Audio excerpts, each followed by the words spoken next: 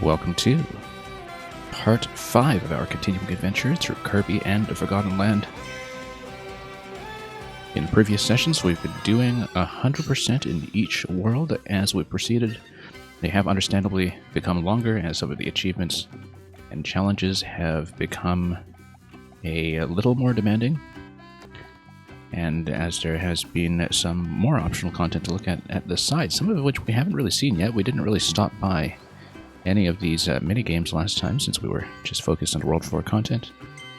May as well take a quick look. And okay, so that's the fishing record board as far as I can tell. And welcome, Meng. This, I guess, is just where you fish. When a fish bites, button icons will appear.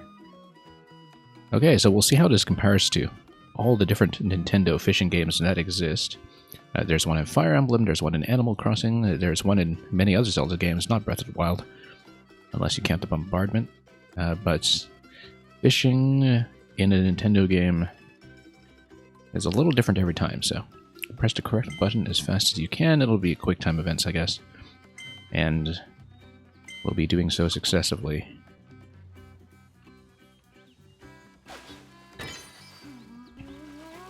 Really do love the expression on his face. Oh, this is just pure reaction time then.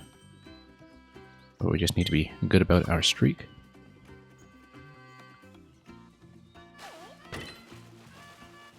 And eventually, I'm sure the window for this will narrow. And it will maybe become a bit of a memory game as well, but who knows. Currently just some minor coins that we are picking up along the way. I don't know if we'll get anything more significant than that, but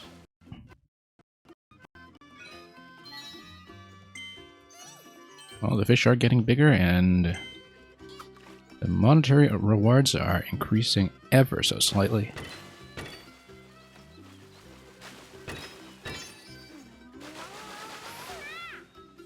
We're on 4 clicks now.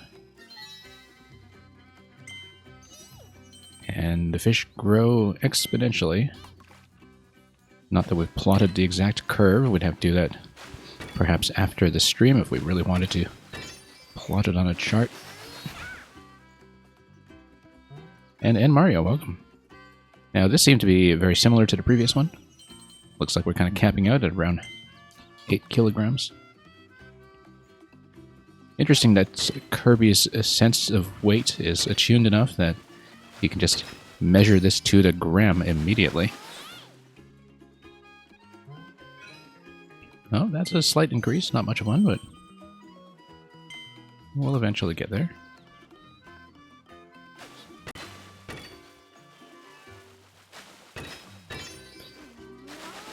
I mean, the main reason to be playing this, it seems, is to watch his reaction animations. He really puts his back into it. Does Kirby even have a back? Where does his back begin?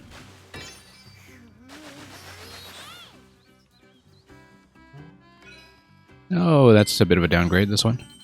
Still staying on 10 coins though, so who knows? Oh, he was just about to fall asleep there. Sleeping on the job. Possibly you do better if your reaction time is faster. Oh, this is going to be a big one. Oh, whoops. Too slow. Too slow.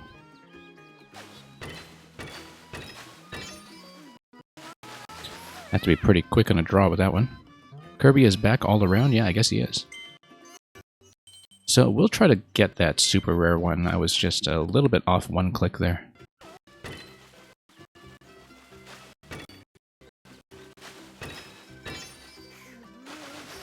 But it had 5 clicks to begin with, and then a second segment that went a little quickly for me.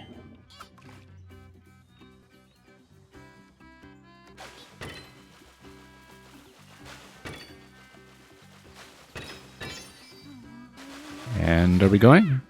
Nope. That's a pretty big one, though. It certainly looks a lot bigger than just a 400 gram gain on some of the other 8-kilogram fish, but we'll take it.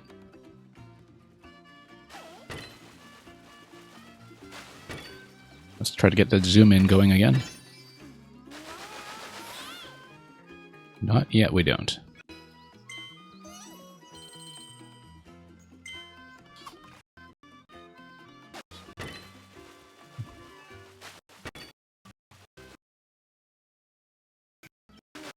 Are we getting there? Not quite.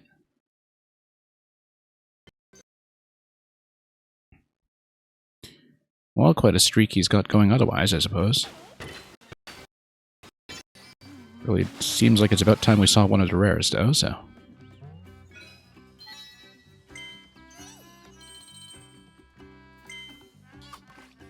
So we'll just see how long it takes for that to appear.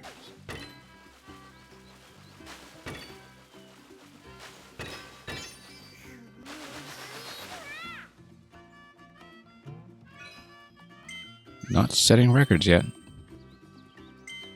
Not too many of them, anyhow.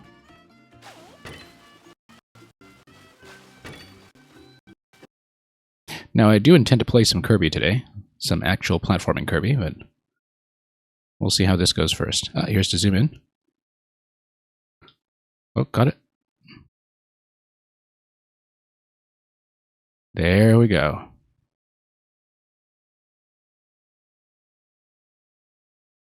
$500 coins for that one, plus a treasure.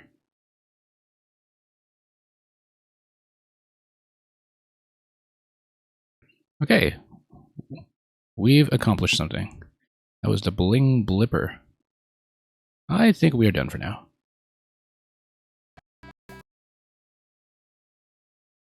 That may be unlikely to be topped. And 3 seconds on the dot.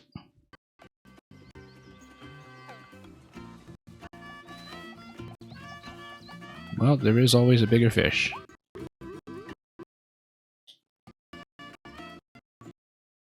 What was here? That was just a coin, right? Yeah.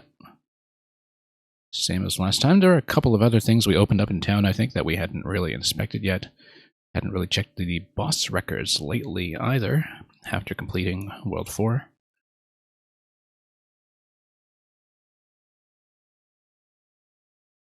Mostly, I just want to see some boss times. King DDD with normal, that was probably with the same time crash strategy that I applied, given that we actually came pretty close to killing him in one go.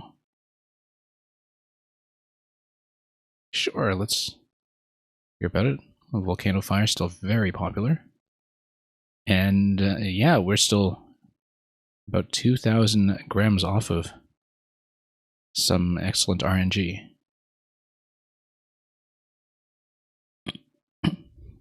Now, the further you get into this, the more data you receive. Without any power-up items or amiibo, yeah, that's kind of important bit of balancing. Anyone with an ability you haven't encountered yet. Okay. Also, sound died. Yep, we will reset in just a moment. And that is alarmingly quick, so we will fix it now, and thank you for reporting that as soon as you notice, Bang.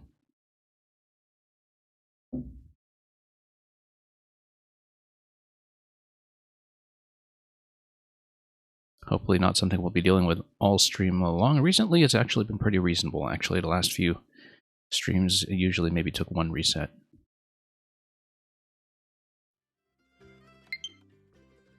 But we'll see about that. Should be back now. Okay, we might as well load up on an ability. I also do want to see if any other cups have opened up so far in the Colosseum, although I do want to get to the platforming content as soon as we can.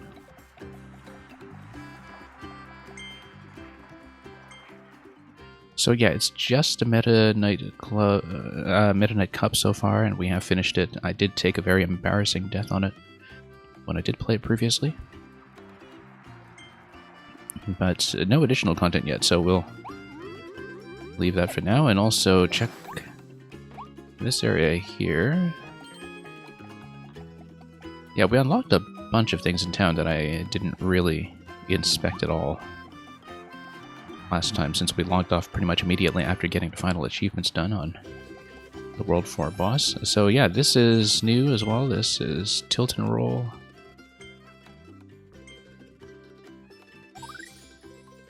Don't know if it's going to be based on motion controls or not. We can take a look. Might as well just tour the town a bit first.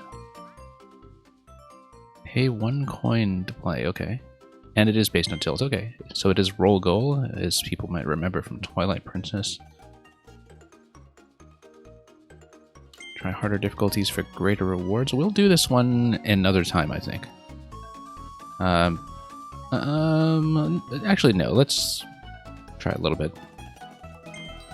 We're here. Okay, so the rumble is actually quite responsive on this. That's one thing that makes it different from the Twilight Princess game such a long time ago. Whoop. Okay, and we can kind of shortcut this if we want to go for the best time. There we are.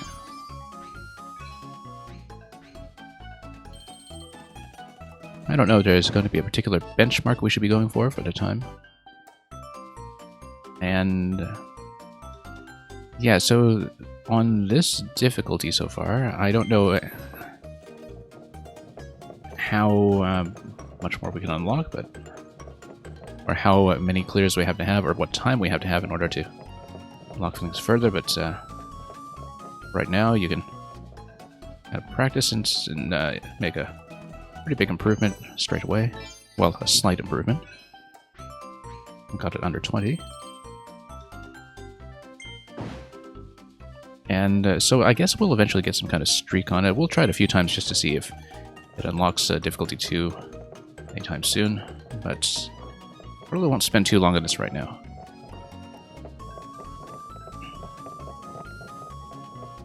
Okay. So far, 100% of my time in the game has been on stream. I haven't really practiced anything off stream or looked at anything. But with the minigames, we might eventually do something like that. Try harder difficulties. So how do we try harder difficulties then? What is the way to wager? Let's see if we can back out and see if he... Okay, so if we clear it at all, then he offers me a different difficulty, I suppose. Well, we might as well do it. I mean, there's only room for so many boards here, so... It seems like if we clear it at all, we're going to be fine. Ah, okay, this is interesting. Because now you do have to manage both quite carefully. And then pull them together, 17 seconds.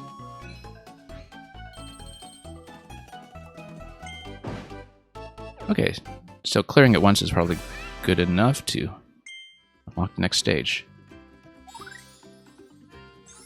That is an interesting twist, though, managing the 2 balls at once. Let's keep juggling. No, this is just 1 ball, except we have a bunch of dangerous territory to traverse here. Have to be fairly precise. Particularly as we start bumping around here, and there we go. That wasn't too bad, under 20 seconds.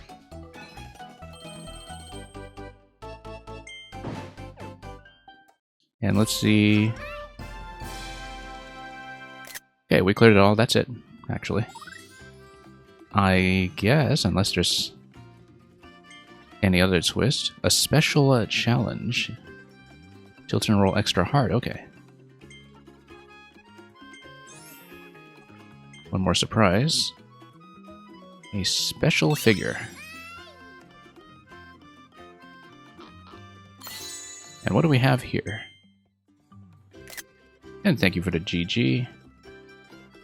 I want to take that little G tile and roll Kirby around inside it.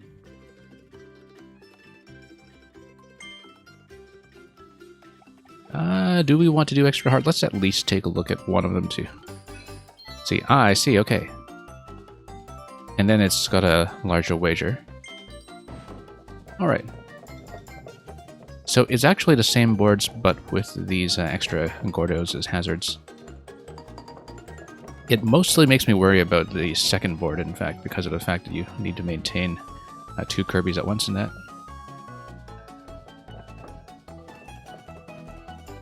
Okay, there we are. A bit of a slow time, but a win is a win. And then there is an extra achievement for clearing it in 20. So much for getting straight into the platform. This is actually pretty compelling as far as rolling games go. So far, it's also the only instance of motion control that we've seen in Kirby and the Forgotten Land. Oh, whoops. And that's our first failure right there. We were really kind of rushing our way there and could have gotten that within 16 seconds. And I still think that's probably doable in some form. Nope. Same corner. Also notice that you can start whenever you want with the moving pattern, so there is probably an optimal way to do it in terms of entering the center when it's wide open that you would be able to control depending on your initial launch timing. Now, of course, if I would just cared about the clear, we would go around the outside and probably still have enough time to do it within 20 seconds, but we're going to be risky because that's how I play. There we go, under 15 seconds. A pretty significant improvement, so we will take it.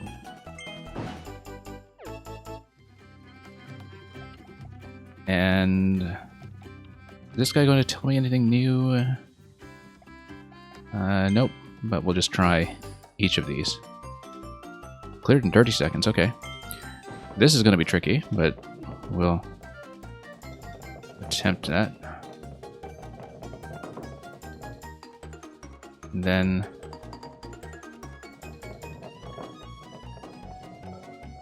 okay. This is going to be whoop. Nope. Almost got it there actually, with plenty of time to spare. Nope. A little too aggressive. Like I said, the start time actually does kind of matter in terms of when you decide to get into this pattern. Nope, hang on. Oh, almost got that actually. Now does Kirby stay in that location? He does, which is great because we will actually get in here with time to spare. Yeah, once you pot one of them, you don't have to worry about the other one, so. Alright, that sorted itself out quickly. Let's try this one. Okay, this is not meaningfully that different from the previous one, although of course 30 seconds is what we'll be going for here. And oh, have to be careful with this guy. No, I wanted plenty of momentum going into that spot there to do it the way that I did previously in normal mode. We are kind of rushing it probably more than I need to here. There we go. That's whoops. Cutting some corners certainly never hurt. Just gonna chase this aggressively and whoops. It'll be interesting to check the Scholar D afterwards to see what some of the world records are in this because naturally I am trying to show off a good time, not just a time that ticks the box, but one that is actually spectacular to look at. Just to get a good clip. And there we go. That's how we did it previously. Now, oh, whoops. I was about to say now let's be careful, but didn't quite reorient my position but well enough. Okay, we do need to reset the tilt. Yeah, that's the thing, is that I was off-center at the start. And so, yeah, so right now I'm holding my controller neutral, and that was clearly not fine. That was one of the problems I was running into. And we'll see what kind of spectacular time we can manage here. And yeah, after that tilt reset, much, much easier. Well, up until that point. Yeah, you do get chased pretty hard once you are in the top section, so have to be pretty cautious. Down we go. Nope. Well, we can certainly do it. It's possible we're developing a gambling problem. Hang on. Okay, let's reset. Let's cool down. Let's just try to get back into what we were doing earlier. I mean, once you get it with the 30-second time, you'll easily earn back all the coins anyway, so we just need to get back in shape. There we go. And, oh, let's wait for this guy. No, you really do need a nice quick tilt for the top path. Hang on.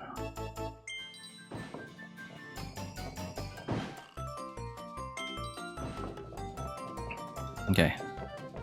Amazing that I actually did manage to get this so quickly into normal mode, and it's just the psychological effect of having moving obstacles on a screen is actually making a big difference. I'm also rushing it far too much. I don't need to do it this quickly for the 30-second record.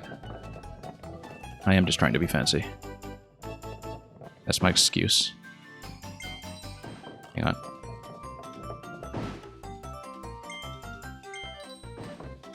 I'm not keeping track of how much I'm spending on this either. Yeah, so my starting position is a little bit off now. That's one of the issues. That the tilt reset is something I need to clean up as I go, probably. Especially with the pitch axis, I suppose.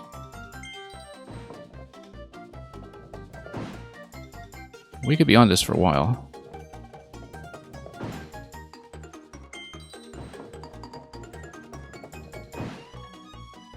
But we'll see. We've gotten to the final junction on this one. I am getting quite a lot worse at it. Hang on, we really do need to reset this once more. Yeah. Hang on. Reset position. Yeah, I'm not quite at the original position that I was comfortable with, and I'm trying to find it again, and I don't quite have it. Okay. There we go.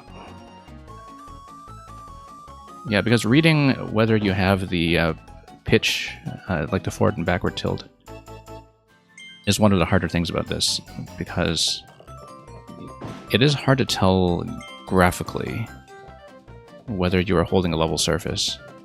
Which I guess is the main challenge of this game anyway. It's, you know, just what the game is about in many ways. Just being able to read that accurately.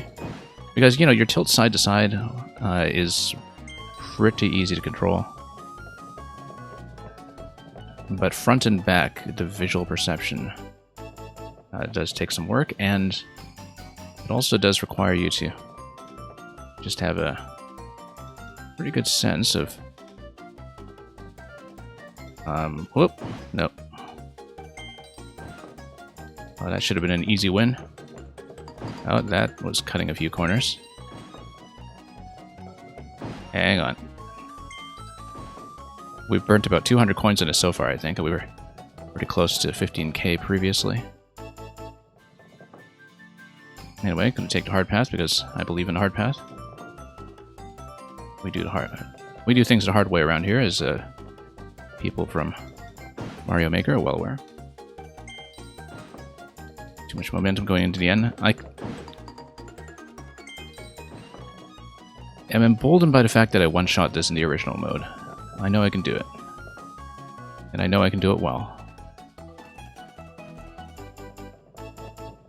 Nope. Okay. This is getting into sunk cost fallacy at this point, but we're here, we'll get it done. 100% is no joke. Or I could just take the bottom path, honestly. Might actually be faster at this point if we want to go about it that way. Previously, I was at about 15 seconds going to the final bend where I was taking a death, but...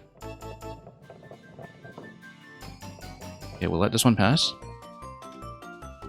And we'll be careful from here. Not quite. Bounce the ball over the borders. I am considering it. You can also do that thing you do in Zelda where you just flip the whole board upside down, right? And then just bounce the ball in the back. If you know the Breath of the Wild stage that I'm talking about. Come on, we can do it. Oh, whoops. That was way overshot. Hang on.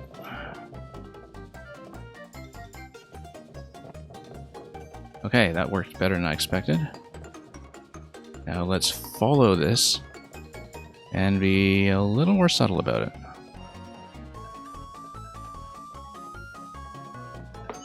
There we go. 21 seconds. That's a clear. Just took a little bit of work. Now what's my reward?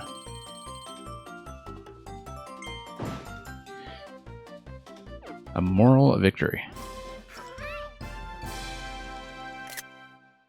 And thank you for the GG. I felt like I earned that one. So, I guess that's not a huge surprise. Your adventures here must make this seem like a piece of cake. Oh, rare stones is all you get? Okay. That's not really that interesting. We got plenty of those to go around, so... That's okay. It's the moral victory that matters. What are these items? Oh, this is just bonuses to attack, defense, and... Or rather, defense, attack, and speed, I would guess.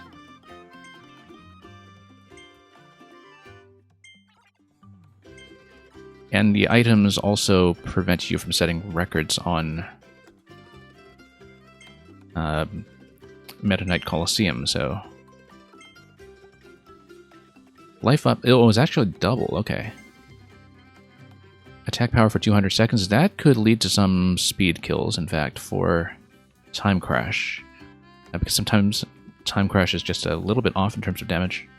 But this would actually destroy some bosses, I think. We're not going to worry too much about it. I haven't been using items at all. I've had this one energy drink in reserve the whole time due to one of the reward boxes, and we just haven't used it. Anyway, Postal Service, the food, mart. Let's just pick up an ability and go adventuring. So let's check our configuration first. I do want to try out some new things. Because we haven't really seen Dragonfire in action yet. We haven't really done much with the Homing Bomb yet. I believe this is Homing Bomb right now, so... And Homing Bomb does stack with a Chain ability, which is nice. I don't know if there's any reason to choose a Chain over Homing. And we're still on Pencil Drill, yeah. We're still missing one thing in general. Now, we also have Frosty Ice. Frosty Ice, we played with a little bit last time. It allows you to spawn the Frosty statues, the snowmen. As you go, you just kind of spam, and you do have the ability to kick them, I think. Not these small ones. Big ones you can kick, and they don't really do that much damage.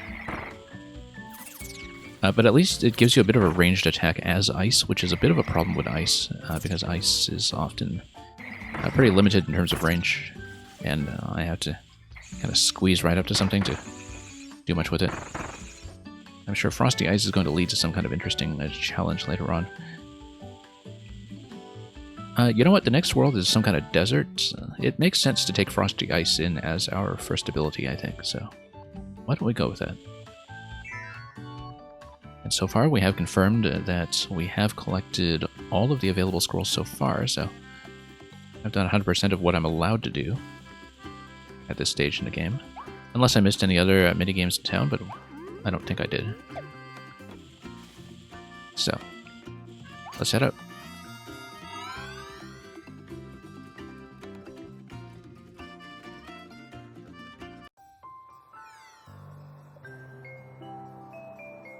Okay, so far everything has been cleared. So let's continue to the Forbidden Island.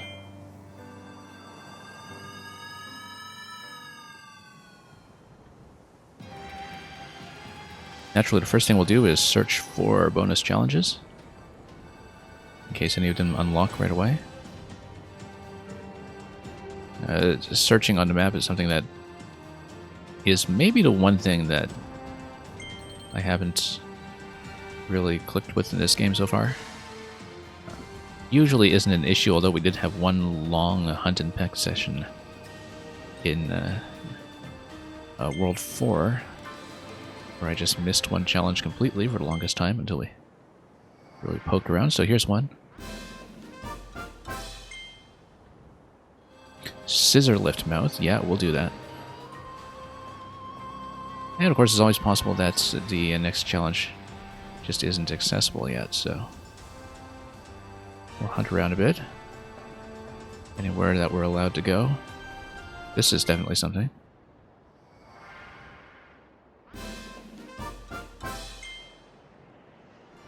Water balloon mode. Okay, so let's do these two. Wash them away. Slippery Parade at a time of 1:20.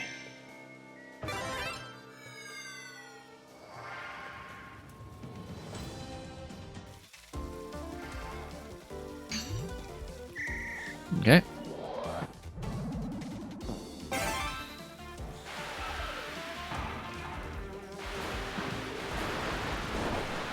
Okay. You are going to be on a bit of a budget for water, I think. And part of it is that you do want to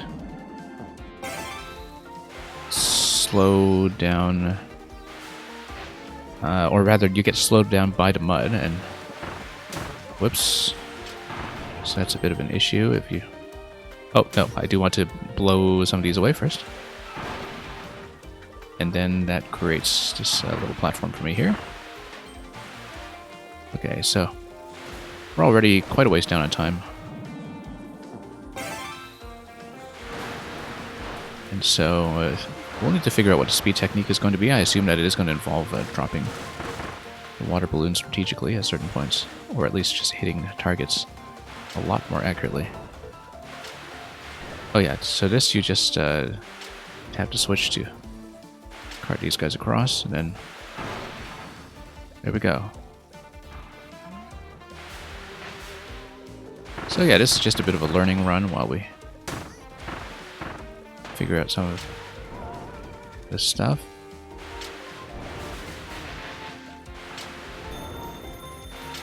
Okay, here we are.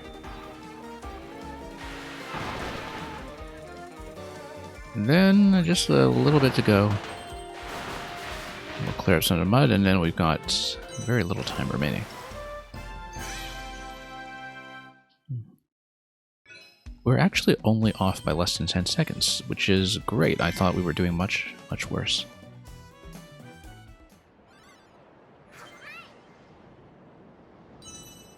So this one hopefully won't take long, now that we've actually learned what it's all about, because I can certainly see how we lost up to 10 seconds in a previous run, just from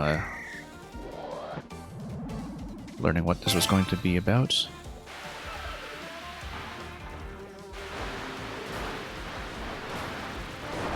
Okay. And then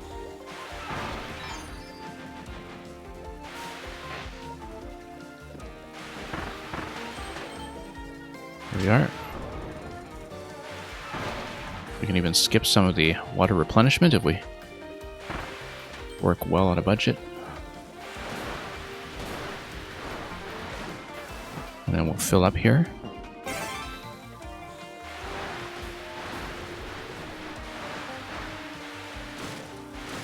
Don't want to just spray water indiscriminately though, because we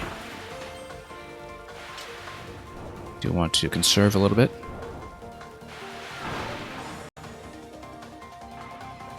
And then we can just speed through the rest of this, I'm sure.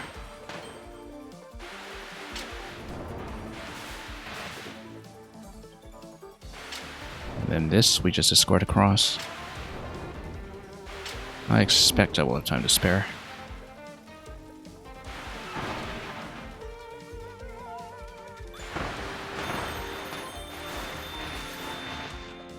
Yeah, that should be time.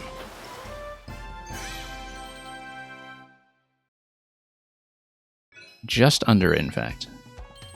Just barely under.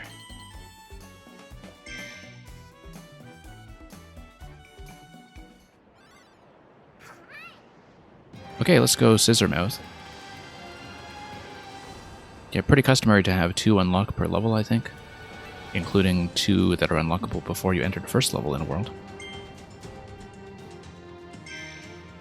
Target time for this is going to be 1 minute. Stretch and collect. Okay, so we want 30 seconds on the clock at the end if we...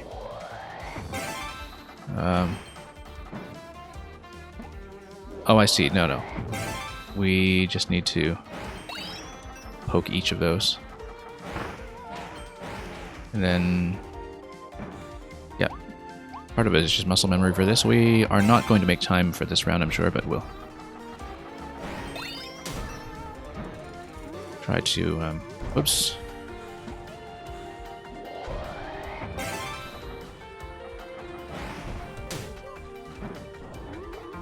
Okay, I guess we probably need to make it all the way to the left then. Or some other platform to ascend. That's okay, we're learning this as we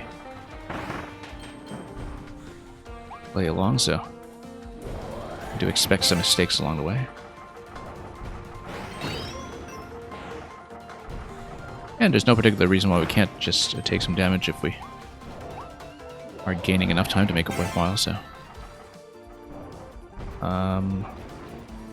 that's how this is going to work.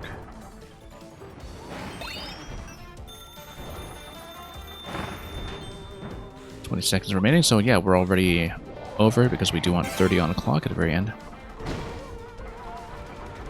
And here we just need to not get stuffed. And then we need to make it back to the middle.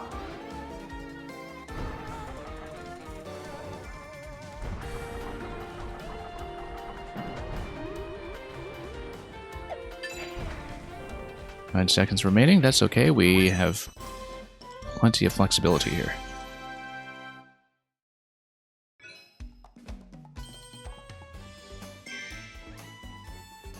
Yeah, I don't imagine this one will cause too many difficulties as long as we don't lose too much time to damage along the way. Given that we have a pretty good idea of the path at this point.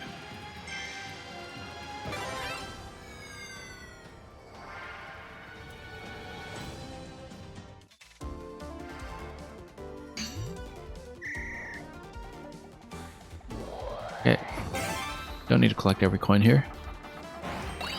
We just need to maintain speed the whole time.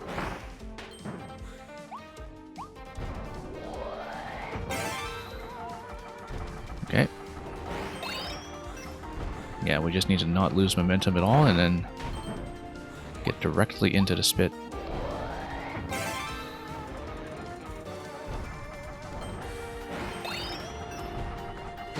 And yeah, that's going to be a hit, but don't particularly care.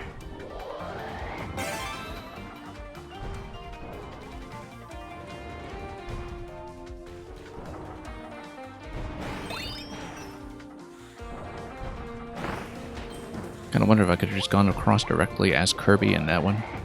15 seconds left, we'd have to be pretty quick now. I may be just a little bit short.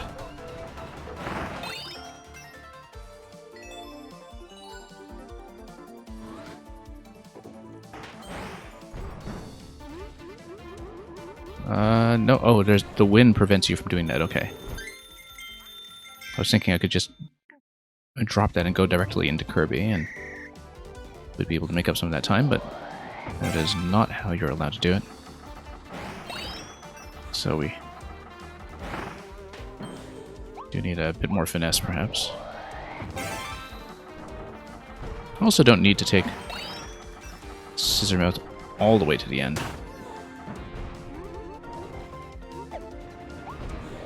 Whoops. That's going to lead to some problems, I think. We're losing a bit of time, and I was already a little bit tight.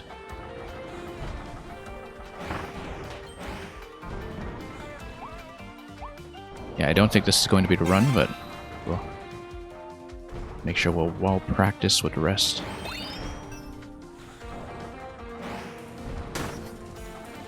Yeah, so I do want to hit those guys instead of trying to take off along the edge. That's simply because we do lose a bit of time.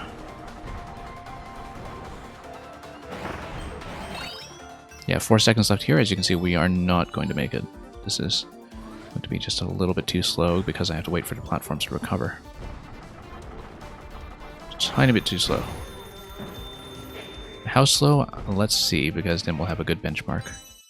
Only about 4 seconds, so given the number of mistakes that were made, this is approachable.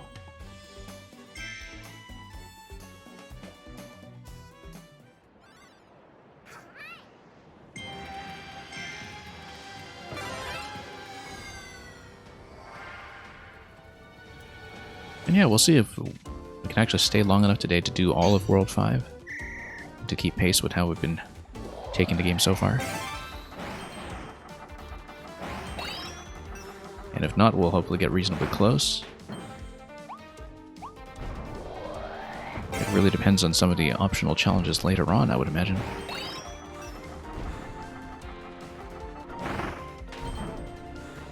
Okay.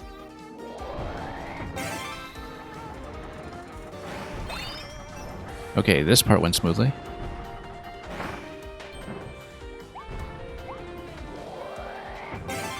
Let's go. This went really smoothly, this one here. And yeah, I just need to ascend as you whack the rabbit on the side.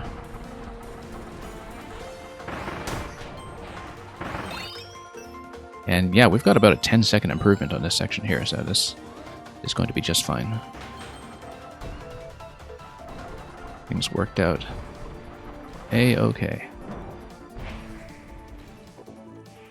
And we've got lots of time to spare.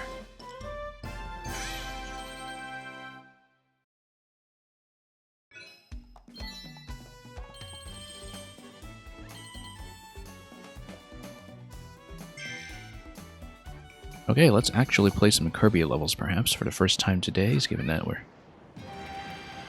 already so far into the stream. The Wastes Where Life Began. That sounds extremely ominous. And we'll have some kind of oasis afterwards, and some remnant of civilization here. But first of all, the Wastes Where Life Began, I assume that we're going to see some bony fossilized enemies here and there. That's already something that looks kind of skeletal, or maybe it has a ship that's in the artwork for the level. Only 3 hidden Waddle Dees for this one, so.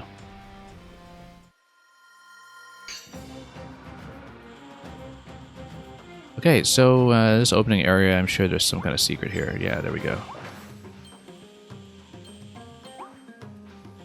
Don't know if that's going to achieve anything necessarily, that's just health. But we knew from experience that sometimes the opening area does disguise some things. Because otherwise the game just wouldn't offer you that at all. Oh, there's an attack dog that looks vicious.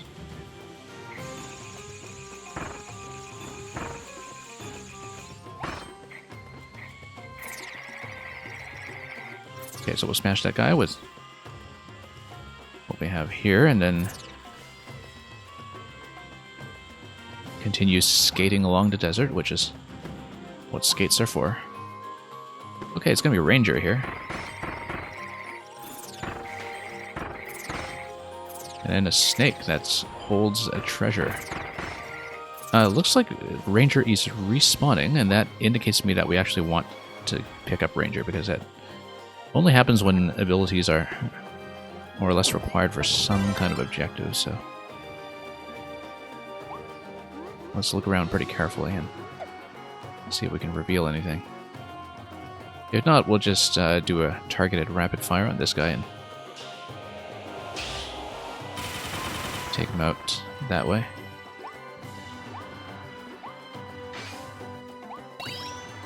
That's 1 out of 5. Yeah, we'll be scanning pretty carefully for anything that might be ranger required. This is certainly an unexpected area. It must be worth looking into. Probably I can just pick off all of these from a distance.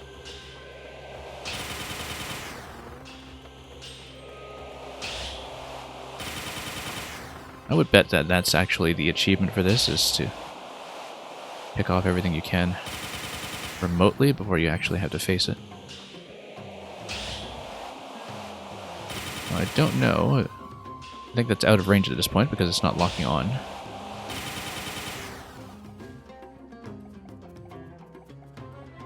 But it is kind of a semi-open exploration zone, I suppose. So we were meant to go there eventually, but... Defeat the lost squishy. And it was my squishy. We're going to need tornado for that, of course.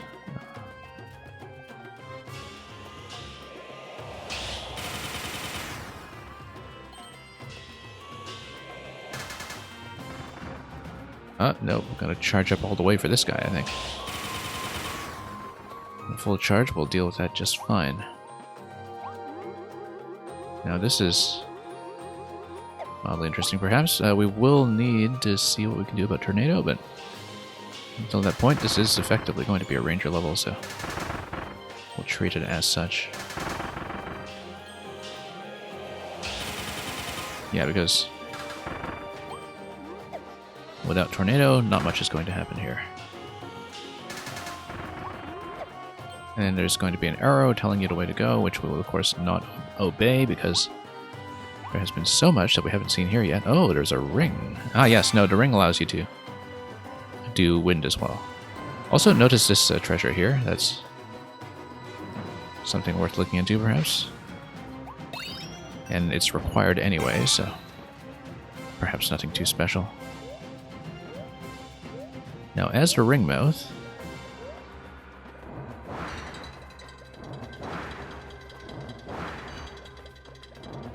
Yeah, I guess we have to keep these going.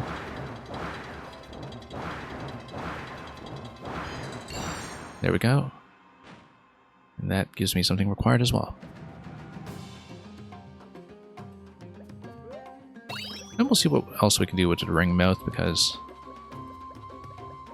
maybe it's worth looking around to see if it's able to activate anything else whatsoever.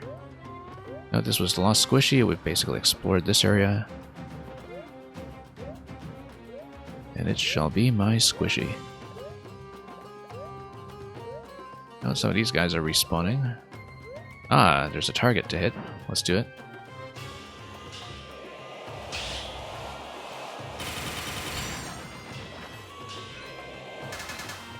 Shoot 3 flying targets. Yeah, we'll have to keep a lookout for those if we miss one later, perhaps.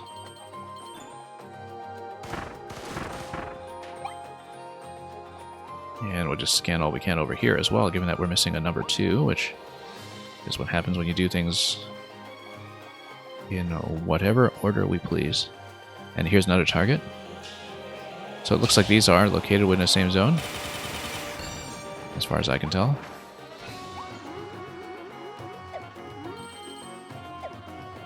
And perhaps we'll need Ringmouth here as well, but we don't know that yet, so let's... actually, it looks like Ranger is conveniently located here, so let's assume that we need Ranger. And then...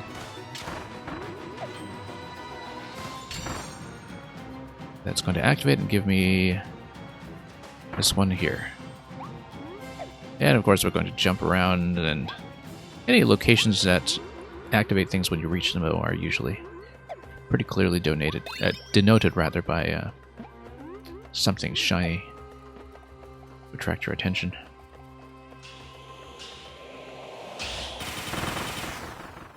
This guy, yeah, that's all he does. We'll keep an eye out for a third target, of course, as we explore.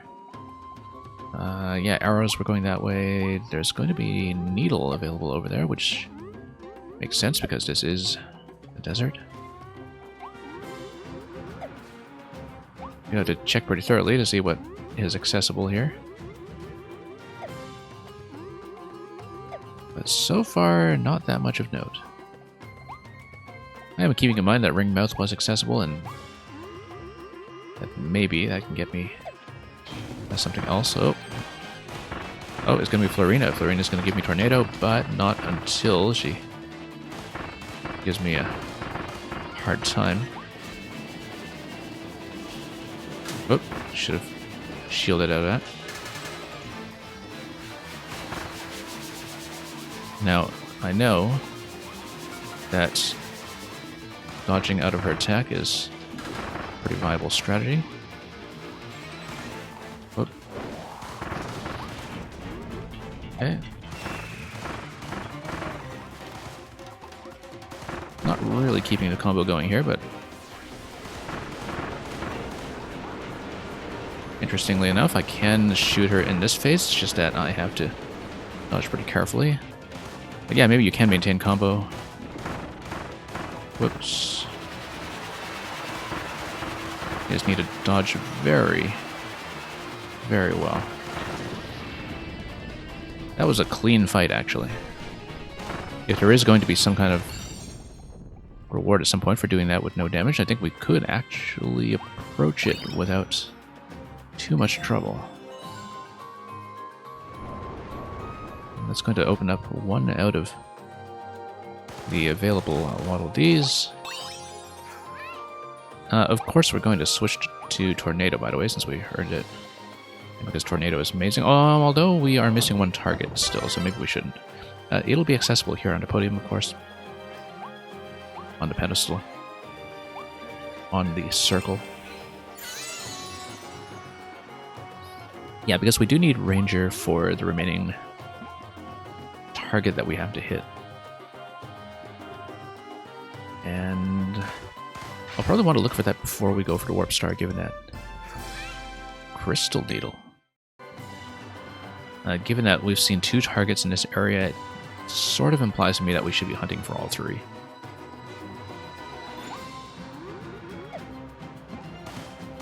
And so we'll just keep an eye out. It looks like it's behind there, actually. I think I see it. Behind one of the pillars.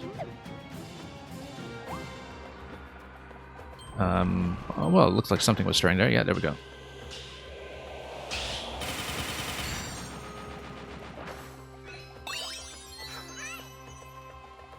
I knew it would be something like that.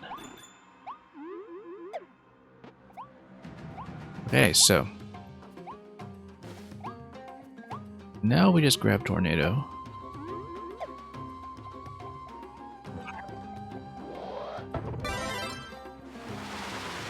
That's going to be Fleur Tornado, because that's what we've earned.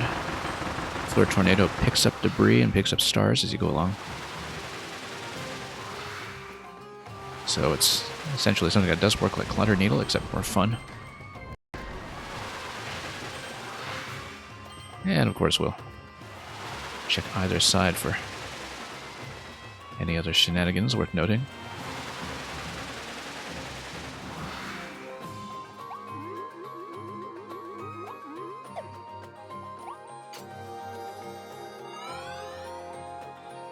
But yeah, I'm sure there's going to be some kind of achievement that's related to the Florina fight, as far as hard mode objectives go.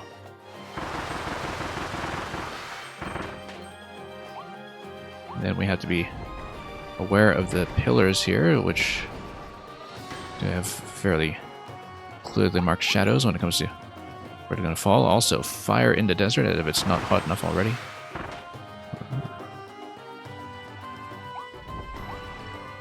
Okay, then we try to activate all the flowers. Don't really see anything for doing that yet, though, so...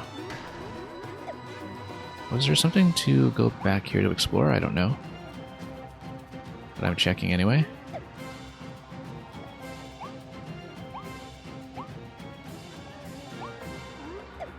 This looks like it's going to be traffic cone in this area here. Although I see Ringmouth up ahead, so who knows? Maybe it's something completely different. Could be Ringmouth that transforms something else important into traffic cone afterwards. It looks like we need to blow this away, actually. No, Ringmouth needs to blow this away and dust that up. That's okay, we can do it. Or we need to activate this pillar, perhaps, to get it to fall on this location, given that it is in shadow. So let's take Ringmouth. In fact, Ringmouth can blow on the pillar. And if Ringmouth blasts the structure and gets it to crush this, that's probably something like Waddle Dee number 2. That seems fairly likely, in fact. That would be the case.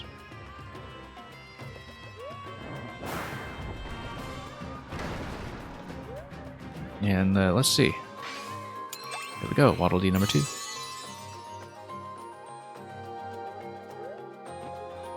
Yeah, after a while you do just get a sense of what the level is going to do for you, so... Now we do need something to fall here, so... We're going to blow all that away. And that's going to be a challenge room, so of course we'll take it. We'll keep Ringmouth, sure. That looks like it might be important, given that we need a Ringmouth to come in here in the first place.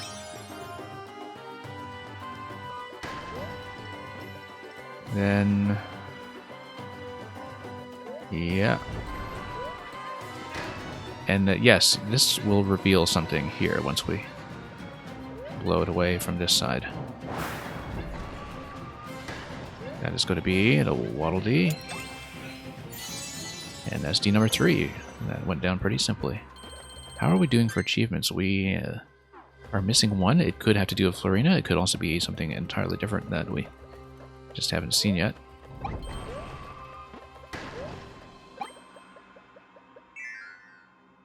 But that means that at most we'll probably be playing this level a second time. We won't have to grind through it too much. Unless it's a particularly challenging achievement, but like I said, even no damage on Florina should be pretty approachable. There probably is just some kind of special kill that you need to do with her on that, maybe with Ranger or something else. Okay, Ringmouth is going to deal with all this just fine too. Maybe you need to defeat her with Ringmouth, that would be something fun. Or maybe it's going to be something to do with avoiding pillars. And it's possible that there's some other sand pile that we didn't really uncover either. Let's check either side because we are at the end of the level and there's not much else to see. This is another hotel that has lost its letter O. If you look at the next stage, I assume that once again we'll be doing a complete the sign like we did back in World 1. Using a Ringmouth.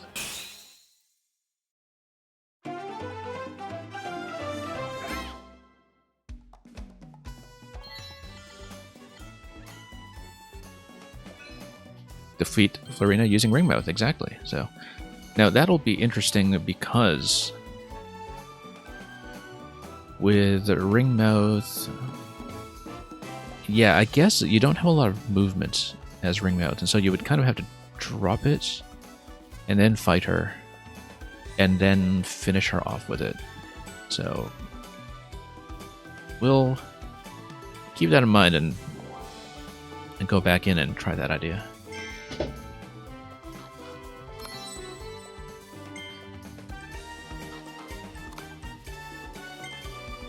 So now hopefully this won't be an issue for this stream, but my wrist actually feels a little more strained than it is usual for when I play a video game, and it's almost certainly because of the rolling game that we did at the beginning. Because, you know, I was resetting my position and twisting it this way and that. So hopefully we're not going to run into any danger of strain injury or something, but if that is the case, I will cut off early, just as a matter of safety. Because that is always a very important consideration when you are playing games. So I need my hands for many other things besides. Okay, so we will go to do the Ringmouth achievement in just a moment. I do want to see what we've unlocked. The Toy Hammer and Gigant Sword. Okay. And what is this? Searching the Oasis? Yeah, of course. So let's do this again. Let's go Tornado, Ringmouth. But yeah, doing the Florina fight mostly with Ranger actually worked out pretty well, I think. I don't think Ring Mouth necessarily expires if you drop it as a copy ability. It just kind of stays in place if I understand the mouthful abilities. But we'll see. I mean, obviously we need to keep our eye out for that.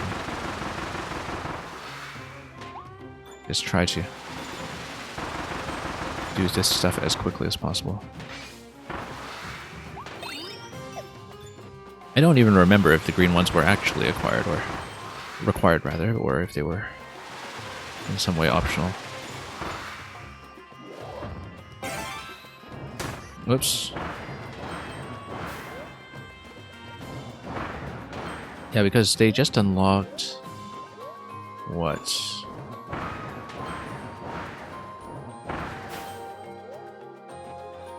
Yeah, they aren't really even necessary, actually, now you look at them. I don't know that I want to fight Florina as Tornado. The main issue with that just being... yeah, I might want to go Needle with her, but Needle is right there if I want it. Now, part of what I need to do here is just figure out how to get up there with the ring, which...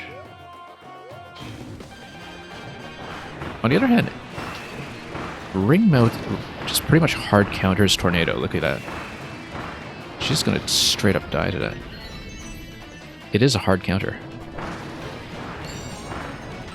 And that kind of makes sense because I'm blowing away the Tornado, so... and yeah, given that I don't actually need the Waddle Dee, we don't need to do the whole collection. This we picked up already, that was Crystal Needle. And we'll just speed through this and finish it. So yeah, that was simple. And a good technique to keep in mind if we do have the opportunity to bring Ring Mouth into some kind of future Tornado fight.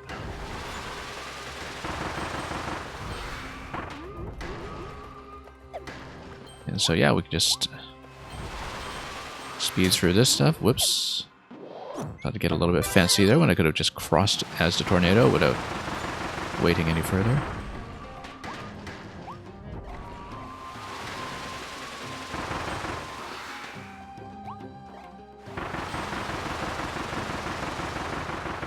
Yeah, I really do think that Tornado is still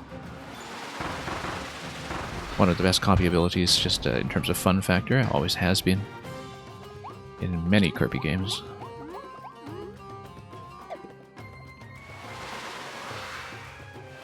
Because, yeah, we just got that done and we're out of here. In no time flat.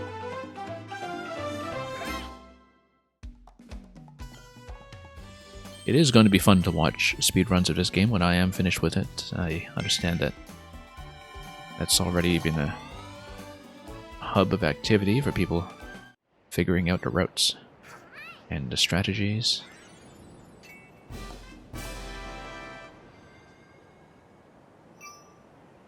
Anyway, that's fairly simple. Let's do the challenges. Smack it to the top, hit the nails. Okay.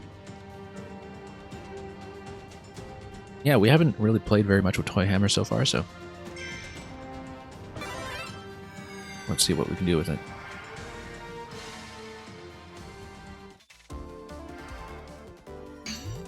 So it is an accuracy challenge. One hit seems enough, okay. Look at how zoomed out the camera is in this one.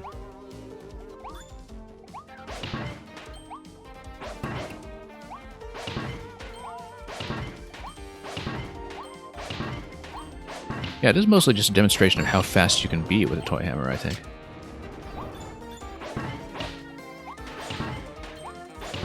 Because you can be really fast, you can pick up a lot of momentum as you go.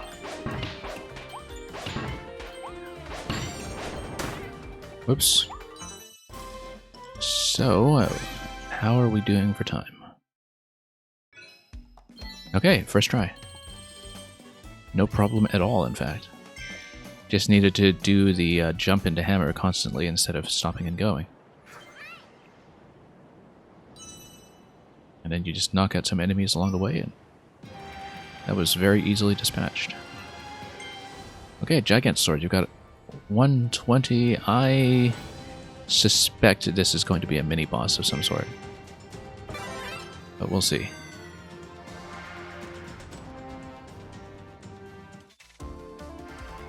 Yeah, it is going to be a combat sequence.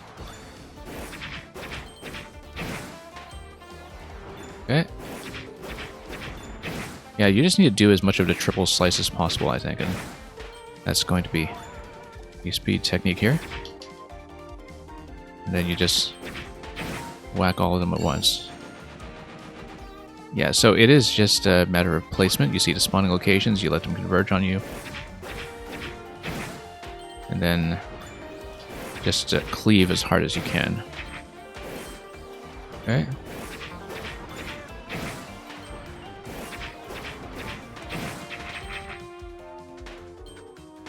There are probably some spots here where setting a spin attack is probably useful, and then it's got to be a mini-boss, right? No, Wild Edge? Double Wild Edge, okay. I was trying to charge up an attack here, but...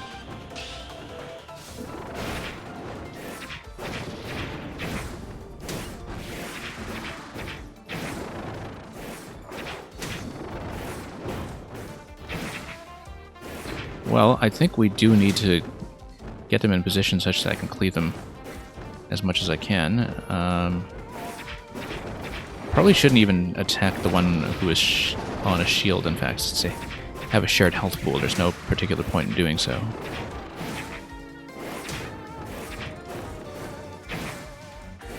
I've got a huge range, so 137, let's see...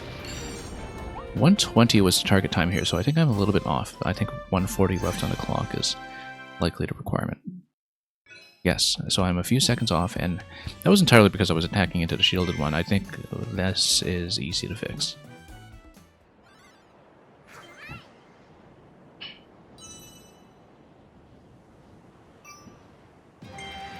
And we can probably shave some time in the earlier fights with good use of the charge spin.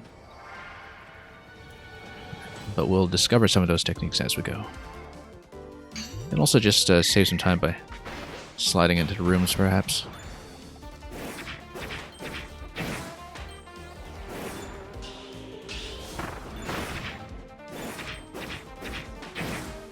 Okay. Oh yeah, no, I see the issue there, is that charge as the Gigant Sword is not the spin. Charge is a vertical attack. And so... if I want to do group fights like this, I need to remain on the cleave. I should not be messing about. Because the charge attack isn't actually going to help me at all. So.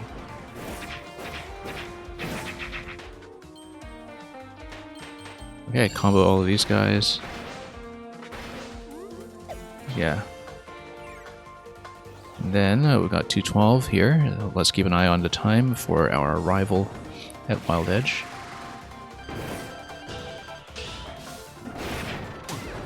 Okay.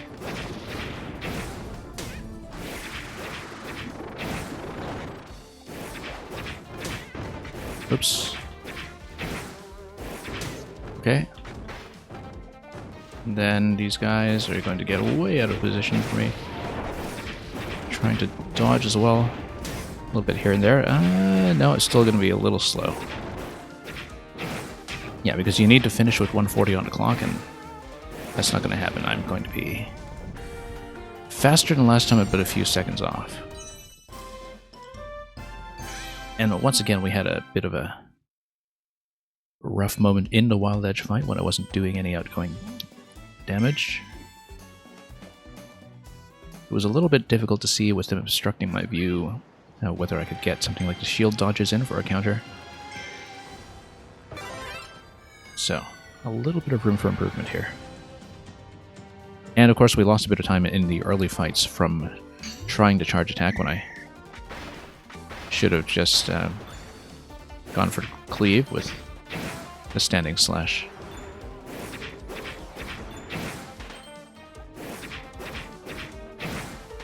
There we go.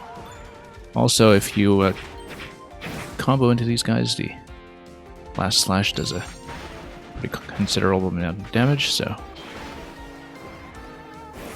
I don't know if the slide actually saves me any time here, but... at least we are getting into position quickly, so... we'll take it.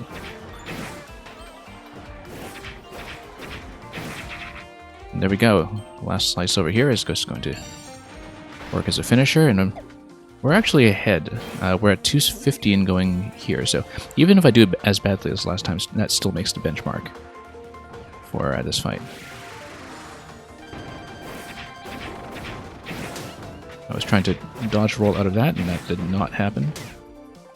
And then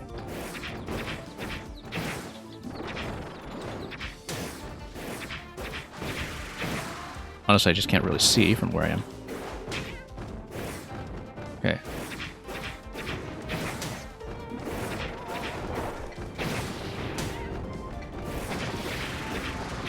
Okay.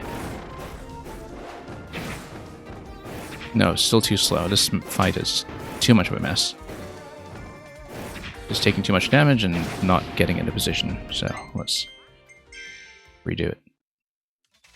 But yeah, getting to that fight at 215 though is still an improvement from what I was doing previously.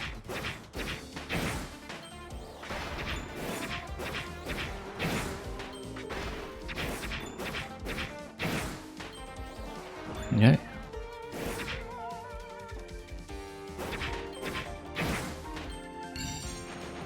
There's a bit of a slow time effect for when you hit a sufficient number of enemies at the same time, in fact.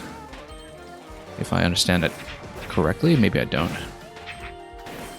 Yeah, when you just kind of get that tipper as a finisher, that seems to do wonders, like when you just combo out of this and everything dies. 218 into this fight.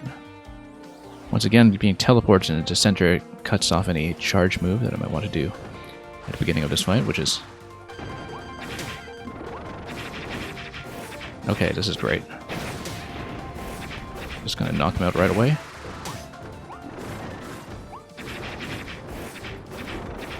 Okay, trying to jump out of some of this. And we even managed to hit him out of shield here, so...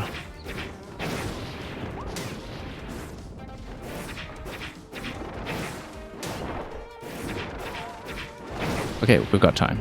8 seconds to get to the ending.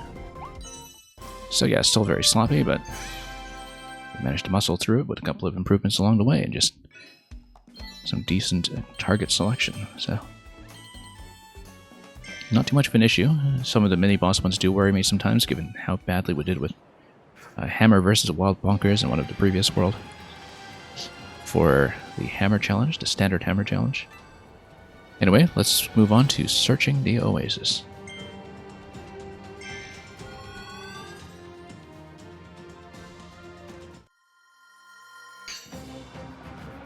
Okay. Once again, we've observed that as we got into Worlds 4 and 5, the levels are ever more exploration-oriented. Depending on whether the cutter respawns, we're going to see whether it is implied that we should use it.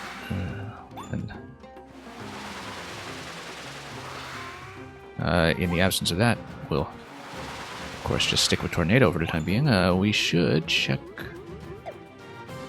around here, because it does look like a pretty suspicious upper level here that maybe we can reach. Or not. Yeah, I can't really do anything about all the muck here, unfortunately, all the purple muck. This looks interesting. I kind of wonder if we can slip over there to the other side somehow, but perhaps not yet. Also, Tornado avoids the whole problem of stepping in any of this mess, so... This looks... Well, it looks suspicious, but we already got something from it, so... I guess it's been dealt with. Tornado is actually fantastic here. It's wonderful for this level.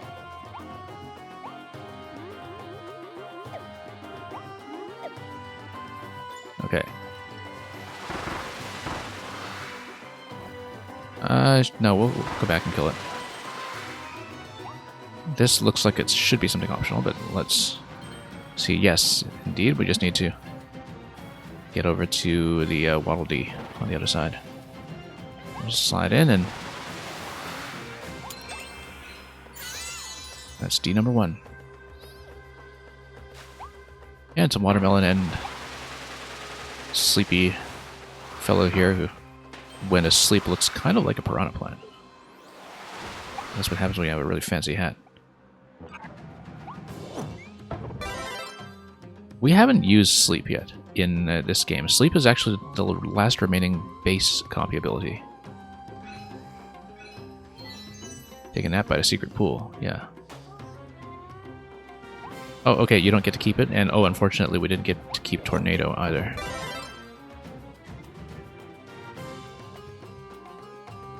So the thing about sleep, though, is I kind of doubt that you can actually take it with you or upgrade it in the shop.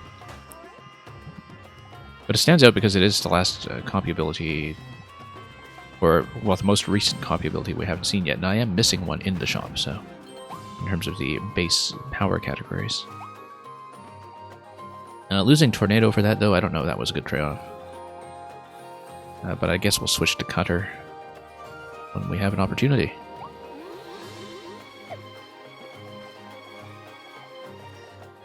I mean, unless you can do the Jigglypuff thing where sleep just solves all your problems.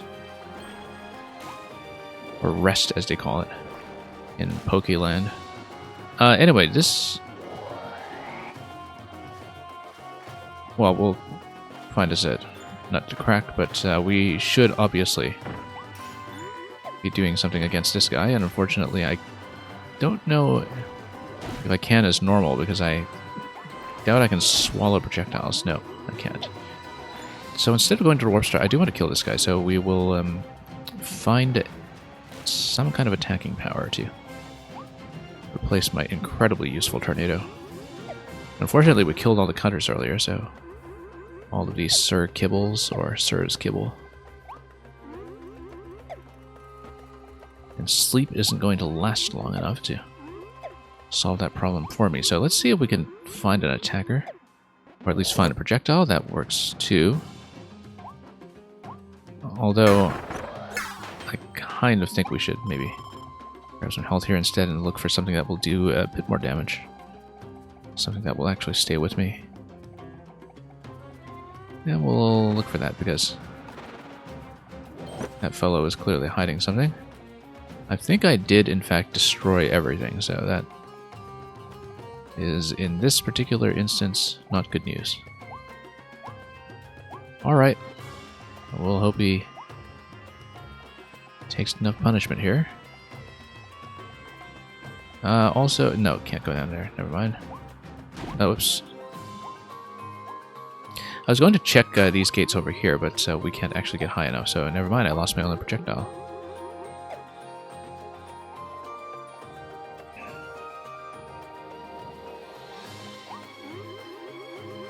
Then what do I have as an attacking power? I might just have to forego it this time and come back and redo this level for whatever lies behind this purple menace. Unless I can actually do a swallow, but I think we will just have to compromise here and take an exit. Which is unfortunate. I clearly missed something. Yeah, that's what happens when you're normal Kirby, but don't have much to work with in terms of enemies that you can spit back out. So yeah, we do have the auto copy ability on. That's been fine to stick with the whole game. There hasn't been much reason to not use it. We'll of course be eliminating as many of these as we can, just for style points, and because we can. Now, was there anything I didn't check back here? I don't know. Take a bit of a bath. Not exactly getting a headshot here, but well. Whoops. Standing a bit close, too. Also, you can just sustain a chakram and play it the fancy way. Notice that there are all kinds of locations that you can jump off in this level. That's very helpful to know. Certainly there's got to be something for taking out all of these guys. I'd be very surprised if there weren't. And there isn't, but perhaps you can do something with the flowers, or...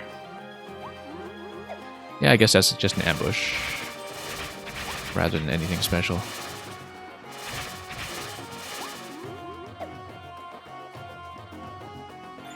Okay, these guys... Whoops. Oh, and they take out my copy abilities too, which is not good news. So yeah, he's actually invulnerable to this power. So I guess we didn't have a way to deal with him in a previous room anyway. But if we come down here, perhaps we can take Water Balloon or something. Water Balloon seems to be the natural solution to somebody like this. If Water Balloon is available in this level. And we don't know that yet.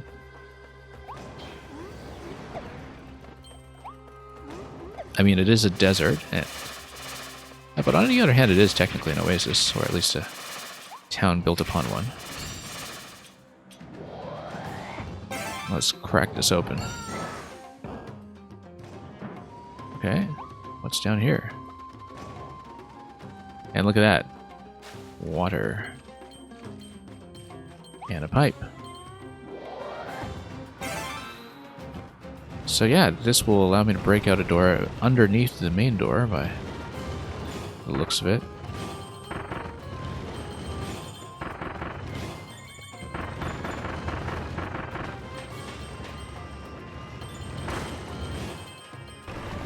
Very good. And that's Waddle Dee right there.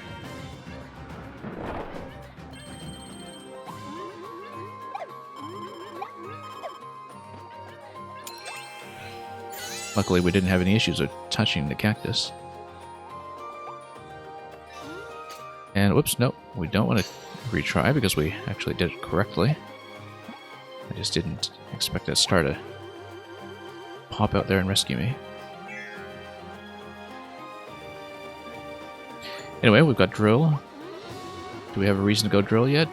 Probably not. Ah, yes, there is Water Balloon up top. And it looks like this is a very clear setup, in fact, for a Water Balloon to come up and do its job. Okay. This is a drill spot, so we'll take it. I actually kind of wonder if that guy dies to Quake as well, but we haven't had a chance to try this yet, so... Also notice that, yeah, you cannot drill through the muck. Hey, let's try it. Nope, not enough of a circuit, unfortunately. But I really do want to try it. Nah, he's too big. Just a little too big to prevent that idea. Fine then, we will kill you the watery way.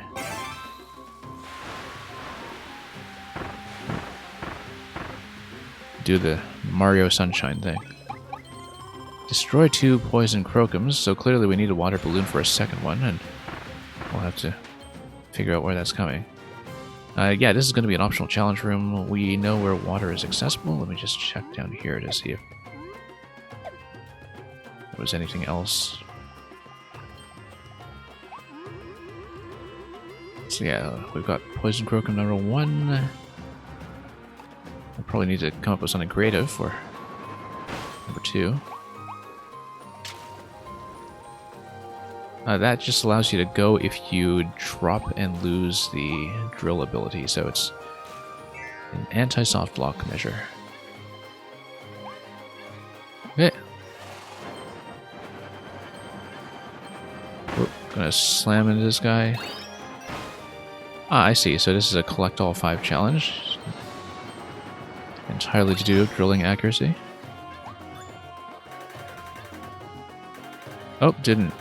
Oh yeah, I see, because you can't drill into that surface. Yeah, of course.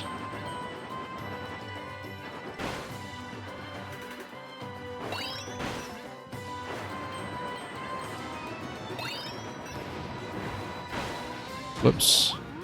Nope. I may need to reset this. Looks like there was a bonus back there too. Yeah, we may just need to go back into this room if I'm allowed to reset from the start. Rather than come back here empty-handed, but luckily we do have this door open and we can go back for the drill. So yeah, we just need to be aware of which surfaces are not drillable. And now that we're not dealing with all those diversionary coins, we can go straight for the target in every instance. Whoops. Okay. That was salvaged somewhat. Could have gone a lot worse. I shouldn't just kill those guys indiscriminately in case I need additional drills.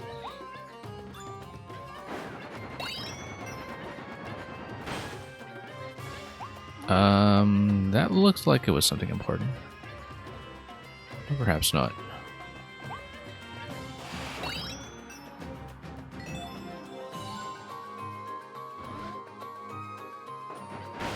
Yeah, I feel like I missed something in the very end. Or maybe that was just a pencil effect of jumping out, and I did collect the coins or whatever else was relevant there. Anyway, pretty simple so far to collect all the Waddle Dees in this stage. We're through quite a few already. 4 out of 5. So the main thing right now is figuring out the kill on the second Poison Crocum. So we'll find some way to get Water Balloon up here. It looks like drilling on this side is likely to be the best idea. I'm sure this will open things up. And indeed it does.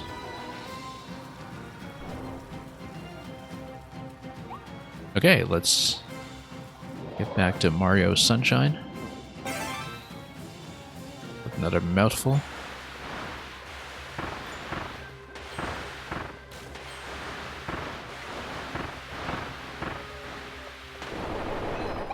And there we go. That's going to be an easy D number 5 right there.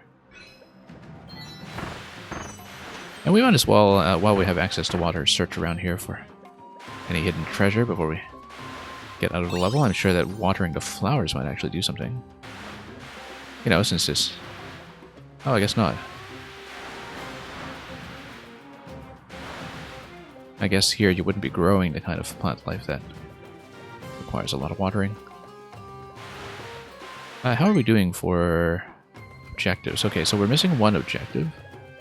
I have no clue what it might be. But we might as well come down here and maybe explore the lower level, because one thing we didn't do was, whoops, do any of this. Uncover this stuff. Yeah, that looks awfully suspicious. The fact that we uncovered some coins there encourages me to check that for something else that we might be able to pop out into the open. So of course we'll try it. We're able to go down there, and therefore we will.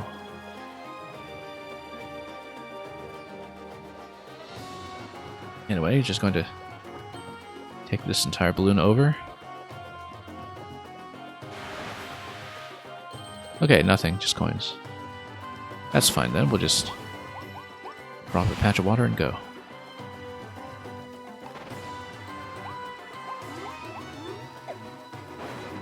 Kinda wonder about the movement speed on the drill, how it compares to some of the other abilities. I'm sure it doesn't compare too favorably to, say, Tornado, but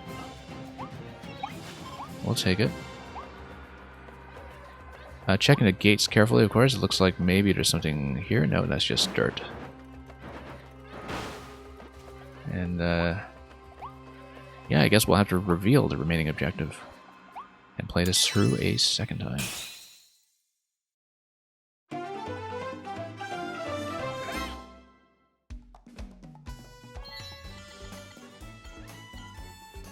So what do we got here? Diligent digging in the secret room.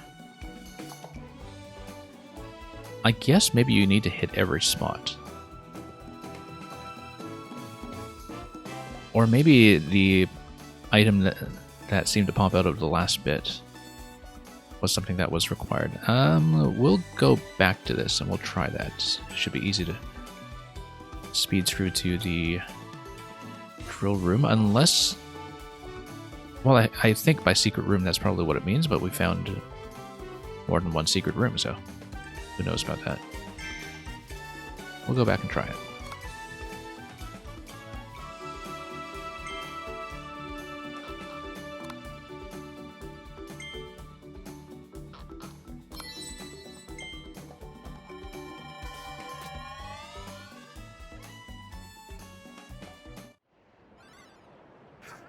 Yeah, I would assume that it's something like hitting every spot in one pass.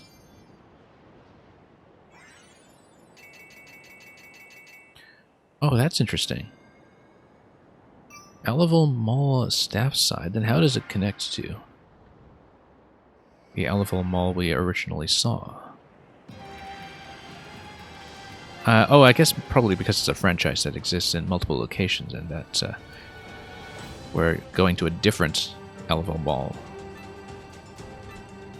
That just happens to exist in this location as well. So Drill is going to be over there. Dragonfire is going to be interesting, given that we've barely even played with Dragonfire so far in this game. Nothing else to reveal yet, I think, but we'll go back and finish this objective first.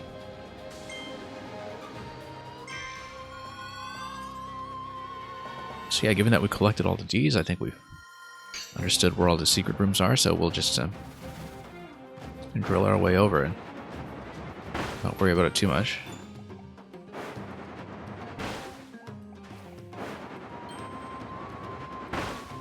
Okay. And yeah, Tornado is still clearly the best way to play this. But we'll go back, and we know we can't drill through these locations, so we're not going to try. Oh, that was dangerous. And that was not great, so that's what happens when he actually manages to catch you. Yeah, even if you try to punch him from underneath, that does nothing, so... Not actually a good idea to try to do that. So we'll just go straight to the secret rooms if we can. And we know where they're located, so this will be quick.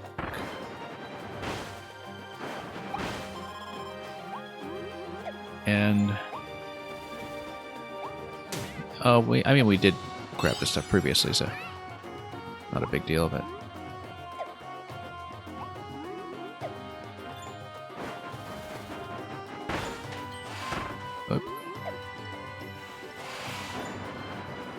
Yeah, I still haven't really mastered the drill moveset very much, but we'll check the other secret room just in case. I am pretty sure it's going to be the other one that actually involves the drill, but no harm in checking this one too. Just so we can play with the roller again as well. Whoops. Yeah, we'll reclaim the drill, of course.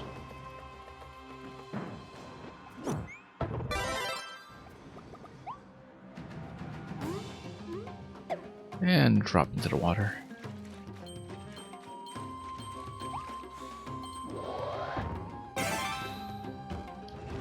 And yeah, given that there's no drill that spawns for you in this area, I'm pretty sure it's not going to be relevant to the secret, but...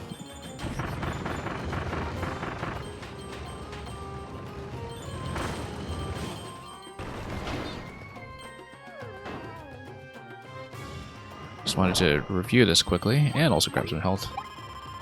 Doesn't hurt. And we'll just head over to the room that properly requires to drill. Which is going to be quite soon. This is going to go by quickly.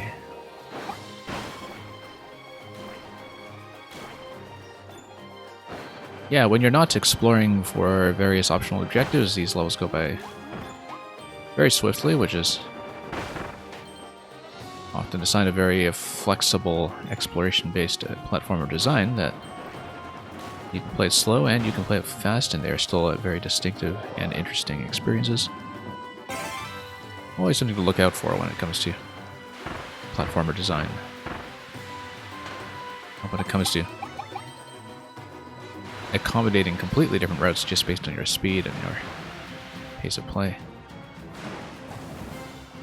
Okay. So yeah, I'm pretty sure this is just going to be drilling every spot, I would assume. Okay. Nope, hang on.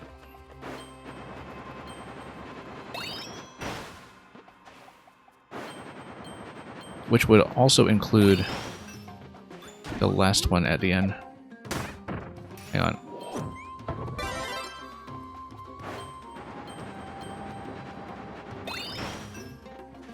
Yeah, I have to be careful sometimes with the way we pop out.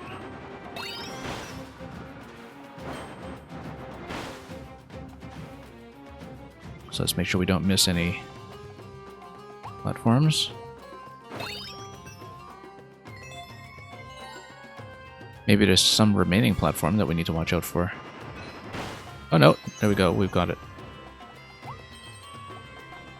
And that's the last thing we needed to do, in fact, so... I got reasonably close to that in an earlier attempt, it's just that we went through it in 2 separate cycles due to missing something. And yeah, we're not even going to bother. When we've beaten all of these guys, there's no reason we can't just take things quickly and grab some health for the next stage and go.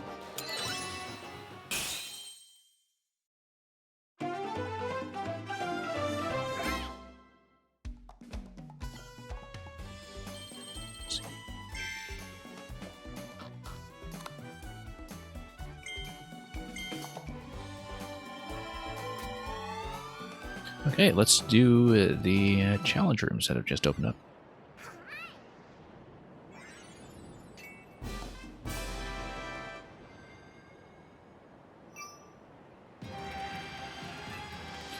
Drill treasure. Well, we are practicing with the drill. This will be back to the standard drill, not the pencil. You can explore a maze of fences. If it is a maze, it looks like the target time will be something resolvable by just knowing the route. We'll see how close we get on the first run, and we'll just stick with it and learn it. And hopefully not be too inaccurate about fences themselves. Oh, that's going to be the exit at the end. Okay, yeah. So, let's just go left here. Yeah, this is pretty much entirely a routing problem.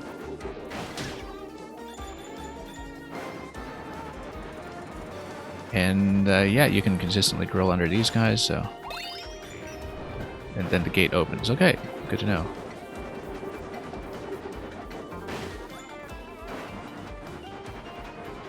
So there is this spot here to the left that we didn't really see. That's because this is how we'll do it, and there are probably some things we can do to optimize that as well.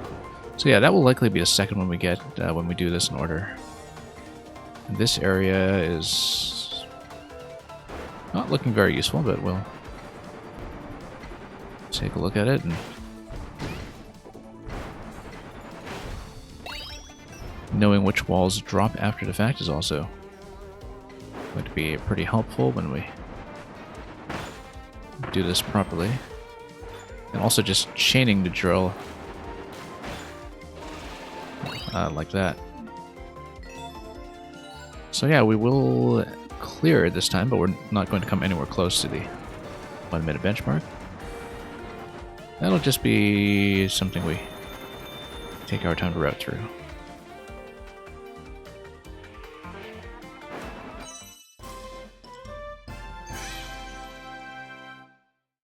$134, yeah, we lost a lot of time there, but that's okay, that was a learning run. Not a big deal. And then we need to drill cleanly after that as well, once we do find an ideal route.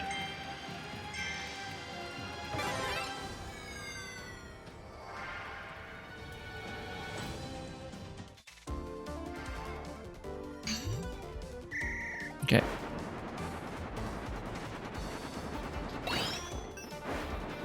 Yeah, we'll just go straight to some of these locations here. And we know exactly where we're going, so...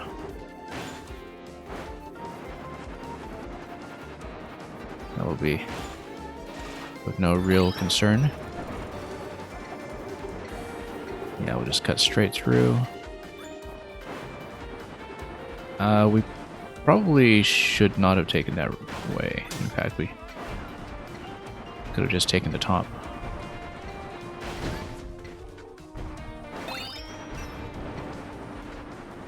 Because now I am going to be a little off the target time from not having gone through the boxes on top instead of taking the detour that we did. Because I do want 1 minute remaining on the clock for this, don't I? Let's see how close we get, since we're not going to make it this run, but we'll put in a reasonable effort to see the benchmark, just to see how much improvement we need to be making here.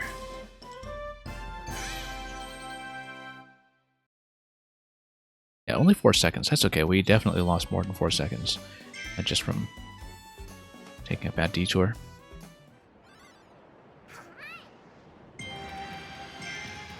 We just need to do it clockwise, I think. That's probably the best way to go about it. And it will also put me in a good position wrapping towards the exit.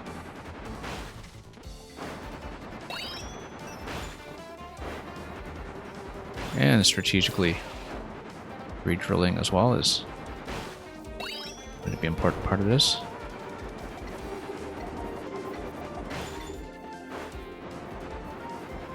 Just determining good locations to be hopping back out as we go.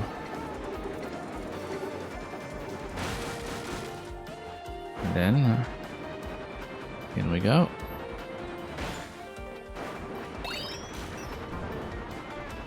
We just wrap around here.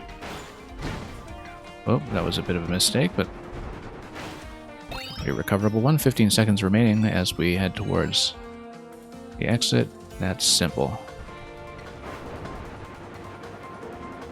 Yeah, this is going to be not worrisome at all, as we beat the benchmark by over 10 seconds.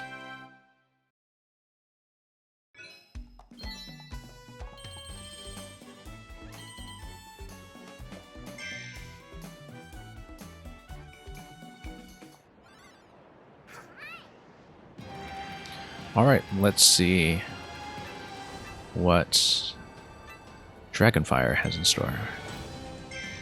Melt and Glide. Yeah, we haven't played around with the Glide much at all yet, except in a sandbag room, which doesn't have a great deal of space to work with. So this will be new. I guess, yeah, it's going to be a light diffuse, and then we glide across to the other side. And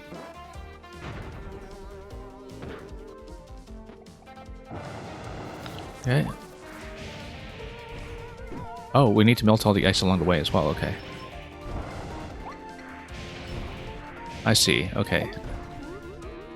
Yeah, so we need to get ahead of the fire and melt all of the ice that it encounters in order for the fuse to progress.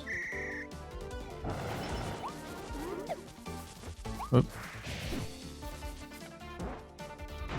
There we go, and the fuse timing is the thing that matters here, not glider timing, so...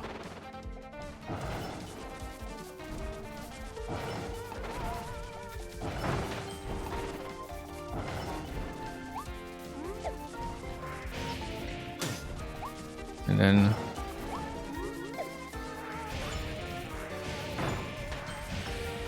Interestingly enough, I can use the glider to bust the ice, and that's probably faster because then I can buy time for some of the remaining elements that we see.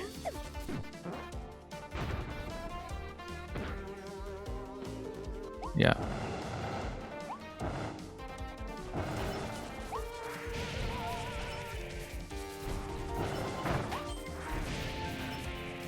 Okay, great, and then we have that, and then have to understand when, as stationary firing is going to be much better than trying to glide into everything.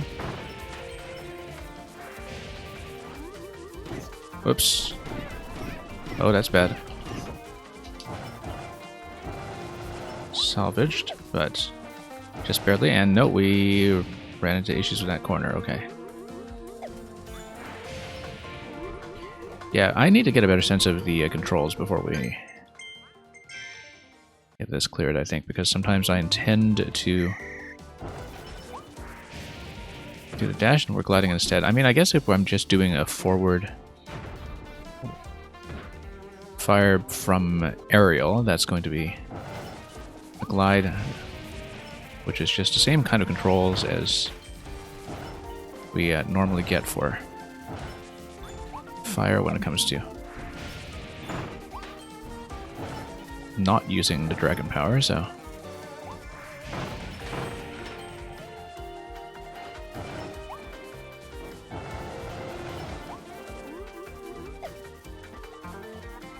and then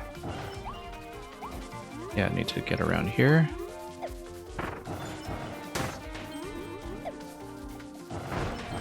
And then down we go.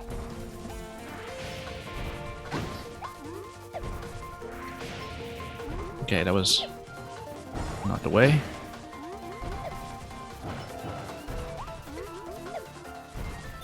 Getting a bit tight. Nope. Got a pretty messy near the end of that in terms of deciding when to jump and when to glide. Okay, sometimes directionally I'm also not getting the dragon to behave quite where I would like it to.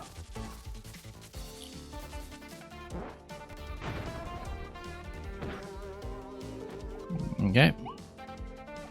Oh, I see, because you get stuck if you... It's red blocks, I think.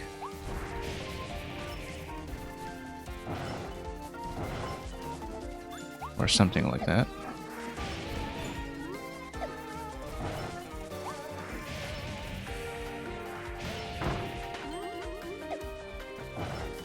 Okay. Yeah, because there's definitely some slowdown that I'm not always accounting for. Whoops, this guy is going to be a nuisance. And yeah, sometimes I just want to fire, but I don't have a good view of whether I've landed. And if I haven't landed, then we have an issue, because then I get into the glide unnecessarily. So I do need to let myself land sometimes before I proceed. Yeah, just do some quick short jumps if I can. You don't really even need to glide in some of these segments.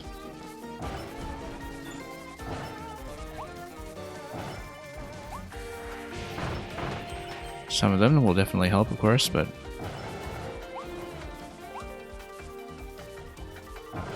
you know, if you have a pretty clear straightaway,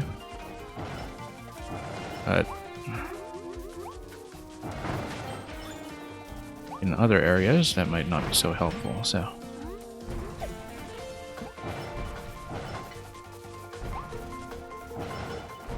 Okay. Should be able to do it in one try this time.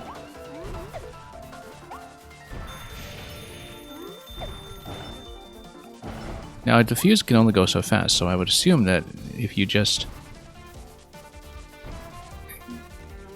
get everything done on the first try, you should be able to hit the benchmark with no issues. 18 seconds remaining. I mean, I don't know how else that's improvable, if...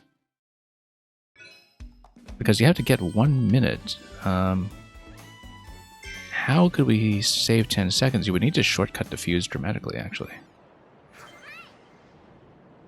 by finding something else to light on fire. So we are doing something strategically wrong here. Also taking too long to light up the cannon in the first place, so...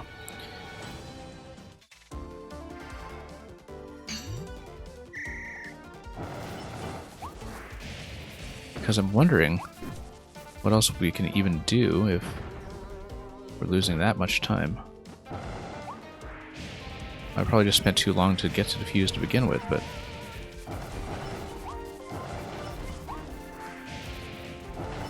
Or maybe there were certain junctions that I needed to leave in place, but no, that wouldn't be it. It would just ice up.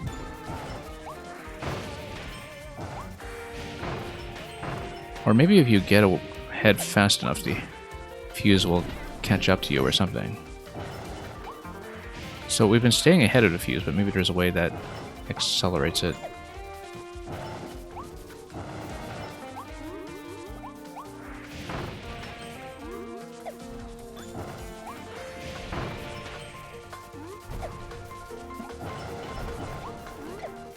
Well, we'll just have to try to play this as fast as possible, and perhaps once everything is clear, then we can get in. But no, it seems like we'll match the same time that we had before, unless... Yeah, because this is going to activate at 20, this is really going to be the same, unless we... Oh, we did actually make a slight improvement, so something I did actually did affect the fuse time. But not nearly enough. But it seems that I just need to get ahead, and maybe the fuse does accelerate to catch up, because that's the only thing I can think of that would be within my control, is just to do everything else faster, and that's what would necessitate mastering the glide power of the dragon. Because otherwise there's no... Whoops, we missed the fuse completely. Yeah, otherwise there's no reason why you couldn't just tap everything slowly. So I think the idea here is to just melt everything right away if you can.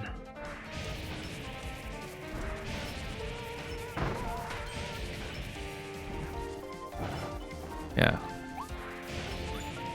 And chain the glide as often as possible.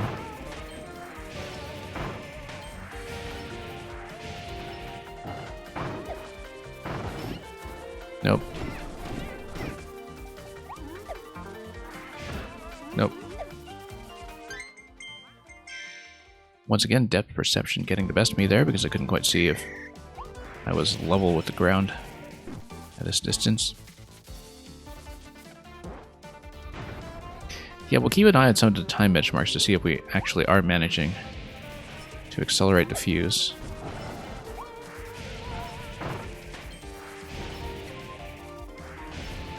It seems like the chain glide is the way to do it. Except certain locations we shouldn't be chaining into.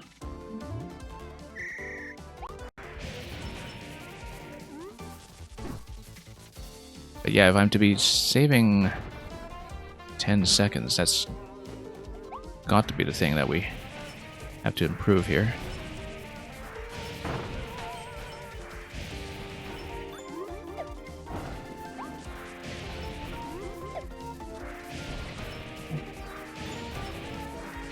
Okay.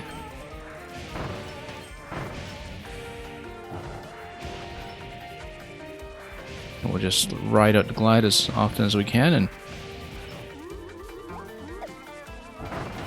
see if the fuse does anything to ease our way.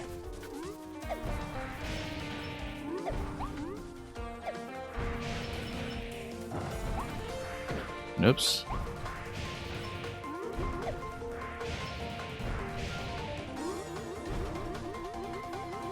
Nope, that's going to be a drop-off.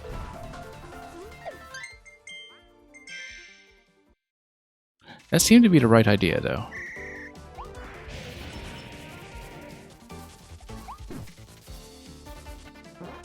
Yeah, 124.22 there, that seems to be a consistent time. I don't know if we have a sense of how that can be improved just yet.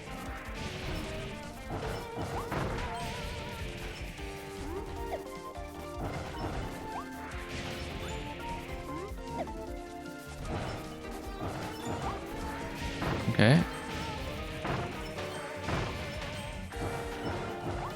Maybe there's a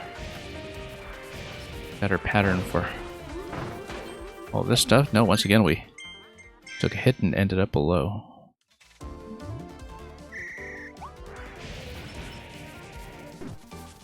So we got in right away. That's still going to be the same activation time, approximately 124.06, actually slightly slower.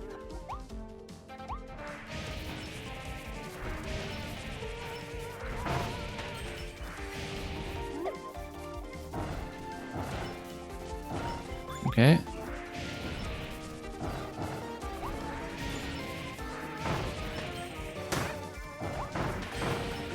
And we'll just continue chaining until I see a reason not to. Unfortunately, whenever I fall off the edge and hit the side, that's going to be death. And that's been happening fairly often. Yeah, even if when we do this as cleanly as possible, it just gets you to 124.22, so there's nothing affecting the initial fuse, I think.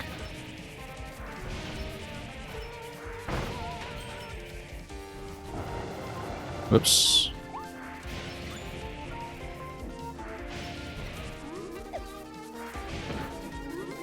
And once again, a depth perception. Not giving me a good sense of whether I'm high enough to continue without bumping into the side.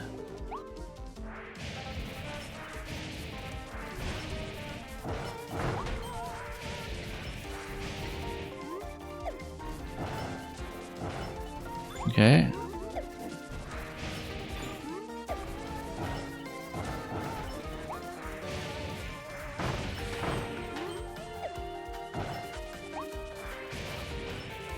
Yeah, we control this well. We shouldn't be spending too much time on things like the hover.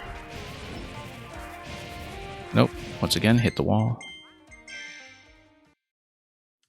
Alright, this will be one of the more challenging ones, I think. Makes sense for something in the 3-star range where we still don't have a good idea of what I can do. 124.35, that's my fastest one yet. By a smidgen.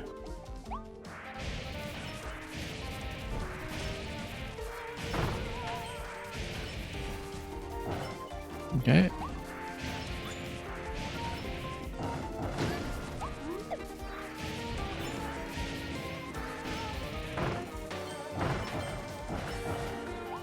Okay, and we'll cut some corners.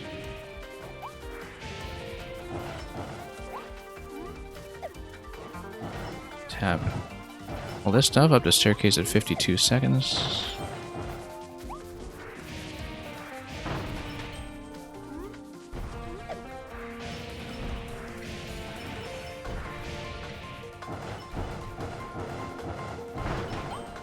And we're well ahead of the fuse, but that doesn't seem to be doing anything for me. So, in terms of accelerating the fuse, I'm not sure what I'm allowed to do. And I actually kind of get a sense that it was... Oh, no, it was not blocked. But I do need to accelerate it somehow and have it skip a spot, and I don't see where that's going to occur. There might be something with the fuse mechanics that I fundamentally don't really understand in terms of where we can reignite it, or... Yeah, because strategically I'm doing something wrong here.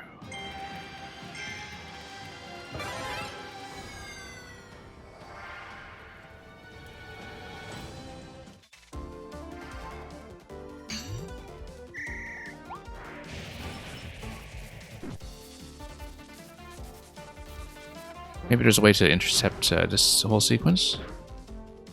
No, there isn't. Okay.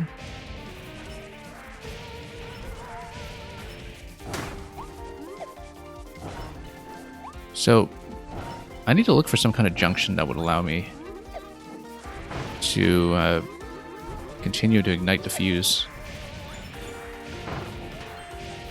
on the other side, perhaps. Like, there's some other starting point that we need that I'm not seeing. Because where can it have a shortcut, or what can I do to manipulate the positioning of the fuse, perhaps, such that it is going to make some kind of jump along the cord? It's not entirely clear to me what even can be done.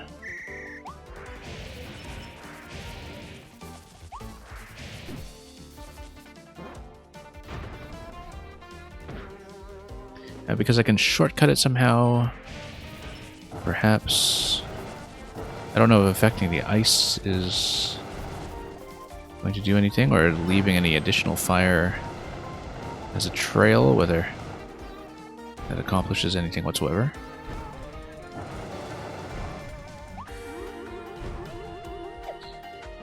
Yeah, because where is there to go that would manipulate the current path? It seems like there's something that we're just not really seeing about this. Like some kind of understanding that needs to be developed about how to get the fuse to move faster.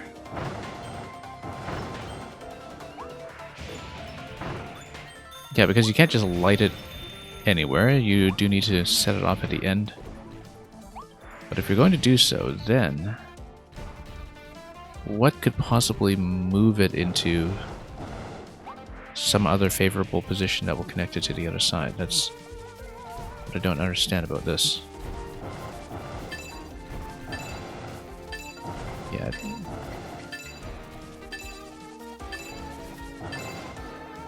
Because it's just going to run into the ice blocks, and that's all there is to it. It's something to do with the glide, but yeah, race to the cannon, we've done that, but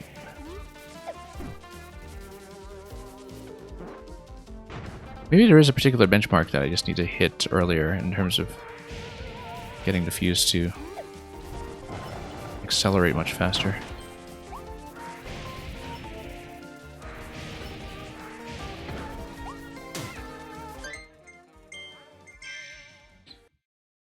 Perhaps I do need to do each segment in order.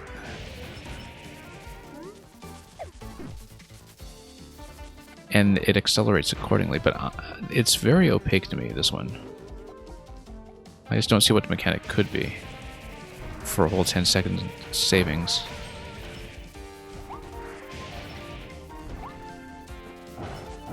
Yeah. Could be that we're just doing things out of order.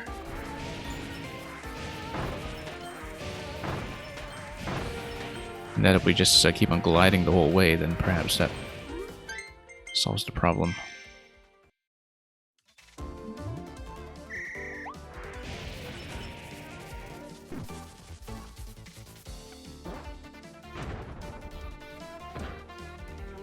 But yeah, with this stage, there's definitely something I don't understand about the way either the fuse works or how Dragonfire works. Because we really haven't had to do many time challenges with the fuses to begin with, and so...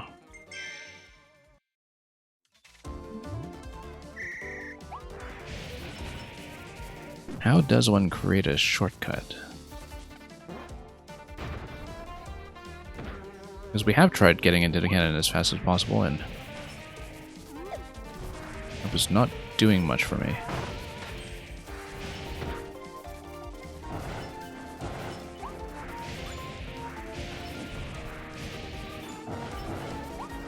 Okay. Yeah, so let's just try doing these in order and see if we can shave any additional time for the fuse to travel, but I feel like it is a set time that I don't really have the power to manipulate, and that's my issue with it.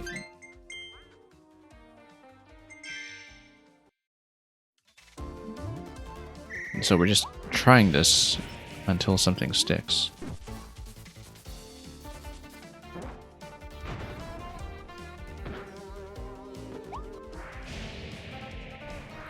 Oh, missed a fuse completely, but still not really going to solve the 10-second gap here. That's a rather large thing to bridge.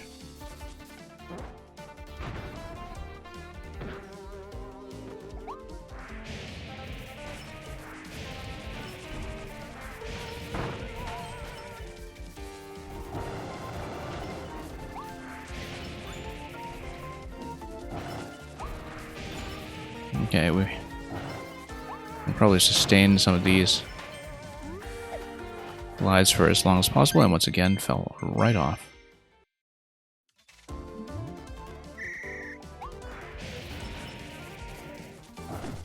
Yeah, it's possible to sustain the glide quite a long ways. It could be part of the solution here.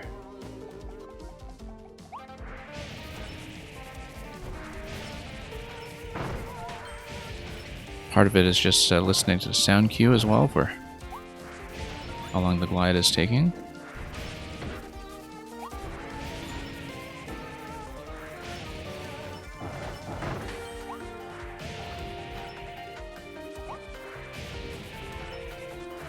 Yeah, if there is a way to accelerate the fuse, I just don't know what the mechanic is, nor have I been taught.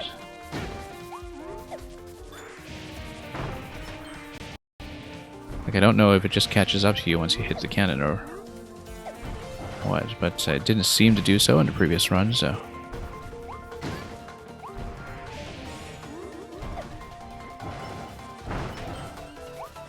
Yeah, because the fuse is already kind of on screen with me here, it's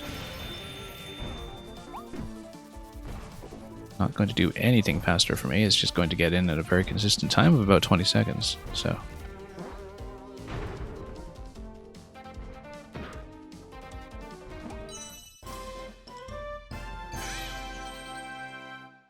So yeah, this is strategically incorrect.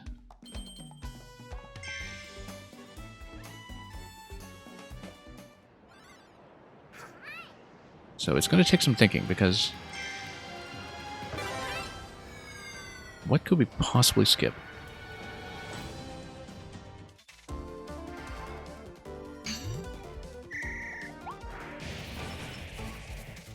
Yeah, we can't just follow the standard path. That's much is clear.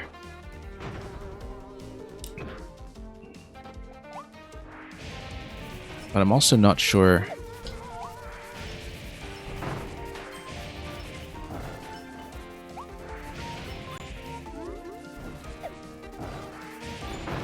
Maybe we needed to get rid of some of the other obstructions. Let's follow the fuse a little bit. Let's just do a kind of observation run just to see how it reacts to different objects and how it might be slowed down. It's not really slowed down at all. Oh, you know what? It kind of bounces backwards when it hits the ice in certain locations, so... Like, it hits the ice, and then... Let's try this. Just tap this.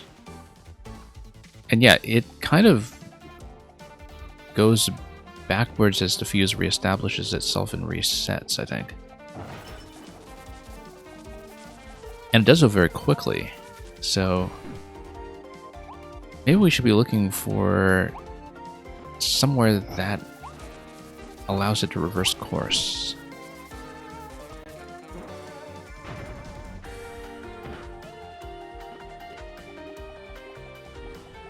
Either that, or we just need to set up some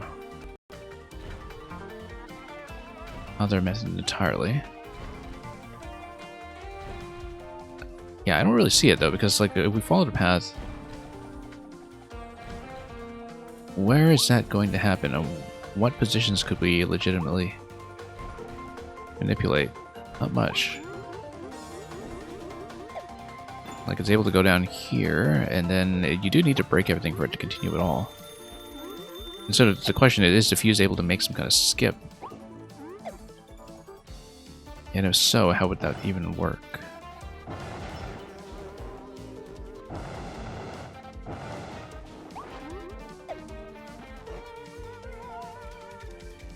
Maybe something to do with these guys on the side, but kind of doubt it.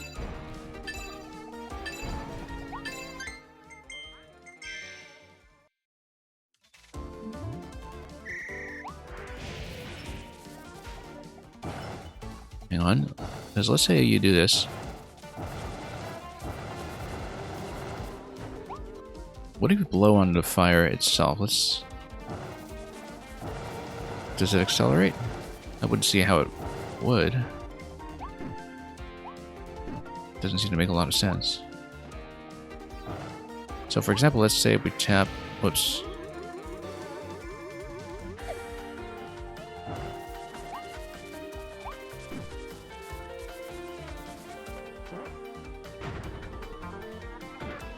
Yeah, maybe there's some kind of shortcut we could take to skip the first cannon.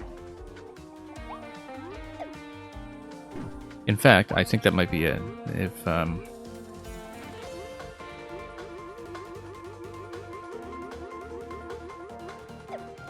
maybe not. No, you can't really gain much height on that.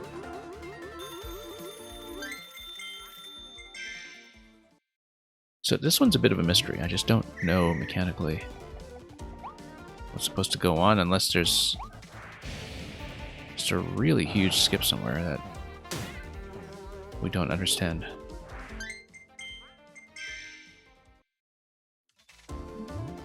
Like 1 minute, the standard path doesn't get anywhere close to 1 minute, nor can I control it in a way that does. Maybe we just need to light up the first fuse much sooner, but that's pretty much as fast as I can get it to go. And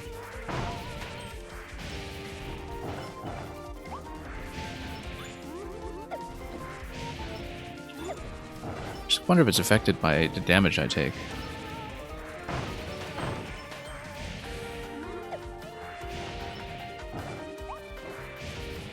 Or if certain things need to be left alive to accelerate it. Oh, whoops. Once again, way off.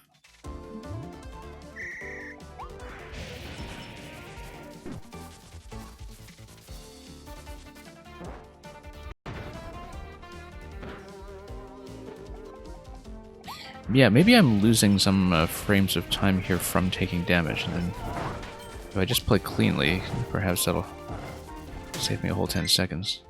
I don't think so, though, because if you see, like, when I take a hit, that doesn't slow anything down. That just leaves me momentarily stunned, but everything else, including the fuse, is just continuing to go at the same pace. So.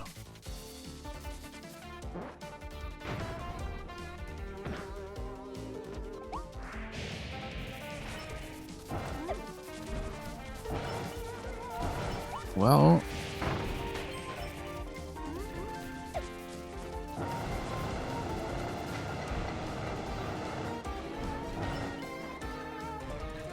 yeah, these pools of fire that I dropped don't really do anything for me either. I was hoping that they would cause some kind of acceleration or do something else. Leaving the fire guys alive doesn't do much either. These fellows, I don't know. I feel like I'm missing maybe some kind of switch that would reorganize the platforms, perhaps, and like some kind of other element to step on that would reorganize the paths. Because the current pathway just does not work.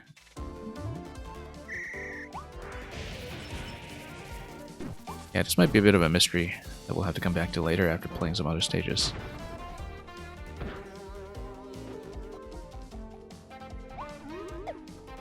Because what happens if we just go over directly?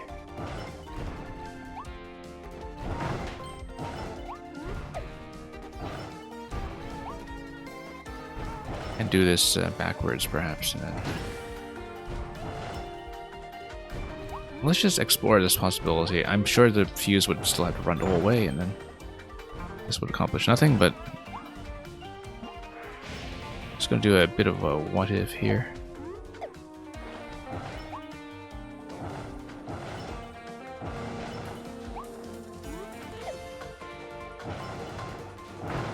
We'll probably just think about other possibilities for accelerating the fire. Yeah, main thing I was thinking of so far was just letting it deliberately hit some block, but first of all, we don't have a way to move the blocks.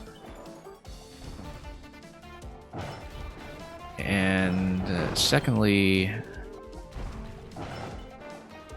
the fuse being deflected backwards from that doesn't seem to get me anything. It doesn't go anywhere useful.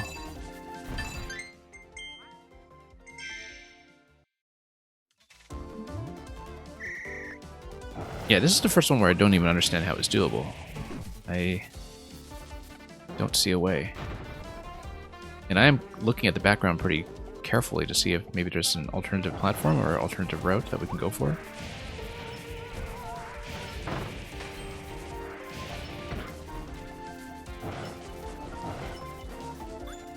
Yeah, something tells me I just need to be fast.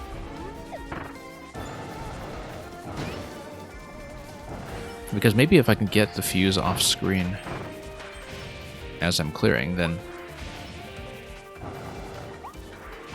it'll catch up and come back on screen, but we have no evidence for that yet.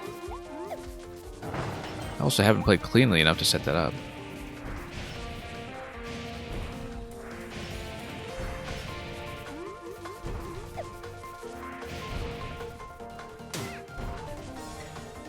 Yeah.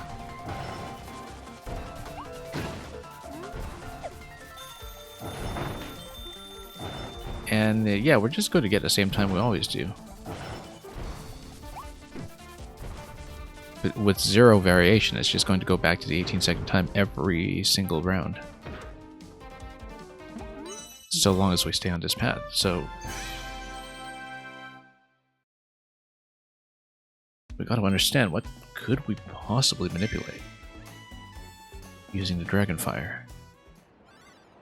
Might have to get in there and play around with it a bit more and really test out the ability set and see if Dragonfire has something hidden that perhaps I don't know about.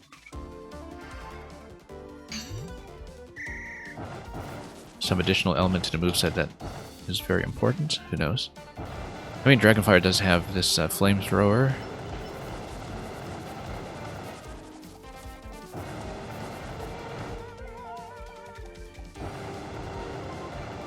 I don't know if there's any kind of acceleration that happens when it passes through fire like that.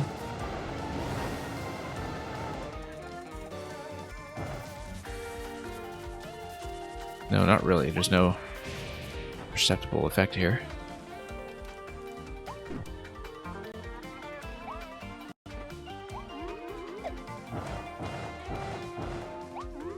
Yeah, because you glide.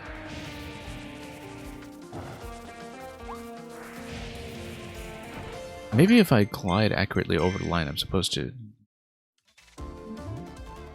spread fire faster the way that I... Yeah, if you watch the kind of acceleration at the beginning as I'm flying over, maybe I am supposed to glide over to push the fuse a little bit. Or just kind of stay behind it. And then kind of push the fuse along as I go.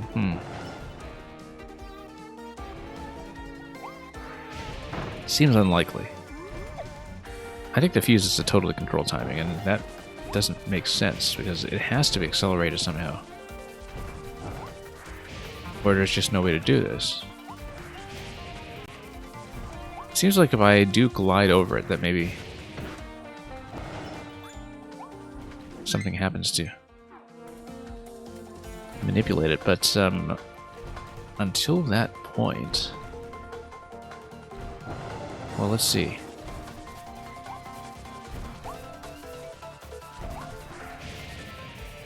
Does that accelerate it at all? I don't think it does. In fact, there's a very strong incentive to not do that and to clear as much as possible. I don't know if it does something to gain momentum, perhaps,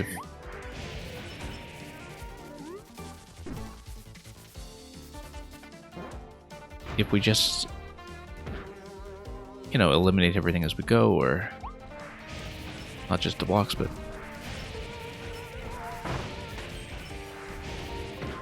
we do something to the enemy set. Like, it goes through here. No, it doesn't run into anything except ice.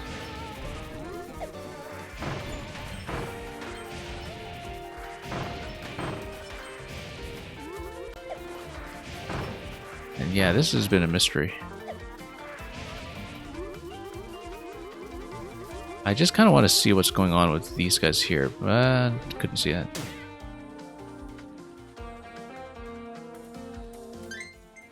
Because it might be something to do with removing the enemy obstructions as well.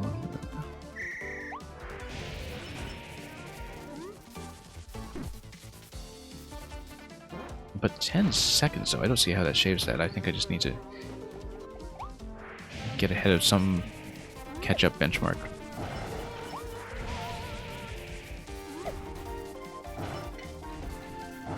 Okay.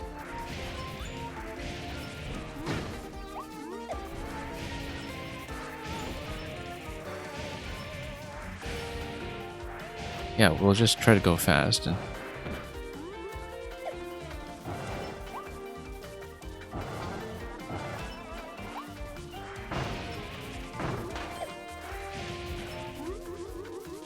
nope, it's still the same thing. There's no perceptible difference.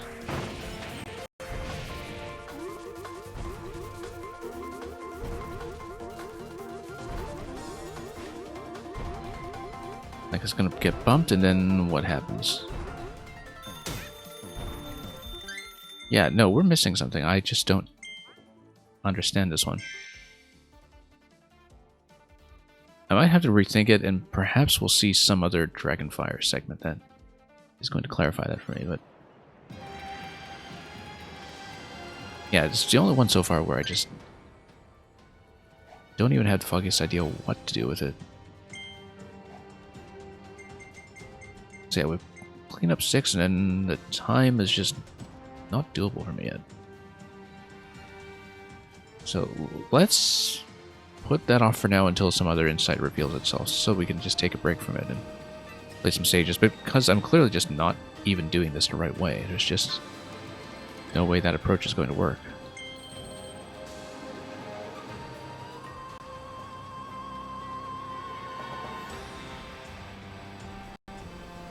Okay. Elephant Mall, staff side. Let's take a look.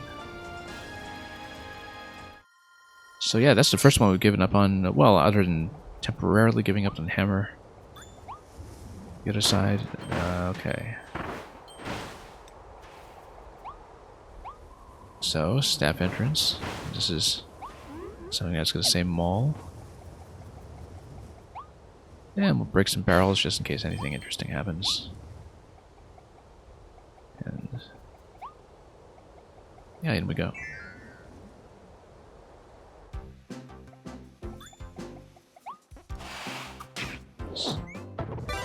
So this mall is a bit neglected. We should have actually taken sword there. So I wonder if it is going to be a similar kind of secrets pathing as what we had seen in the World 1 mall level, but seemingly not so far. Oh hey, there's sleep. We should have taken sleep here, actually. But it is not going to be so kind as to respawn for me, so...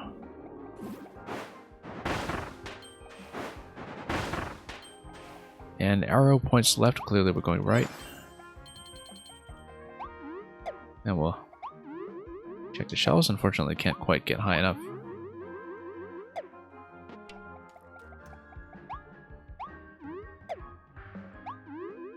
Yeah, nothing to see here so far, I think. Do we want to switch to needle? Not yet. Not that we have a choice anymore after doing all that.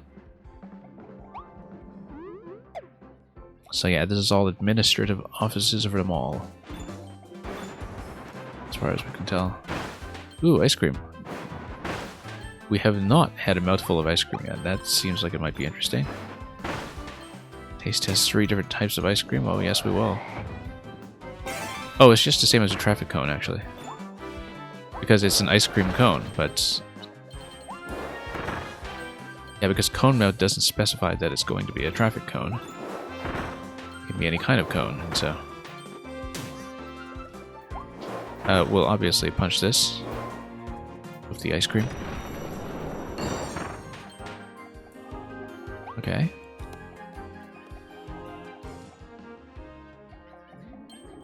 And we'll reverse it here.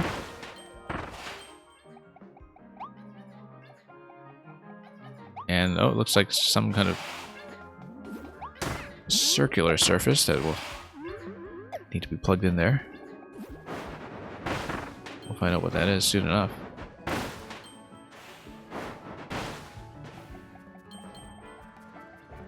Unless we just need to take cone mouth again and punch it there, but Also... yeah, that looks suspicious. I feel like we should go back and take a cone. On the other hand, let's blow some things up first. Ah, okay, ringmouth. Yeah, no, we can take ringmouth back there, and perhaps we just used a wind. That is leading me back, though, as if that's the main path, so let's see this first. Whoops, whoa, that's a huge hit.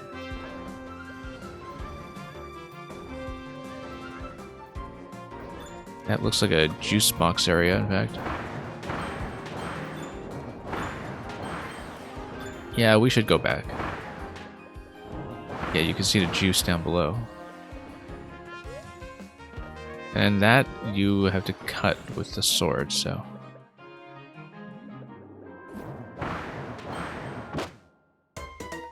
well, we got punched in the mouth. That was very unfortunate, but... still kind of getting a sense of what this level is even doing. I mean, yeah, if you want to get a juice box, you need to go down to the lower level using the sword, so we'll do that. Thank you, Meta Knight.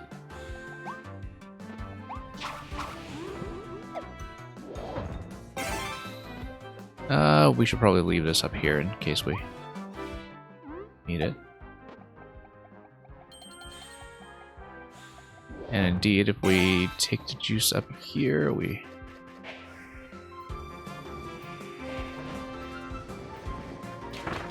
need to do this little group fight over here and then plug it in. So ringmouth will have to go into that previous room that we saw. This is already D number 2, as you can see, so D number 1, we have a pretty clear idea of where that's going to turn up. That is going to require me to go back to get ringmouth, though, so let's do that. If we can. Looks like we may have missed our chance already, unless ringmouth is still available on the right side, which it might be.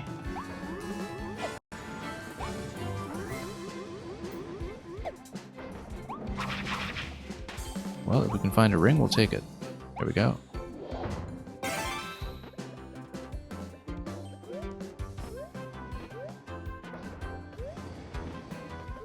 Okay. Here we go.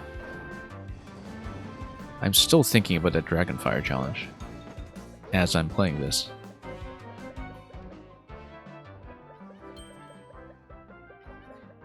Because that just did not work out. So yeah, we just plugged this in directly. That's how it works. It'll work like a key item. And that's going to be Model D number 1.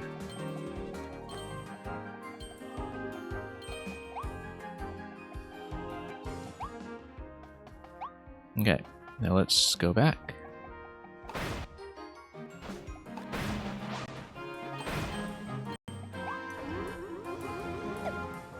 And a Meta Knight sword is lots of fun as always, so hoping to see a bit more of it in action.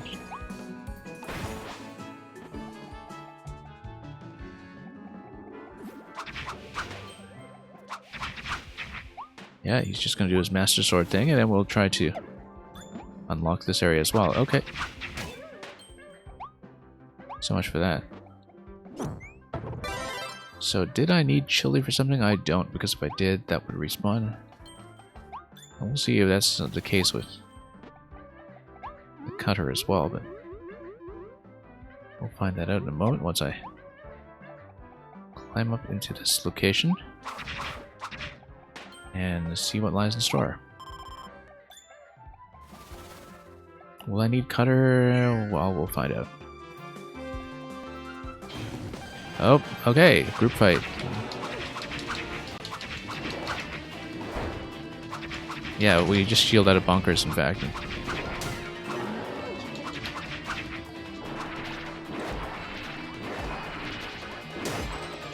Okay, was trying to shield out of that and didn't quite work, but that's okay, we'll dispatch him quickly. Hopefully no need for something like a no damage achievement. We do need a hammer in order to grab some of the nails though, so...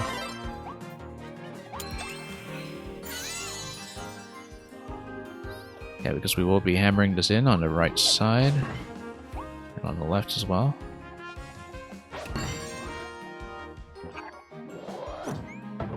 Let's go back to sword.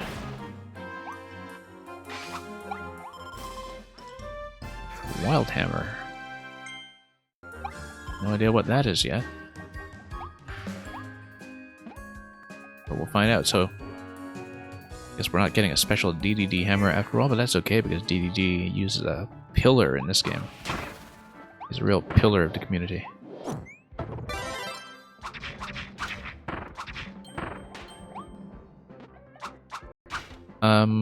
Oh yeah, I guess I should have found a way back out. Perhaps the cutter was important there. Or perhaps we should have just taken a different door. No? Really? Okay, we popped everything. No, we did that already.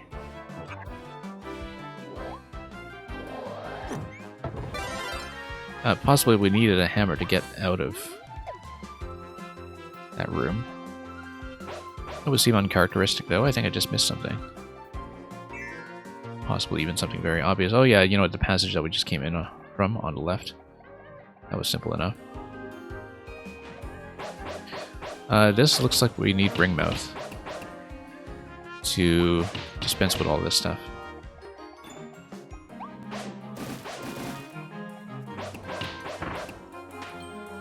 Given that we need Ringmouth, we can look for it here, but I think we'll look around just a little bit more to ensure that we don't just need to go back to where we were previously. I mean, that clock looks so suspicious. It looks like it's supposed to give me the ring. And it does.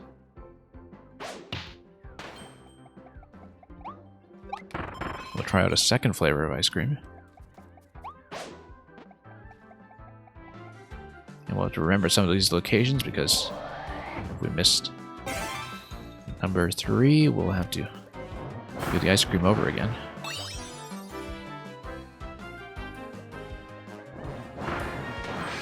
Okay, there we go. D number 4. And we'll keep Ringmouth. Seemed like there was a rather conspicuous circle ahead, so...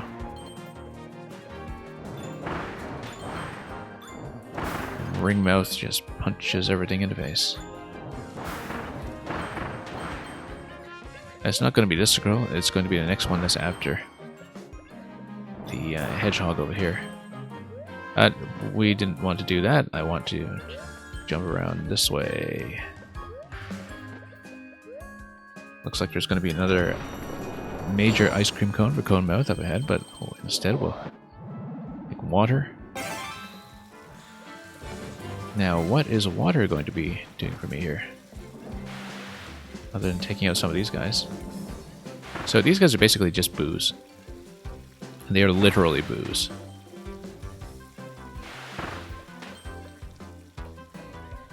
Work exactly the same way.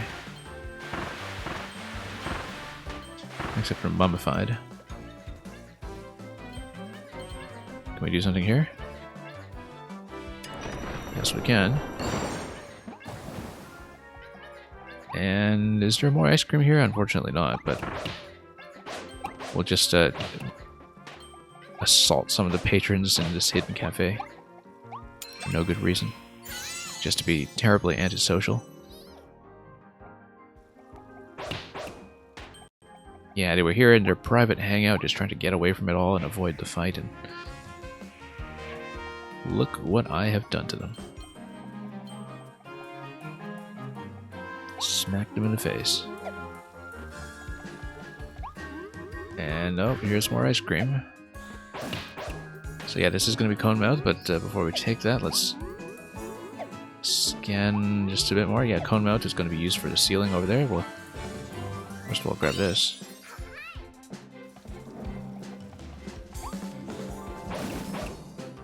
And everything else on the side. Ah, there we go. 3 different kinds of ice cream. Well, gladly take that.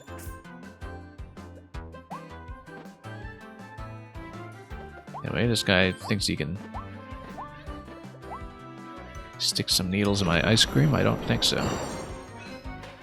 Okay, that's the ending. Fit through all holes using mouthful modes. We're missing something in the middle. That's probably something to do with the bonkers fight, I would guess. You know, some kind of ability or some requirement to do it cleanly or quickly. Let's just take this and get out. And we'll see what the achievement is and see what we are required to do.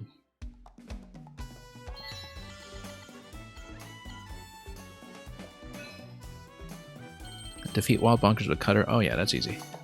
We actually just needed to take the cutter into the room with us. The cutter was placed right outside the bonkers room, and so we can do it. I guess the idea is that because you have the Gordos moving around in that room and constricting space, that it's a little trickier than usual to be handling bunkers at long range. Anyway, Rabaroo and Orabaroo. These are names of these guys which had been giving me so much trouble in some of the previous levels. Electrodude, welcome. Electrodude, we gave up on one thing just a little while ago before this level, because it's the first thing in the game that I have no idea how to do. And that's not necessarily asking for a spoiler or anything, but I am wondering if you managed to find a solution to it yourself. So the thing I'm talking about is the time benchmark for Dragonfire. Because the fuse for Dragonfire, if you just do the fuses, it consistently puts me about 10 seconds behind. And I spent quite a while here trying to figure out how to do it. So as you can see, my record is off by about 10 seconds. And I was trying to figure out how to accelerate the fuse or shortcut it or do something like that. And I have no idea. I know you were telling me that Dragonfire was something you kind of struggled with yourself, so perhaps you have no particular insight, but in terms of a true 100% with the expert time benchmarks, this is the only one I'm missing right now of the ones that I've done so far. Anyway, the things we've unlocked Ranger, we've unlocked Crystal Needle, which we need to go back into town to plug in because I have found it. Let's go back to this one and do the bonkers fight first. If you crouch in the cannon, the fuse goes speedy mode. I had no idea. We could probably do it then. Was that something the game taught me much earlier that I just forgot? The last time we had a fire and fuse level, because now that you mention it, maybe I recall that as a tutorial tip. I just had no recollection of that whatsoever. Anyway, we just need to grab a cutter over at Bonkers. Let's just be quick about it. Yeah, we haven't really played around with the homing bomb. Let's do that.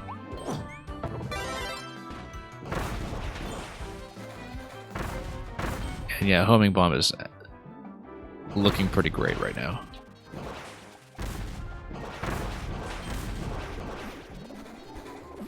Looks like a lot of fun, actually. The skill cap for a homing bomb looks immense. Terminator, how long have I been on? About 2.5 hours, I think.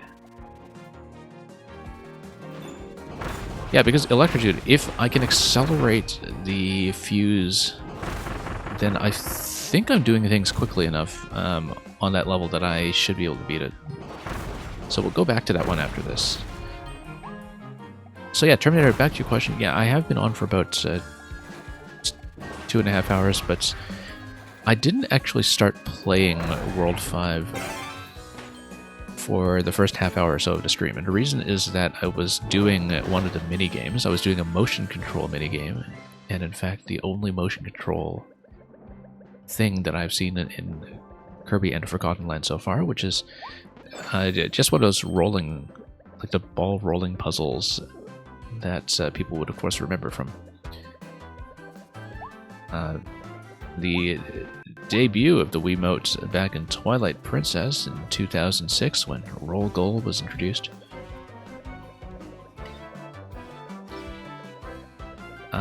This is where I came from, yeah.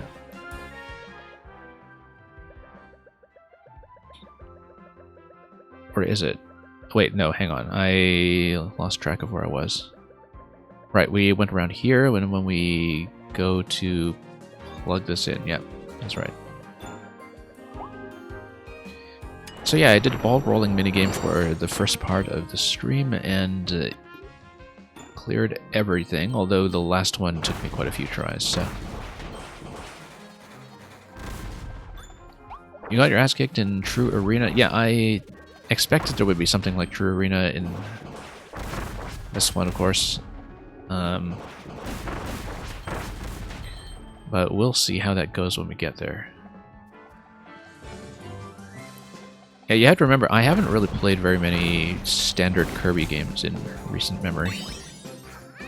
Star Allies didn't exactly have True Arena, it had a totally different endgame, and I didn't really play all of the Star Allies endgame either, because I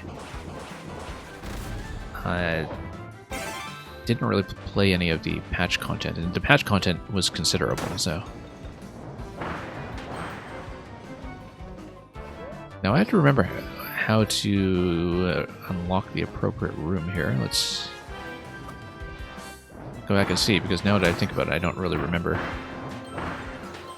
which room was the one with bunkers. It wasn't a juice box, I don't think. Well, let's scan ahead. No, because some of them just gets you... Oh, well, let me see here. Yeah, no, it's this room here, because that's where the cutter is. And yeah, there's no particular secret to unlocking that, I just need to... first of all, drop the bomb so I don't accidentally kill... Whoops. Oh, friendly fire? No, that was just... the guy dive bombing me. Okay, let's get this achievement quickly. Yeah, Merlin, hope you're doing well.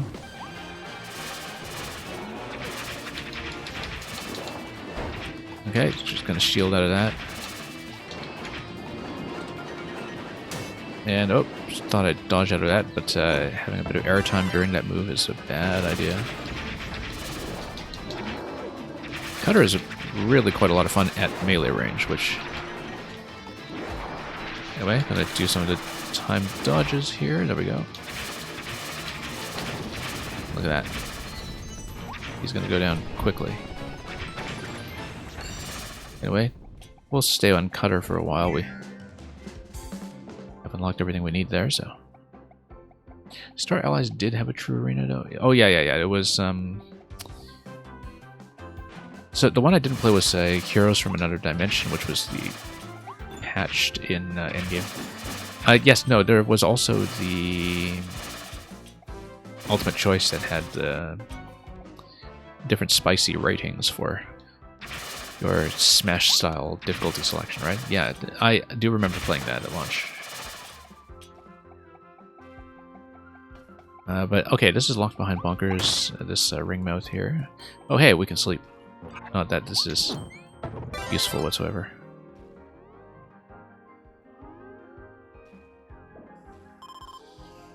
Ah, okay, no, sleep just allows you to refresh health, which is something I should have remembered, in fact. Because we didn't encounter sleep until the level before this one, so just didn't give it much thought. But yeah, my point is that I didn't really finish Endgame in Star Allies. Although I really did enjoy Guess Star Allies Go, simply because the movesets in Star Allies were so diverse. You could really do some gimmick builds, you know, and put a gimmick team together for a relatively self-contained adventure. How often do I go back and replay games I've beaten already? Depends on the game. I would say that I replay games always a lot less than I think I will. That I've bought a lot of things like remasters or remakes of games that I knew I loved before, and I don't wind up spending much time with them. With some games, though, like when they're still fresh in memory, I do go back to them sometimes. So, Metroid Dread I've cleared maybe 3 or 4 times because I was working on hard mode and also the speed times, much of it off stream.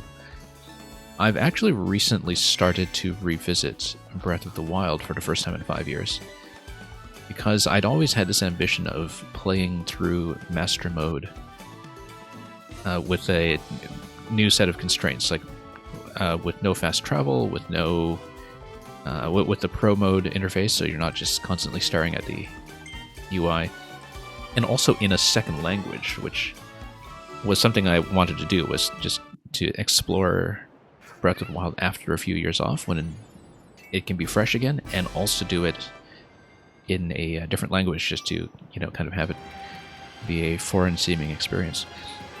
And so sometimes I really do get into a replay and do something from scratch. Yeah, I remember Donkey Kong Country Tropical Freeze I've played many, many times through, for instance. But occasionally I sort of overestimate how much of my time I will actually devote to games that I've seen before. And yes, Terminator, we did hear that Breath of the Wild was being pushed next year. I'm in some ways slightly relieved. We talked about this a bit in the previous stream, in fact, because it was just announced that day. Because it means I might actually have time to play stuff like Xenoblade now. Ah, okay, so you can do the acceleration. Yeah, okay. I remember it now.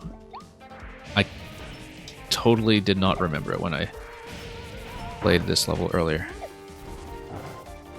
But now it makes sense, because we gained a lot of time here previously in trying to clear it.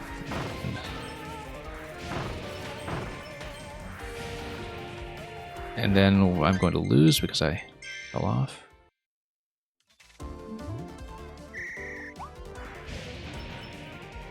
But yeah, this year's Nintendo schedule is swamped already, especially if... I mean, I've got a lot that I want to play this year, basically.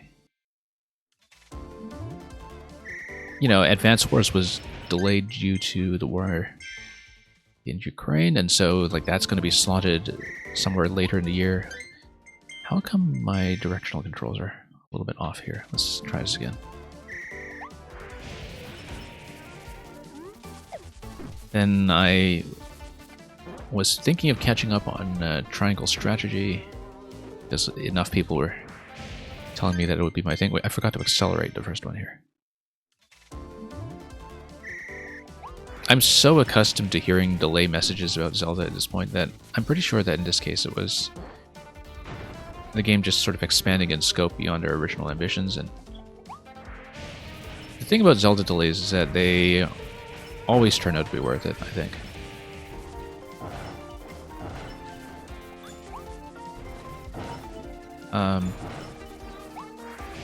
You know, I'd feel bad about people who are, I don't know, terminally ill or something, but because that would be rough.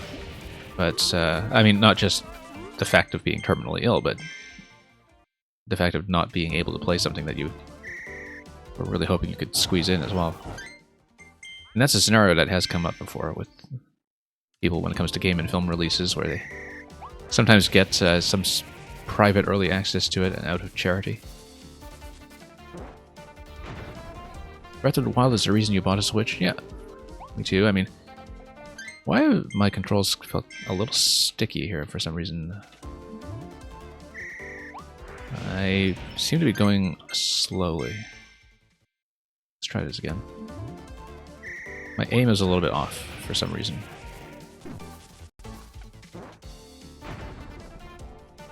And yeah, Tub and Chub,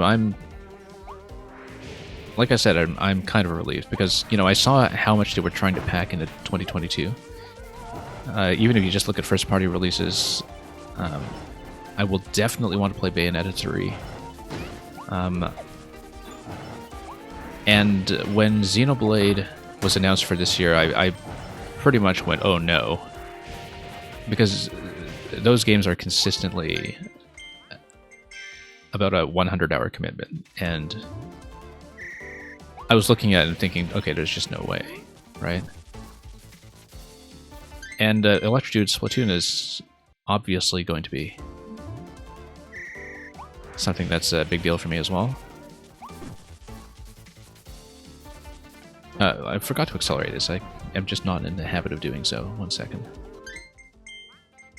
Yeah, Mario Strikers. There's just so much going on. It's a very, very packed Nintendo year. And this is just the first party stuff. You know, you don't know how much else is going to make it that I would also be interested in playing from other publishers. And on top of that, Mario Maker is consistently filling time for me, so... Yeah, I was already kind of planning to make some cuts to my schedule in terms of, you know, accepting that certain things are just not going to be played anytime near launch. And then the fact that Zelda is delayed suddenly opens up some of those possibilities again.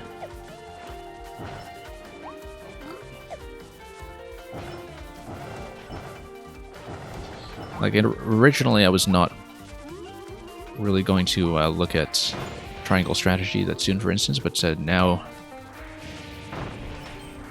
I'm hearing enough about it from people I trust on things like Fire Emblem that I feel like I have to take a look at it. It does look very intriguing. And yeah, I'm glad as well, Tub and Chub, that I'm just not really much of a Pokemon player, because sometimes you look at the release schedule and you kind of feel sorry for the Pokemon players, like the ones who really feel like they have to be complete about the series. Because they've had an unusually packed time on this platform, I think. With people still getting through Arceus, or anybody who picked up the Diamond and Pearl remake, and then now they've got Generation 9 already. And I do know some really serious Pokemon players.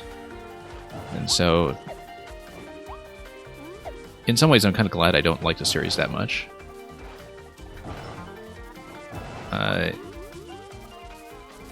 Because I hate to have to make time for it on top of everything else.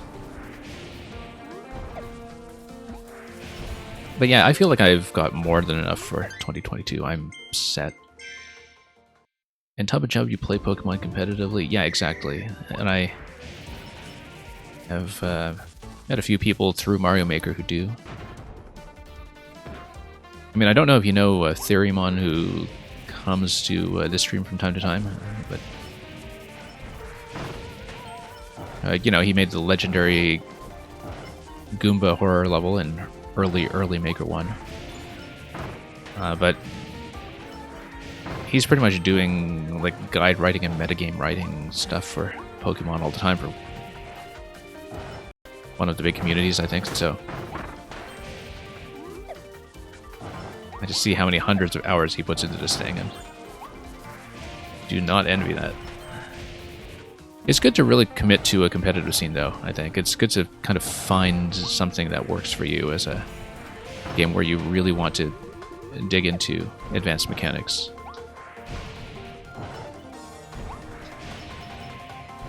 Oh. Okay, let's crouch. Hey, this might actually make it. This one little adjustment, remembering to crouch at the end, that was all that we needed to do, so.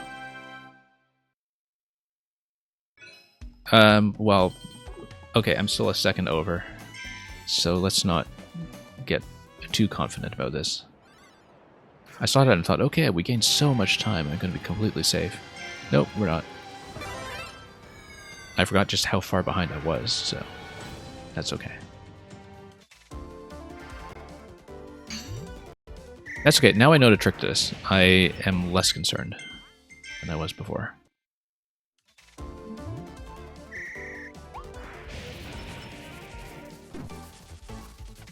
Yeah, 125.69. Yeah, we're going to have some kind of 125 launch there. It's not going to get much better than that, I think.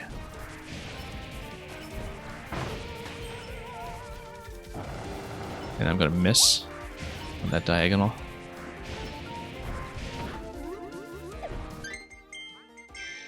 Yeah, as I was saying earlier when I tried this the last time around, the depth perception is kind of killing me. Whoops. I don't know why my stick is not feeling as responsive here. Hang on, something is going on. I hope it's not... so I'm playing on Pro Controller right now. I hope it's not some interference from my docked Joy-Cons or something if they are experiencing drift, but I feel like I'm kind of having a sluggish takeoff. I'm probably just holding into the forward direction too soon. 70 speedrun areas are crazy hard.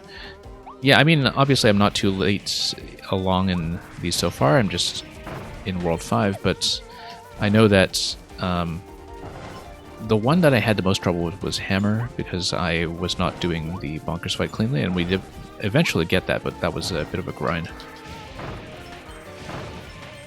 Yeah, this one I feel like I spent too much time grounded already.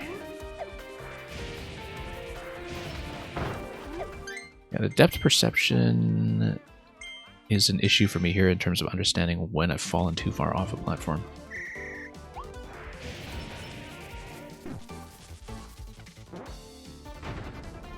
As far as the camera angle goes, Terminator, I wonder about that. Maybe. I think part of it is actually the zoom distance, which in this stage is kind of necessary because the glide goes so far, you kind of need to see where you're going, but at the same time the zoom distance does make it hard to gauge where I am and also watch my shadow, which is a very important piece of contextual information. Indignation Judgment, I don't mind the link spam at all. You know, you're welcome to bring that kind of nonsense here.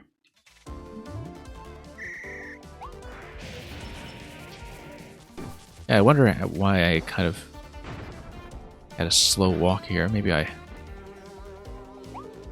accidentally had something else pressed. Okay, let's not miss that.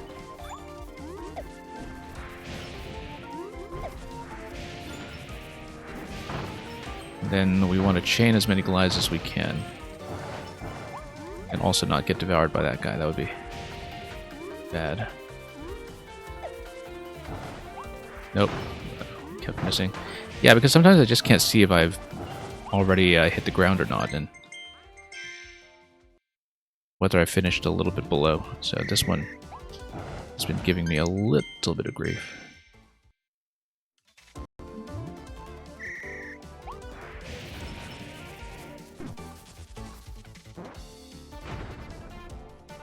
Terminator, the Morbius film? Yeah. I don't really tend to follow film reviews, but I wasn't particularly interested in that one anyway. I don't actually watch that many big blockbuster releases these days. Or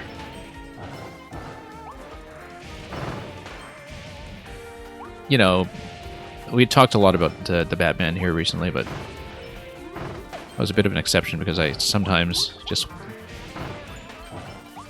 wind up watching everything with Batman anyway, despite not really thinking of myself as a superfan.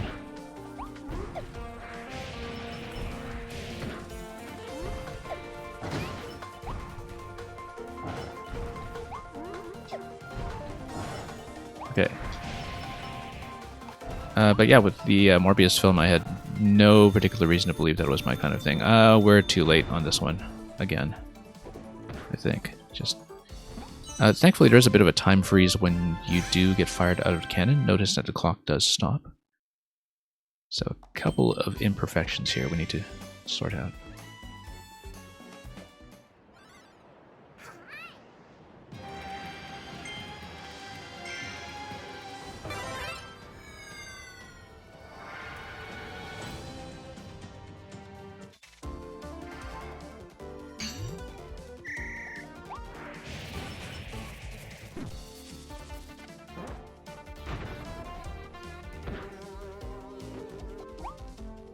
And yeah, Terminator, there was a time when I was younger when I used to see most of the big Hollywood releases that came out. Some of you know that I, a long time ago, did used to do some film reviewing for print newspaper back when people read print newspapers. But, you know, so you'd get free tickets to a bunch of stuff that you wouldn't necessarily go out to watch yourself, and then you just need to say some funny things about it afterwards and get a little bit of cash on the side, always much too late. But anyway, I used to see a lot of those films all the time, and you know, gradually you don't really see that as a perk anymore, because it's something that if you see a lot of things at once, like, you know, over the course of a summer slate of one big release after another, you realize just how samey the market is year after year, and how much of Hollywood's business strategy for big budget films specifically is just kind of built around a certain predictability. And, you know, that should be kind of obvious on the face of it, but as a viewer, you just burn out on that stuff so quickly. Like, it's no coincidence that a lot of this stuff, in terms of the big Hollywood blockbusters, is most interesting to people who are still in their teens, for instance, because they're just not old enough to have seen enough films to understand how samey everything is year after year. And so that's the market, right? Like, people kind of coming into this from ages 13 to 17 or something, and having a blast because they haven't developed enough of a standard of comparison.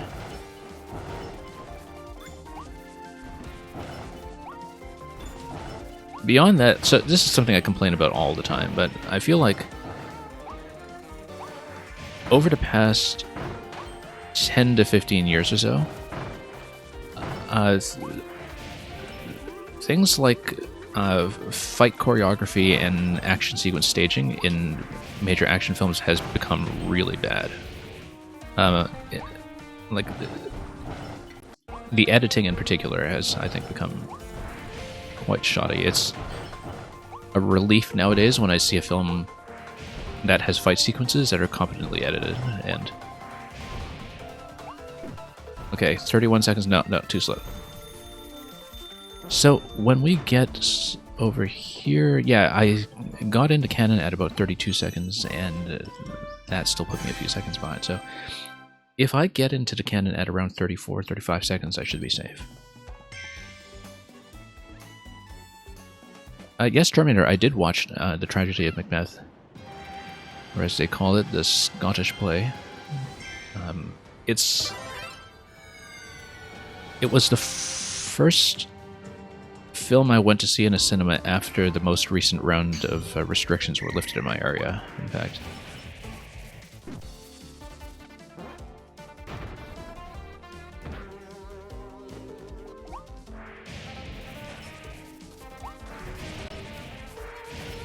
And yeah, it's a very beautifully photographed film. It's got some pretty clever ideas for how to stage certain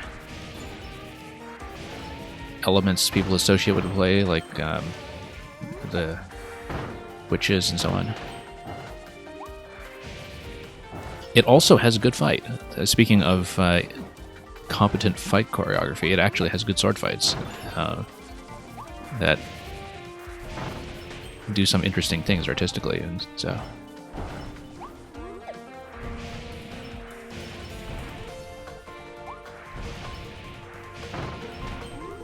you see, when I have this Read Shakespeare reward on my stream, because it's something that involves the oh no, off the time, sonnets rather than the plays, one thing you don't really see is how important good sword fight choreography is to the Shakespearean experience. Okay, we're so close. We're going to do it. And yeah, Terminator, that's the one I'm talking about, the one starring Denzel Washington. Which partly reminded me, it had been a long time since I'd seen a film with Denzel Washington before that, I think. I'd missed a lot of his other work in recent years.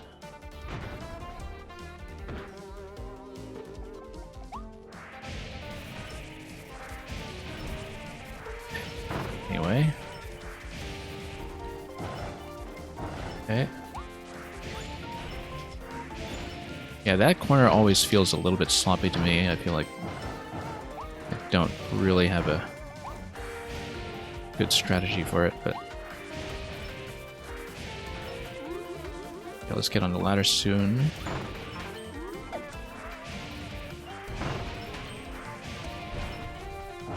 Okay. Nope, missed it completely. Yeah, we blew this. We blew this. It was so close to being clean.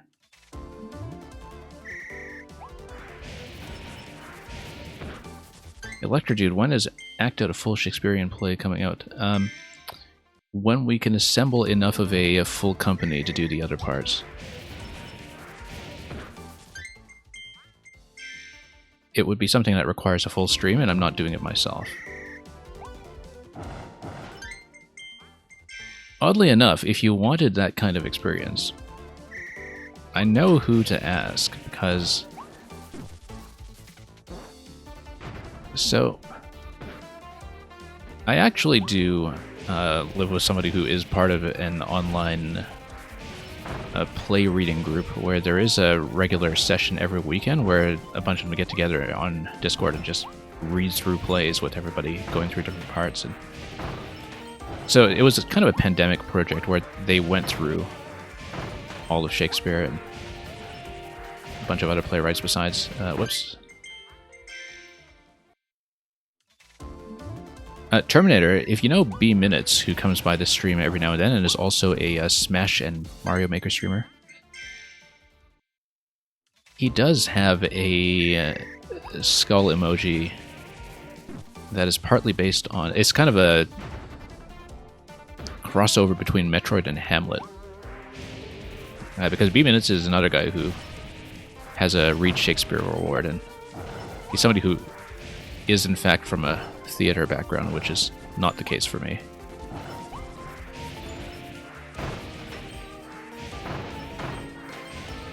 But speaking of, you know, skull emotes, that's the first thing that comes to mind, because... Oh, whoops. Okay, we may be here a while. That's okay, we really blew through a lot of the other challenges today, so I'm not too concerned. This is about half a second off of how well I'd previously done this segment, so let's get this going.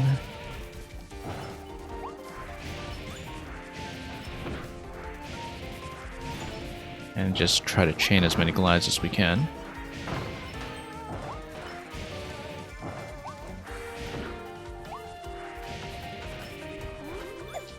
I'm basically just spamming the button at this point. Whoops.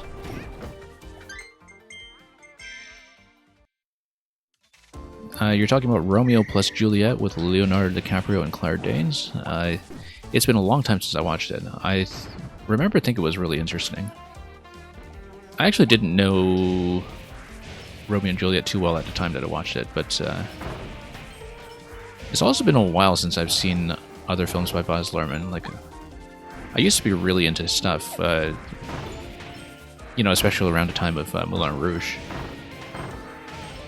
But I haven't actually kept up with his films in years and years. Because he also worked with DiCaprio in that newer version of The Great Gatsby, and I just never got around to that.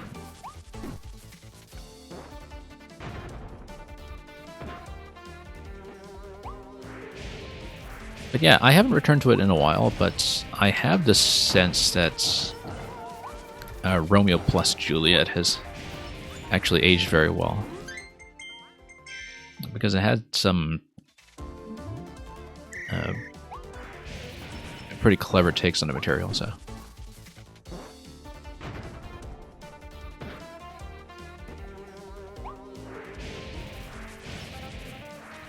Okay.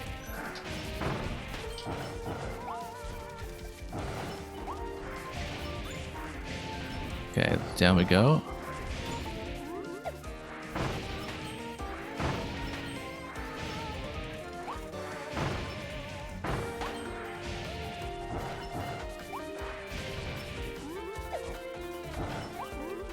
Okay.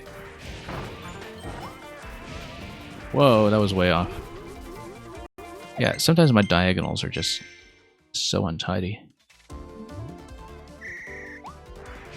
And yeah, Merlin, thanks for coming by, and you have a good day ahead of you. Okay, I missed the fuse completely. I don't know why I've been missing. Again, it's partly the depth perception. I'm also taking off a little too early, I think. I'm flying too high to light the fuse, which is one of the issues here. 125.15, that's very slow. Sometimes I need to hold longer into the glide, I think, and understand when I should be doing the long glide.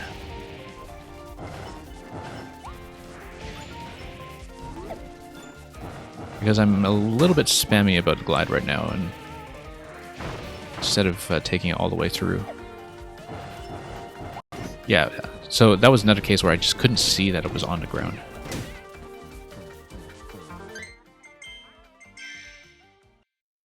And yeah, Terminator, I only recently caught up on Tenet.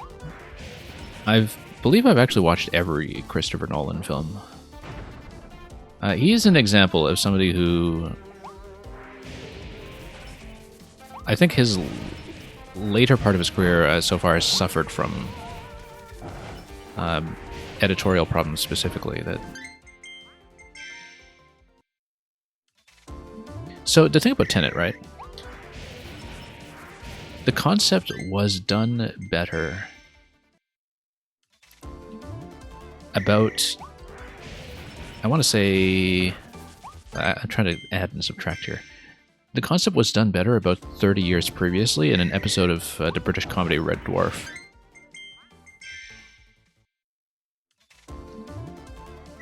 Like in terms of mixing forwards and backwards footage for a crossover time-bending story and such.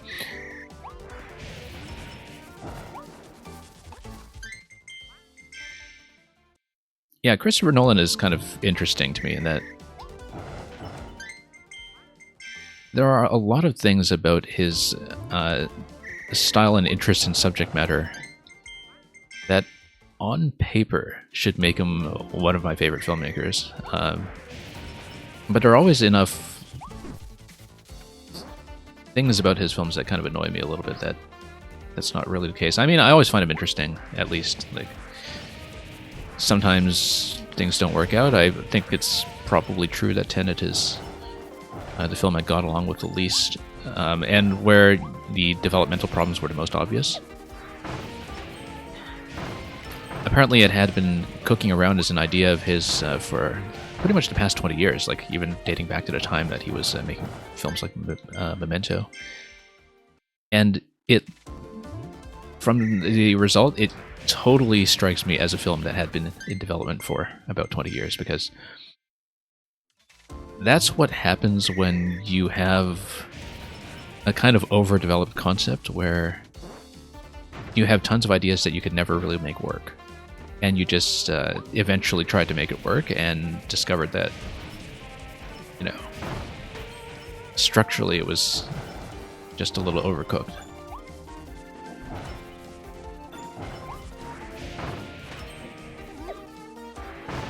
But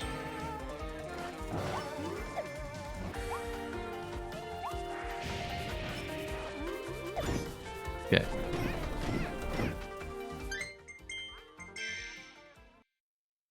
And yeah, Memento is a wonderful film. Holds up very well. And was also from the era when his films were more coherently cut.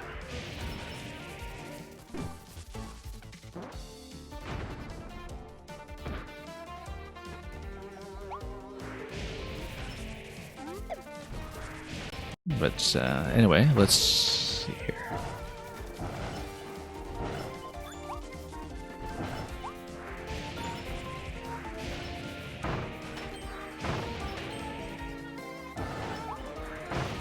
Okay.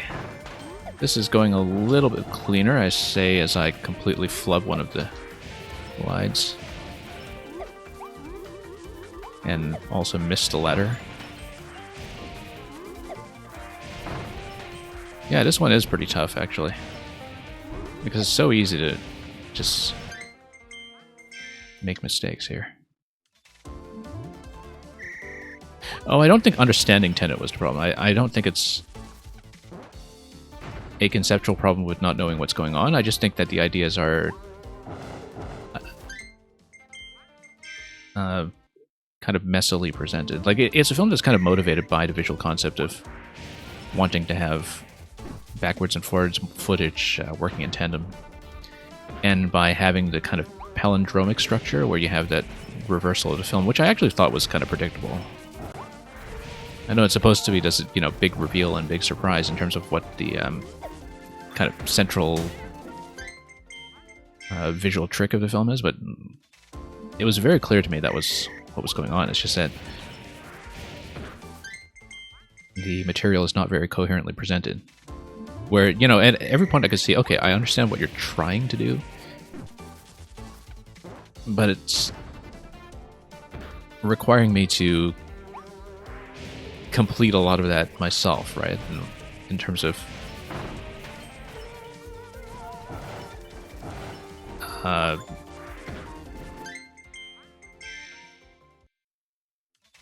filling in for a lot of what the film is not doing in terms of specifying its ideas.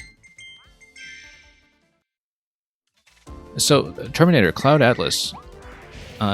So, the thing about Cloud Atlas is that I knew the novel that it was based on very, very well. David Mitchell, who wrote Cloud Atlas, and who was also recently one of the screenwriters on The Matrix Resurrections, is actually one of my favorite modern novelists, and so I had read everything of his before Cloud Atlas came out. And Cloud Atlas was actually the first book of his that got me into his work. It was his third novel, but the first one that I read. And so I had no issues following the film, even though the adaptation differs from the book in a couple of important respects. Because there are a couple of things that it does with the acting and the makeup that, of course, are designed to work in cinema, specifically. But because I understood the overall structure of the piece prior to going into it, you know, I kind of had a leg up on that.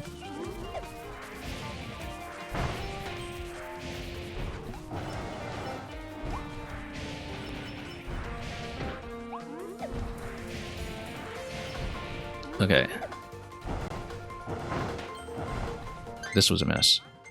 Let's do it again.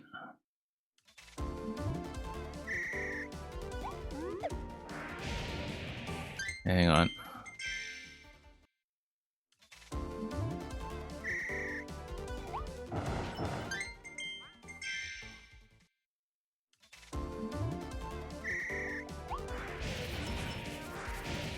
But yeah, sometimes there are a lot of films that are kind of accused of being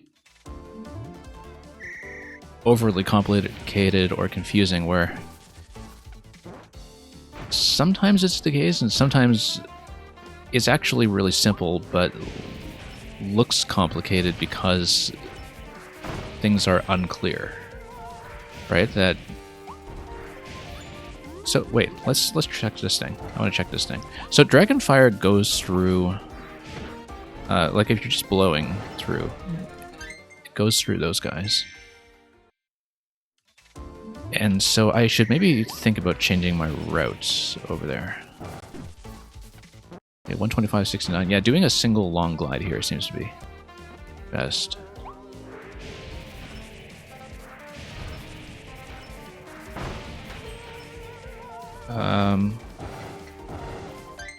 And just missing along the diagonal every single shot.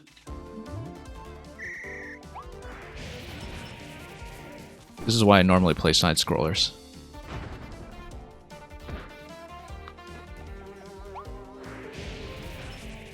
I mean, I really enjoy this game as far as 3D games go, but I do not have good directional control.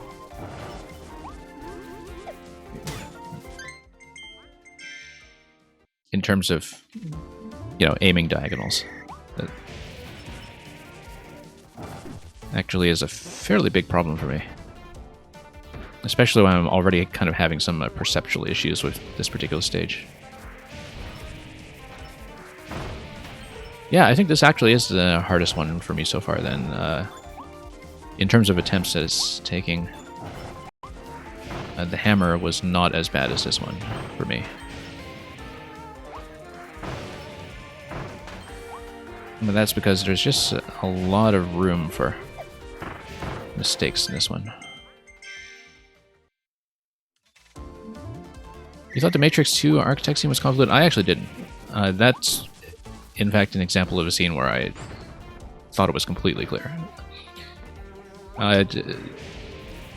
But I always really enjoyed the second Matrix film. This is something that I think is a bit of a minority opinion, but I returned to it probably for the first time in... first time since close to its original release last year, because I did go over the series again prior to Matrix 4, and I still have a lot of admiration for the second film. Like, there's some stuff about it that's very ostentatious and campy, but probably the thing I like about it most was that it was really kind of thinking through the various computational analogies that it was working with and coming up with some clever ways to deploy that were outside the scope of other kind of virtual reality oriented films that had come before it. Like, it was really leaning into a lot of original material, so...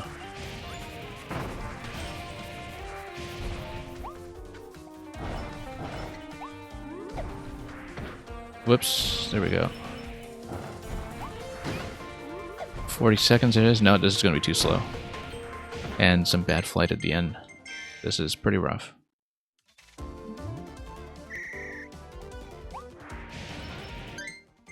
It's been a long time since I've gone back to Animatrix Ming. I did watch Animatrix back when it originally came out on disc. And I remember I enjoyed it very much. But I just don't remember it well at all at this stage.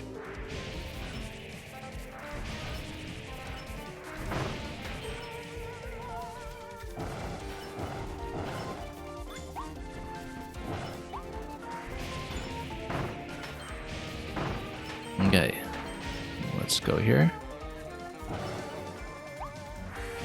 Whoops.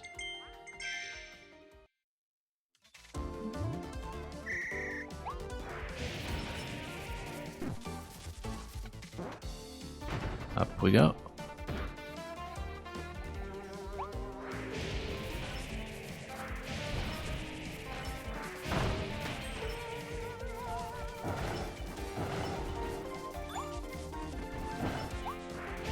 Okay, nice long glides. That was a good glide, actually. It kind of tipped the correct block right at the end. Okay, let's get on the ladder. Get on the ladder. No. Once again, it went right off the edge and hit the wall. I can't believe I'm still on this one. Just from that 0.6 deficit that we had on the best attempt.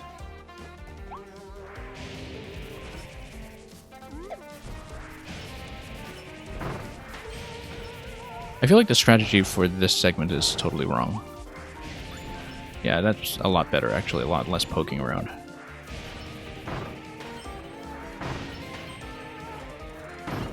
Nope.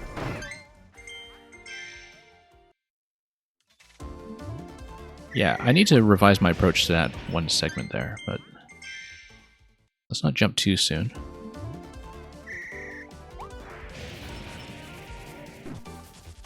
Okay, 125.89, that's about as good as I've done.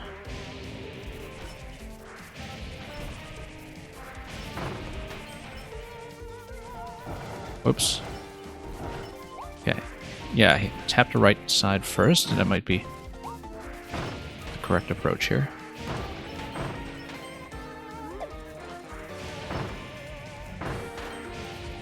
Yeah, changing directions is a bit of a problem for me, in that I'm often swerving into too big a diagonal, and also double tapping in such a way that I'm getting back into a glide.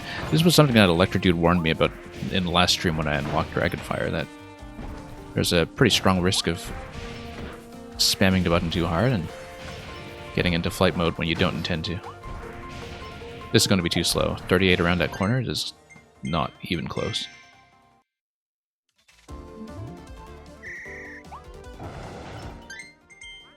So yeah, I don't know if I'll necessarily be able to stay long enough to finish World 5 today. I'm hoping to get reasonably close. But obviously this thing, as well as the rolling game at the beginning, were a pretty big time sink. So we'll see. If I don't finish World 5 today, I will try to continue tomorrow. But I'm trying to keep my stream times at least somewhat reasonable, so...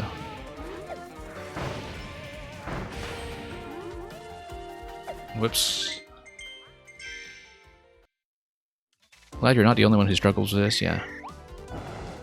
It's not even necessarily the flight mechanics, it's more... first of all, my directional control in 3D is bad, and secondly, my depth perception in this stage is awful. Whoops. Too slow a walk at the beginning, interesting. Why am I doing the slow walk at the beginning? What's going on here? Let's jump. I should definitely plan enough time for the next world, yeah.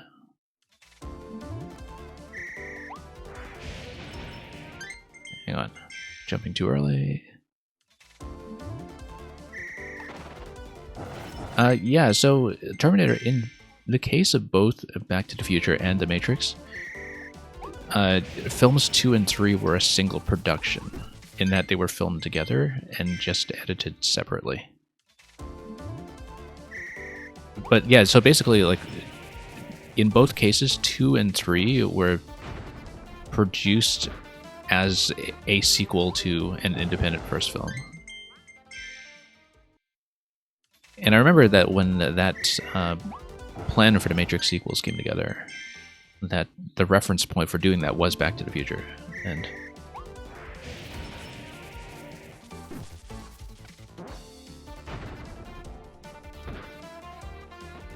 yeah, back then,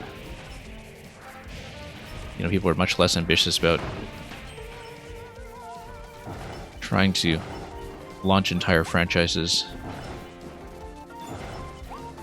with one film rather than having it work standalone first. That's one of my issues, one of my many issues with superhero era Hollywood, is that, you know, it's kind of like the films always have their eye on the next thing rather than working as something self-contained. That was a pretty big issue with the Zack Snyder films, for instance. That there would be a lot of setup. And of course the whole concept of the Marvel Cinematic Universe is sort of like that. It's much more about the post-credit scenes in some ways than about the stories internally.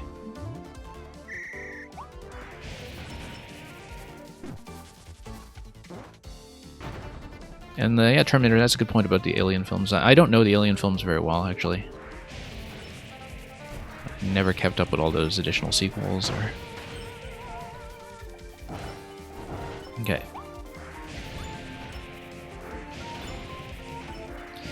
And yeah, Electro Dude, to go back to what you were recommending earlier, I was not expecting that my pattern of doing one world per day was necessarily going to stick, given that, you know, you would naturally expect the worlds to get longer and more complicated, and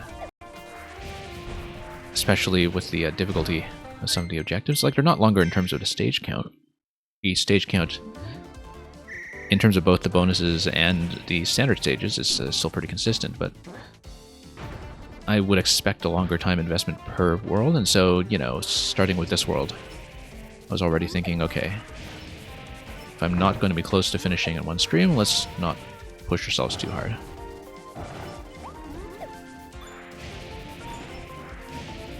But we'll see. Because yeah, I haven't really done very many stages in this one yet. I guess I've done 3 levels in this world, yeah.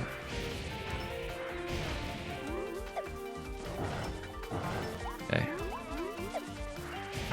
This is already a bit of a mess.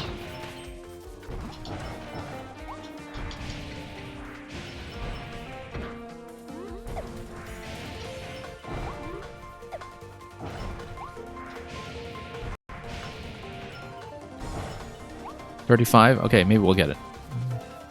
Maybe we'll get it. Go, go, go. Come on. We're going to be just barely off. Just watch. Just barely off. That was a bad landing, too. Like, if the landing went straight down... Yeah, I didn't know how to shorten that landing. It seemed like I had a better landing on the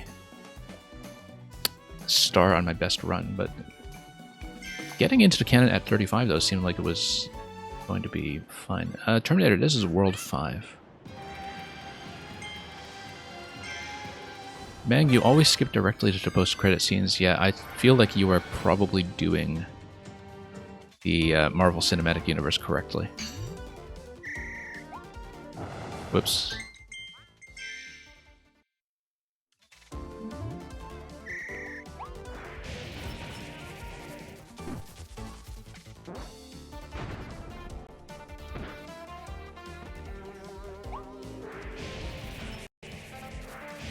Okay, let's get over here.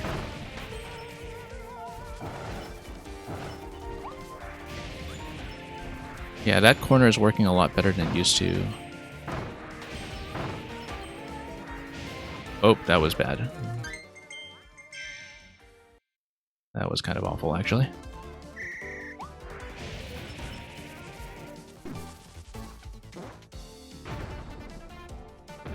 Yeah, depending on how soon I beat this, I will at least want to do some of the challenge stages that have been unlocked for me already, but I don't know if I'll go on with the main stages themselves. I might save that for tomorrow instead. But we'll see.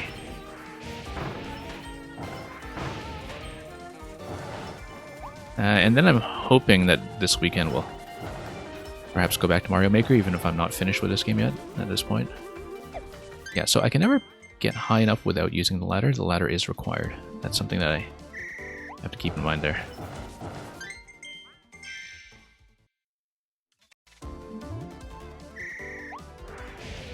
No, that's a miss. I have to jump right at the fuse, I think. I think the reason that it feels like I'm walking so slowly is simply because the camera is so zoomed out. Like, I don't have a good sense of my speed.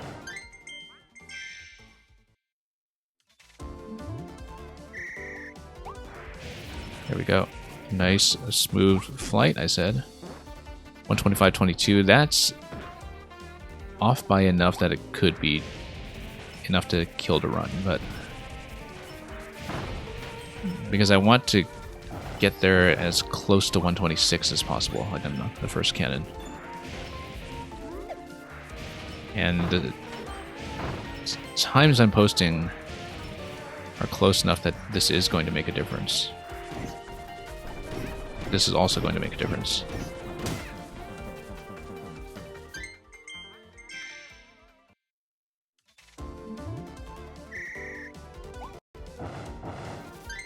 And yeah, for those who have not been following along for too much of this game, the time challenges here just give you a check mark and 50 coins. They are things I'm doing for pride of completion, because we haven't missed a single one so far. But they're really not necessary at all to any kind of progression, as far as I'm aware. But that's okay, because we are close enough that I should be able to get it. It's funny, because when I got that time that was slightly over a minute, at the time I was saying, okay, now that we know how to accelerate the fuse, this is going to be easy. We're well within range of doing that, and that has not turned out to be the case. There's just been too many unwelcome complications, like sailing off the edge everywhere. Yeah, one thing I'm not doing very well is understanding how to cancel out of the glide if I do want to drop out of it, because sometimes it is overshooting in certain corners where it's not ideal to do that.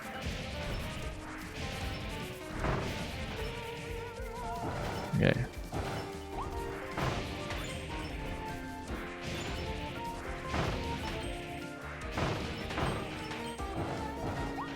Okay. Had a bit of a slant here, but that's okay. We'll not get swallowed up by that guy. Let's get back to the ladder quickly. And, well, no. Bad angle. Yeah, doing that sudden 90-degree turn is a big problem for me. You would think that you just crank the stick to the appropriate direction and that just sorts itself out.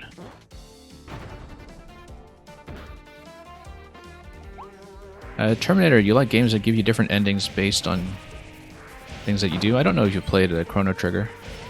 Chrono Trigger is pretty much the game that typifies that.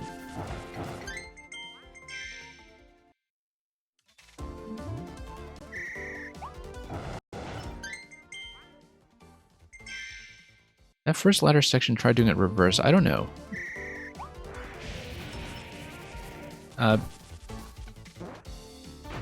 We'll see, because I was doing it the other way much earlier, I think. And there was a particular reason why that doesn't work well. I'm trying to remember what it was.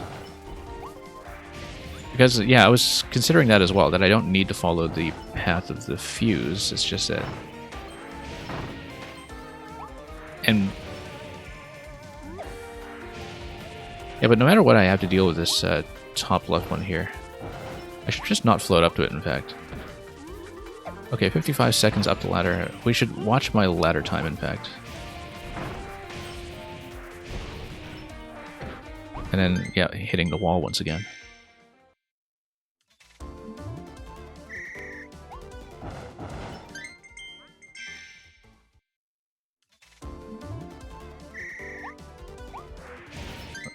No, that's right. That's fine.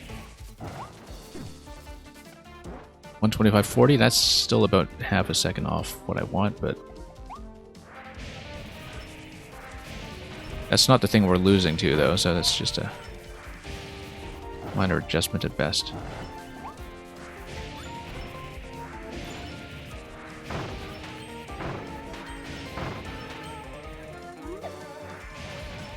Yeah, I do want to chain as many glides as I can.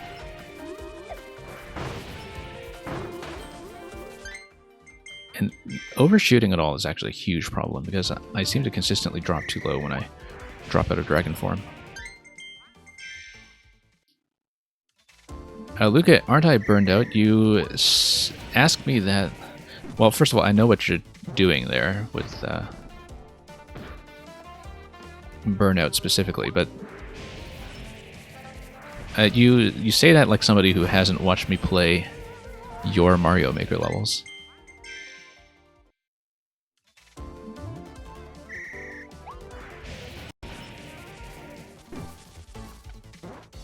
You knock out the 3 blocks in a row and the fire is the last one. Yeah, I think I know what you're suggesting, and I'm considering that, but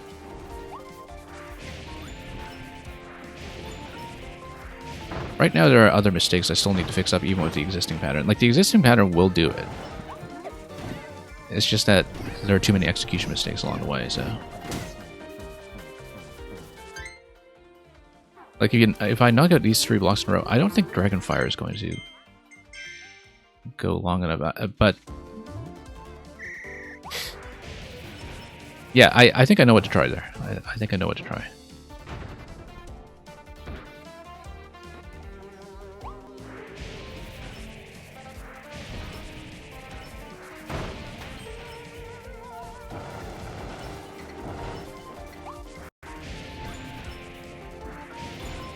And yeah, Electrodude, despite all the fire that we're spewing everywhere, I don't think that's really a roast. Yeah, no, looking at this, no, I don't want to try it that way, because the bottom right corner becomes an issue if you do what you're suggesting. Okay, 56 seconds there. That's actually an improvement.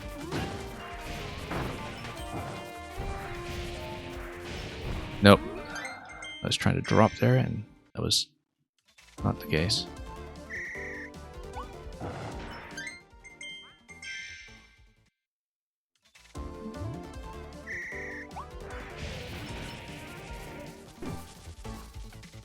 And yeah, Luca is well aware I enjoy those levels very much. I just tend to spend way too much time on them.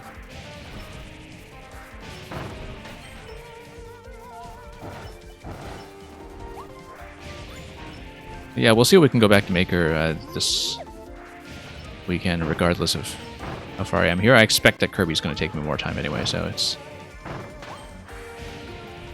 not like I'm only playing this. Nope, I did not want to float there. I was trying to burn it from a grounded position, and I just could not see if I had made contact with ground.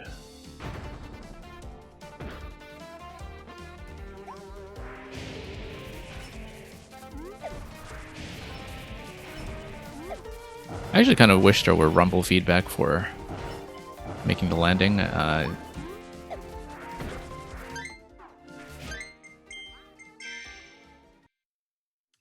Just because right now, one of the issues is that I can't actually see when I've landed. Often. Like, the visibility in this stage is occasionally an issue.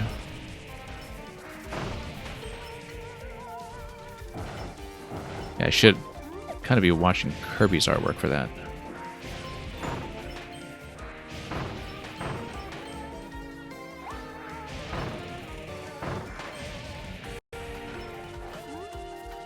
Nope.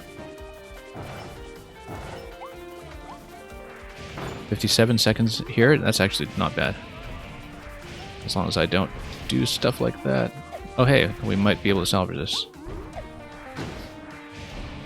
Nope, except I missed. That was actually looking like a good run up until that point, when it was just off-center and couldn't get back on. 125.60, yeah, okay.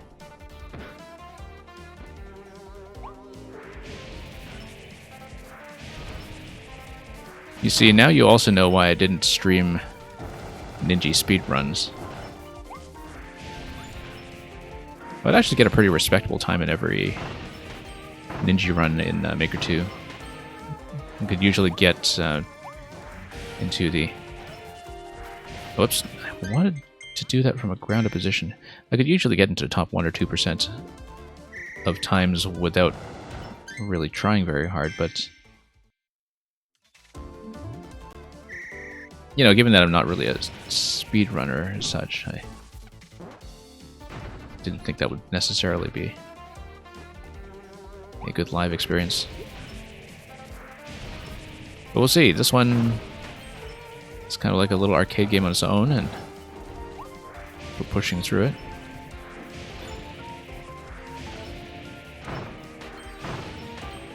Feel like I should have gotten it a while ago, but...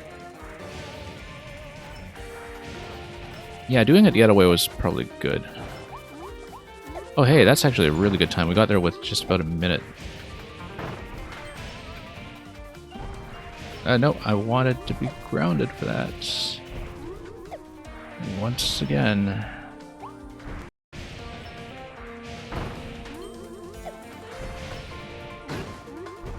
No, that was almost a run. That would have been a run if I hadn't got knocked off at the end there. That was absolutely on pace.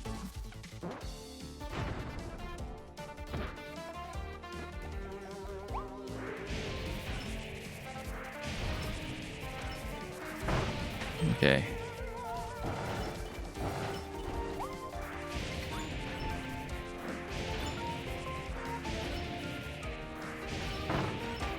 Yeah, some pretty rough corners here, but...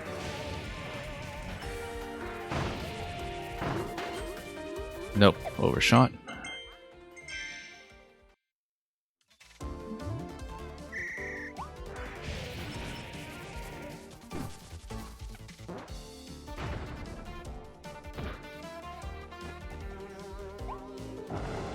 Well, that didn't work well at all that time.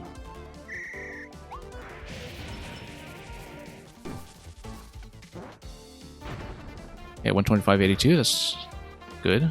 That's on the better side.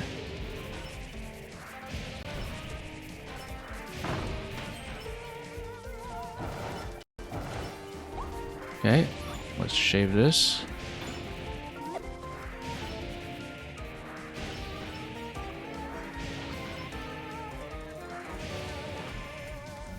Whoops. Okay, that's a mess. Electrodude, we will hit 72. Sure, let's do that. I could definitely give my hands a moment to rest. Give me one moment, we'll try to pull this up.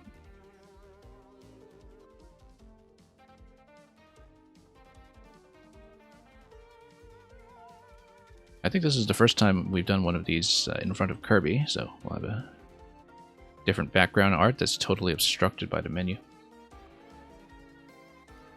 Anyway, here is sonnet number 72, and yes, Luca afterwards will also do 69. Number 72. Oh, lest the world should task you to recite, what merit lived in me that you should love after my death, dear love, forget me quite? For you and me can nothing worthy prove, unless you would devise some virtuous lie to do more for me than mine own desert, and hang more praise upon deceased I than niggard truth would willingly impart.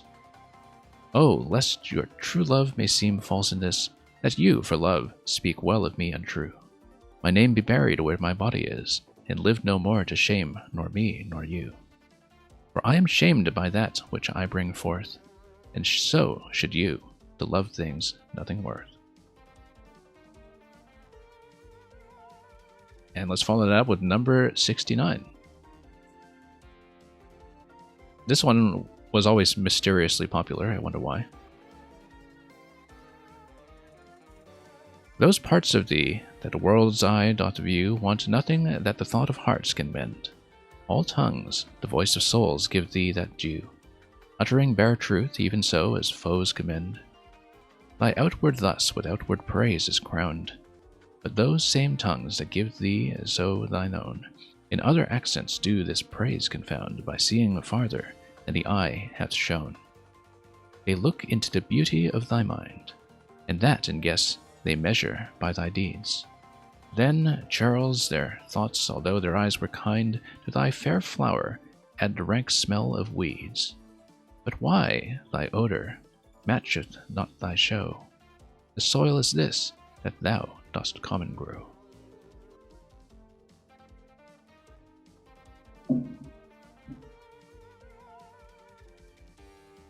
Okay, thanks for the double request. Let's see if that assists at all with the Dragonfire. Whoops.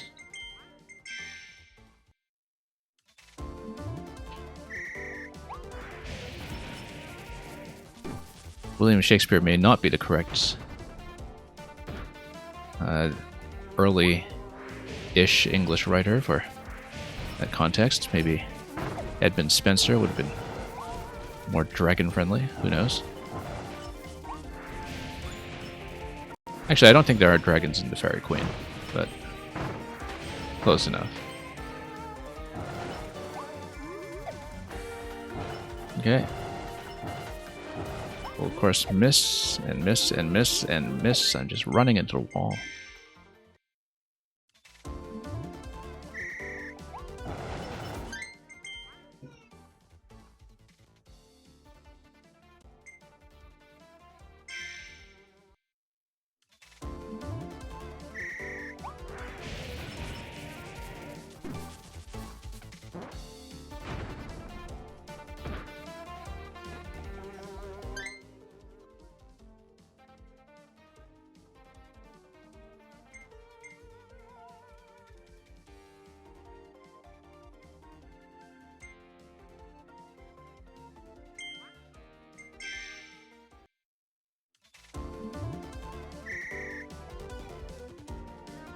Actually, since we just did that double redemption, this will be a good moment.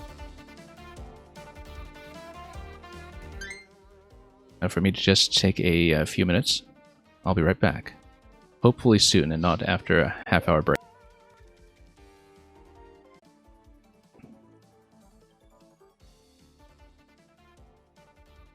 Okay, thank you for your patience. And yeah, it was a surprise escape room. We just needed to figure it out using the correct series of operations, and it wasn't really too difficult from there. Let's get back to a slightly more difficult task, which is this little flight test.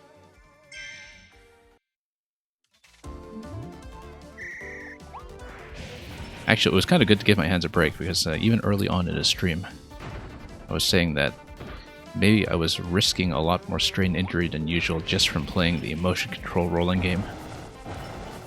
It was maybe not the wisest thing to be starting off with that right away, but we couldn't have known that in advance, so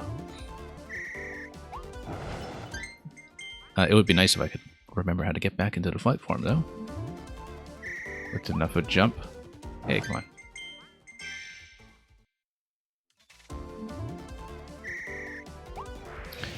Just need to hold into a simple aerial move. It's not too much of an issue. We just need to get the muscle memory going again.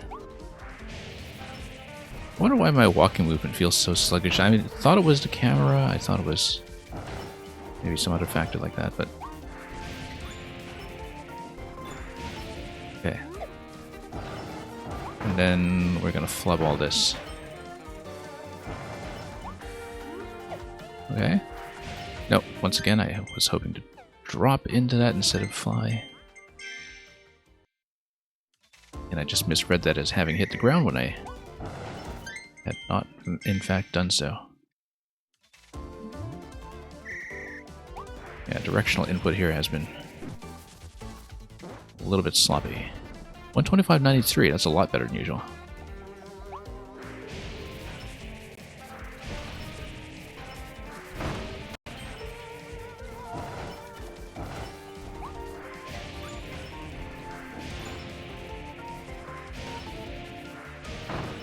Okay, this was a mess.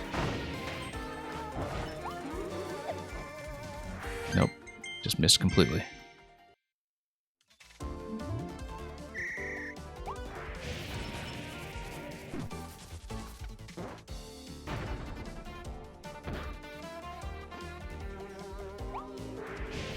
Okay.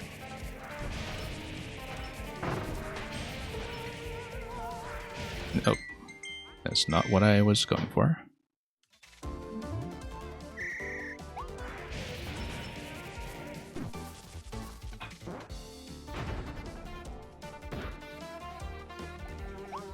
But yeah, maybe I should be listening for the sound effect for when I land, and that would solve a few things. Miss. Miss, miss, miss.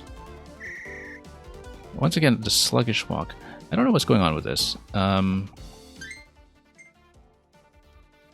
it could just be interference from my Joy-Cons. Let me just check something. It shouldn't be, because it's just bound to this one controller.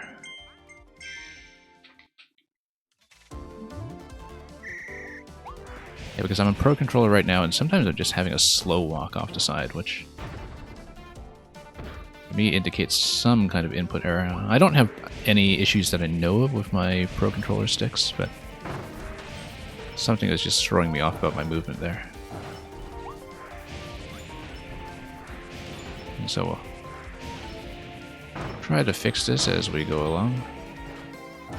Nope. I thought I would be able to skip him slightly and just turn around from there.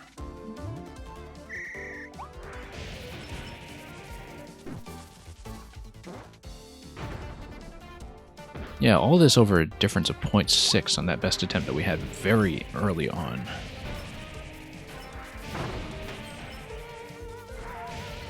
And we haven't actually made it back to the cannon since. And maybe just 2 good attempts somewhere in there within the past hour or so of grinding away at this.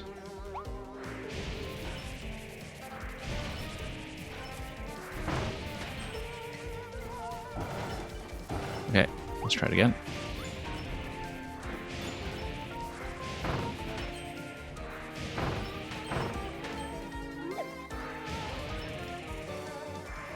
And rammed into the wall.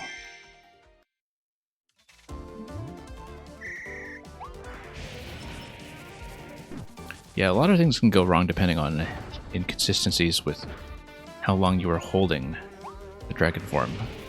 Because the glide can go quite a long ways, but if you don't have a good sense of how far off you are off the ground, and I don't have a good sense of that, then it can be difficult to gauge how close you are to hitting the floor. And okay. 59 seconds on this. That's not the best, but still above average for me. Okay, that's how I want to do that. Dropping low enough to get these in a single stroke. Nope. Okay, this should do it. This should do it. Get in. Despite that mistake of bumping the cannon at the end, this should actually get me in 32. This should do it. There we are.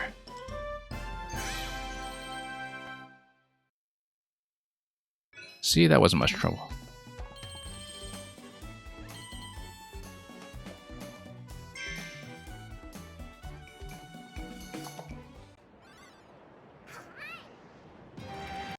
Best thing about it too is that we actually have plenty of room for improvement. In terms of that, still making some clear mistakes at the end. Okay, so we have Ranger and we have Needle opened up.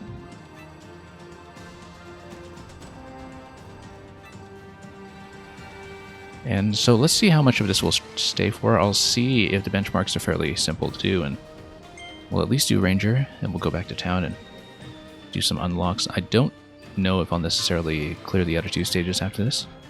We might save them for the next stream instead. Revolve and aim. Tower of targets is going to be with standard Ranger revolver.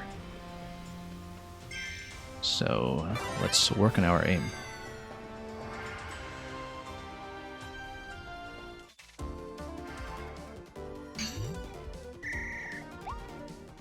Okay. I think I do need to triple shot with these guys, right? Or... yeah. No, I actually just want to probably hit the tower. I don't think the enemies are necessarily very material to this. We just need to... probably run around and...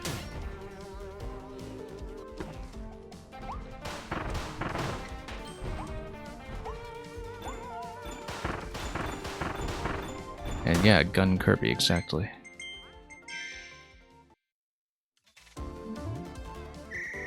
Well, I'm just trying to see what to do here. I mean, I see the switches, but I don't know if we actually need to clear enemies or anything. Oh, second switch here, okay. And of course I'm going to miss every shot.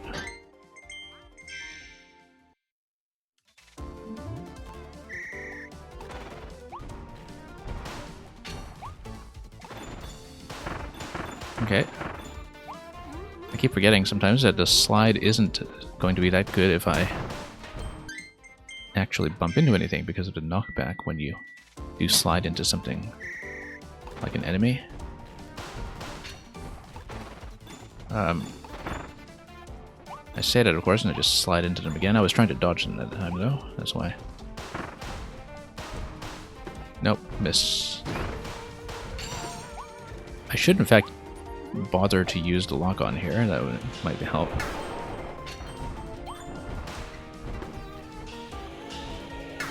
And yeah. Because that way... whoops. Hang on, I really do need to get rid of that guy. And then there's going to be another one on the other side. Okay, so... yeah.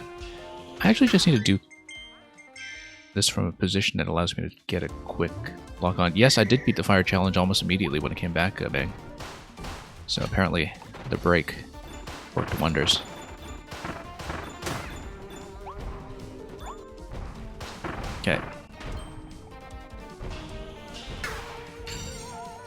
Alright.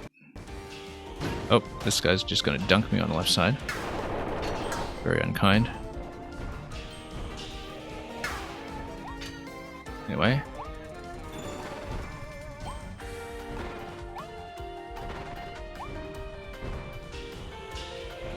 It's going to be one more from the other side, I think, so let's see if we can find that without getting nuked. Oh, and we got nuked. Okay. Right in the face, in fact. And we'll just fly right over. I'm actually going to make it just barely, I think.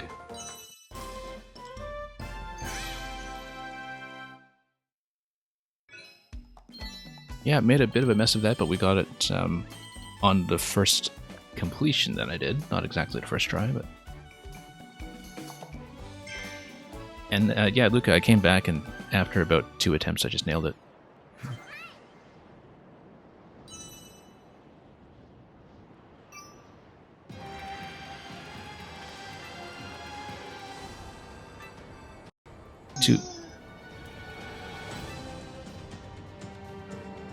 I'm going to see if we can unlock Crystal Needle. I do have to scroll for it.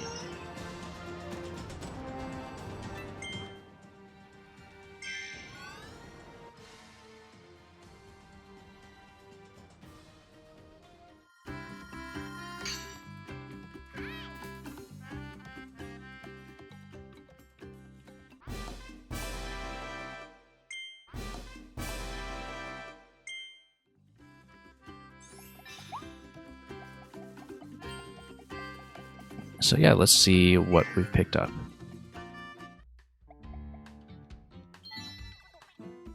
And yes, so sleep actually is something you can obtain. I don't know why you would start a level with sleep, but I'm looking forward to seeing what kind of upgrades we can get with it for sure. I don't know if sleep was obtainable much earlier in the game, but we only saw it for the first time today, so... Or at least only obtained it for the first time today.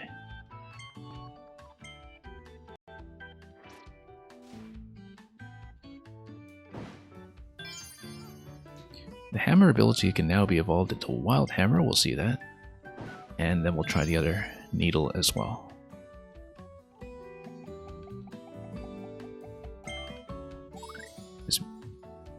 Okay. That is quite a high power rating. Let's see what we can do with it.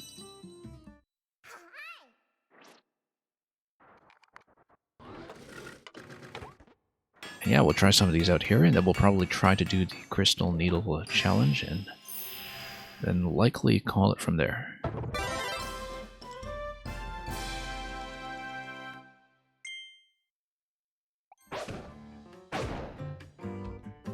Let's get all the upgrades first, and then we'll play with it.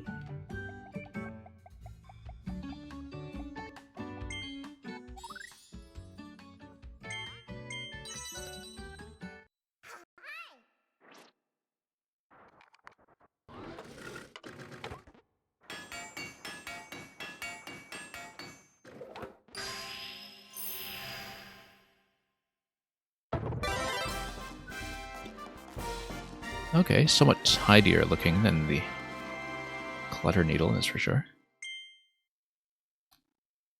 This evolution will allow you to enter the portal for... Yeah, of course, we've seen that. How original. Oh wow, that's a huge range on this thing. Oh, so interesting that it sheds as you roll into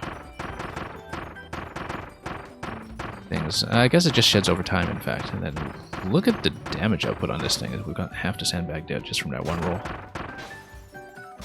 The speed's quite nice on this too, actually. Or at least it feels that way relative to the other needles. So for example,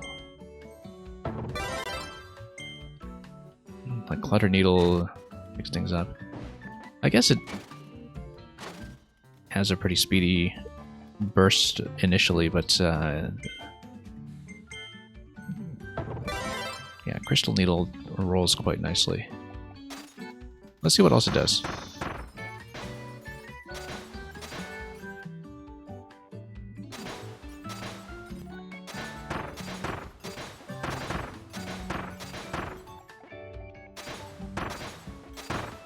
So yeah, we do get a ranged attack on it. It is not very high in damage, but the thing is, having any option from range as Needle is going to be quite nice. It is directional.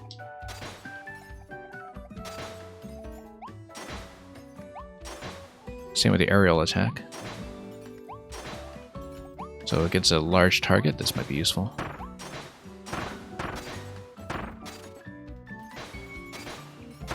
And when you release out of this as well, it chucks these projectiles forward. So yeah, you can spam it, but you can also hold into it and fire like that. Yeah, notice that when you hold into it, it fires multiple projectiles at once. Actually, no, it always fires multiple projectiles at once. So, fancy. And who knows what else it does. It's pretty speedy. Let's try Hammer again. Just to read the description. Made from super tough stone, it's too heavy for quick hits. Explosive damage. Oh, okay, so... yeah, it's like a thunderclap hammer.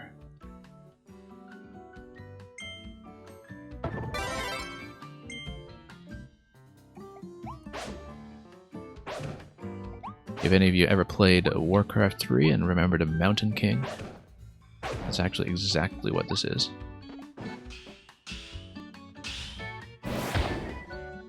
And look at that, that's some power right there. Yeah, so in terms of charge, you get tier 3 charge, and you can move with it as usual. And yeah, that just wrecks him. Otherwise, the hammer moveset is the same as always. It's literally just the hammer, but hitting really hard, so... I don't know how useful the ground crack is going to be. I guess it's just for just a bit of extra range to defeat a cluster of enemies, perhaps, and I'm sure that will come into play with some kind of challenge stage later on. Let's see what we can do with sleep. Yeah, it's just a health recovery. I don't know why you would use the base ability as a starter. You, in fact, can't, because you would not really be able to keep it even out of the shop. So the idea would be to find the appropriate scrolls for it first. But I'm glad we completed this set. I think that is going to be it for the base abilities. So yeah, sleep scrolls, that's going to be interesting, I'm sure. There will be some boss times that are suddenly much more explicable. Okay, we will be going back to the to the Crystal Needle challenge. We don't actually need to pick up Crystal Needle to do that, but given that, I guess we'll actually pick up Hammer, but we won't use it. We'll be doing the Crystal Needle challenge instead. So let me just read the description one more time in case we missed anything critical. Release the button while rolling. Yeah, we figured that out. Anyway, Barbarian Kirby is going to get back out of here.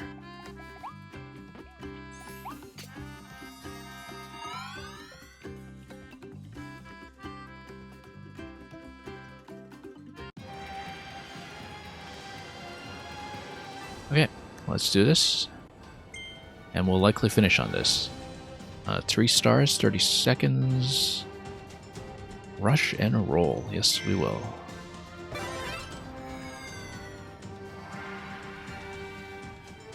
Also, I noticed that my network is dipping slightly. Hopefully we're not dropping too many frames from that. If you do see some choppiness in the footage, do let me know. And if it's a serious problem, we'll probably just end ahead of time. But hopefully the network issues are clearing up.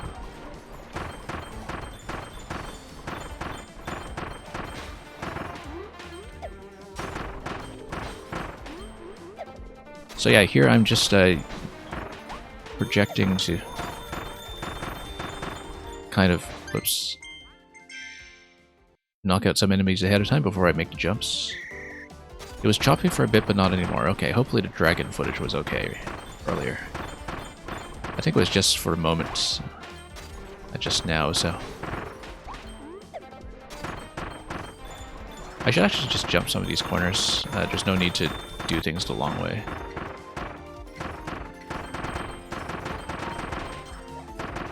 The jumps on this are actually quite good. Oh, except when I can't see where I'm going. You can jump on the ball. Yeah, no, I did figure that out to go over some of the corners. And the jump is quite good, like as I was saying. Gets you to the upper level here.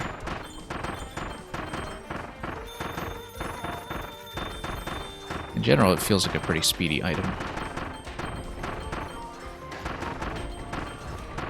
And yeah, the larger I am, the easier it is to see where I'm going. And oh, that's just going to be clear right there.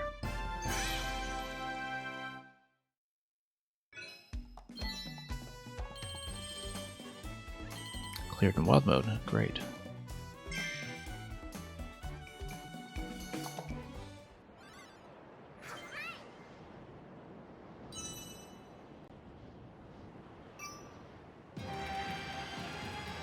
And yeah, I know I wasn't back for very long after the break earlier, but I think we will end because while we've been going through the stages quickly, sometimes some of the things like the boss achievements could take some time to work through, judging by our previous pace.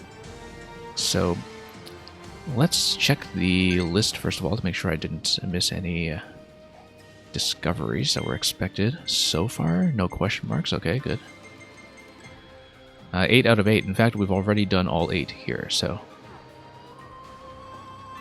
yeah, I think we'll kind of break things up from our existing pace, especially because I am seeing some network issues occur now. And we'll be back, hopefully, tomorrow to see both Moonlight Canyon and the boss of this area. And from then on, we'll just decide what else to do as we proceed through more of the game. Because I feel like at this point, committing to trying to do both of these 100% today might get me into some scheduling trouble that I haven't bargained for. So, really looking forward to this. We will continue soon enough. And as far as scheduling goes, as always, just stay tuned to the Discord. And we'll attempt to do this before we go back to Mario Maker on a Saturday and Sunday stream. So thank you for dropping by. Enjoy your April Fools. Instead of going back to town, we'll leave you with this slightly threatening overworld music for a change as we look around and scan for a raid. So, thanks for joining me and for enduring the mild interruption earlier, as usual. And yeah, seeing me through the dragon segment in particular. So those of you who missed it because you kind of tapped out briefly while I was also gone, hopefully you can look at the VOD for that afterwards. So we'll look around for just a minute. In the meantime, that is all from me. So thanks for watching. Hope you managed to come back for even more of this, whether you can make our start time or not. And as always, have an excellent April Fools and fare thee well.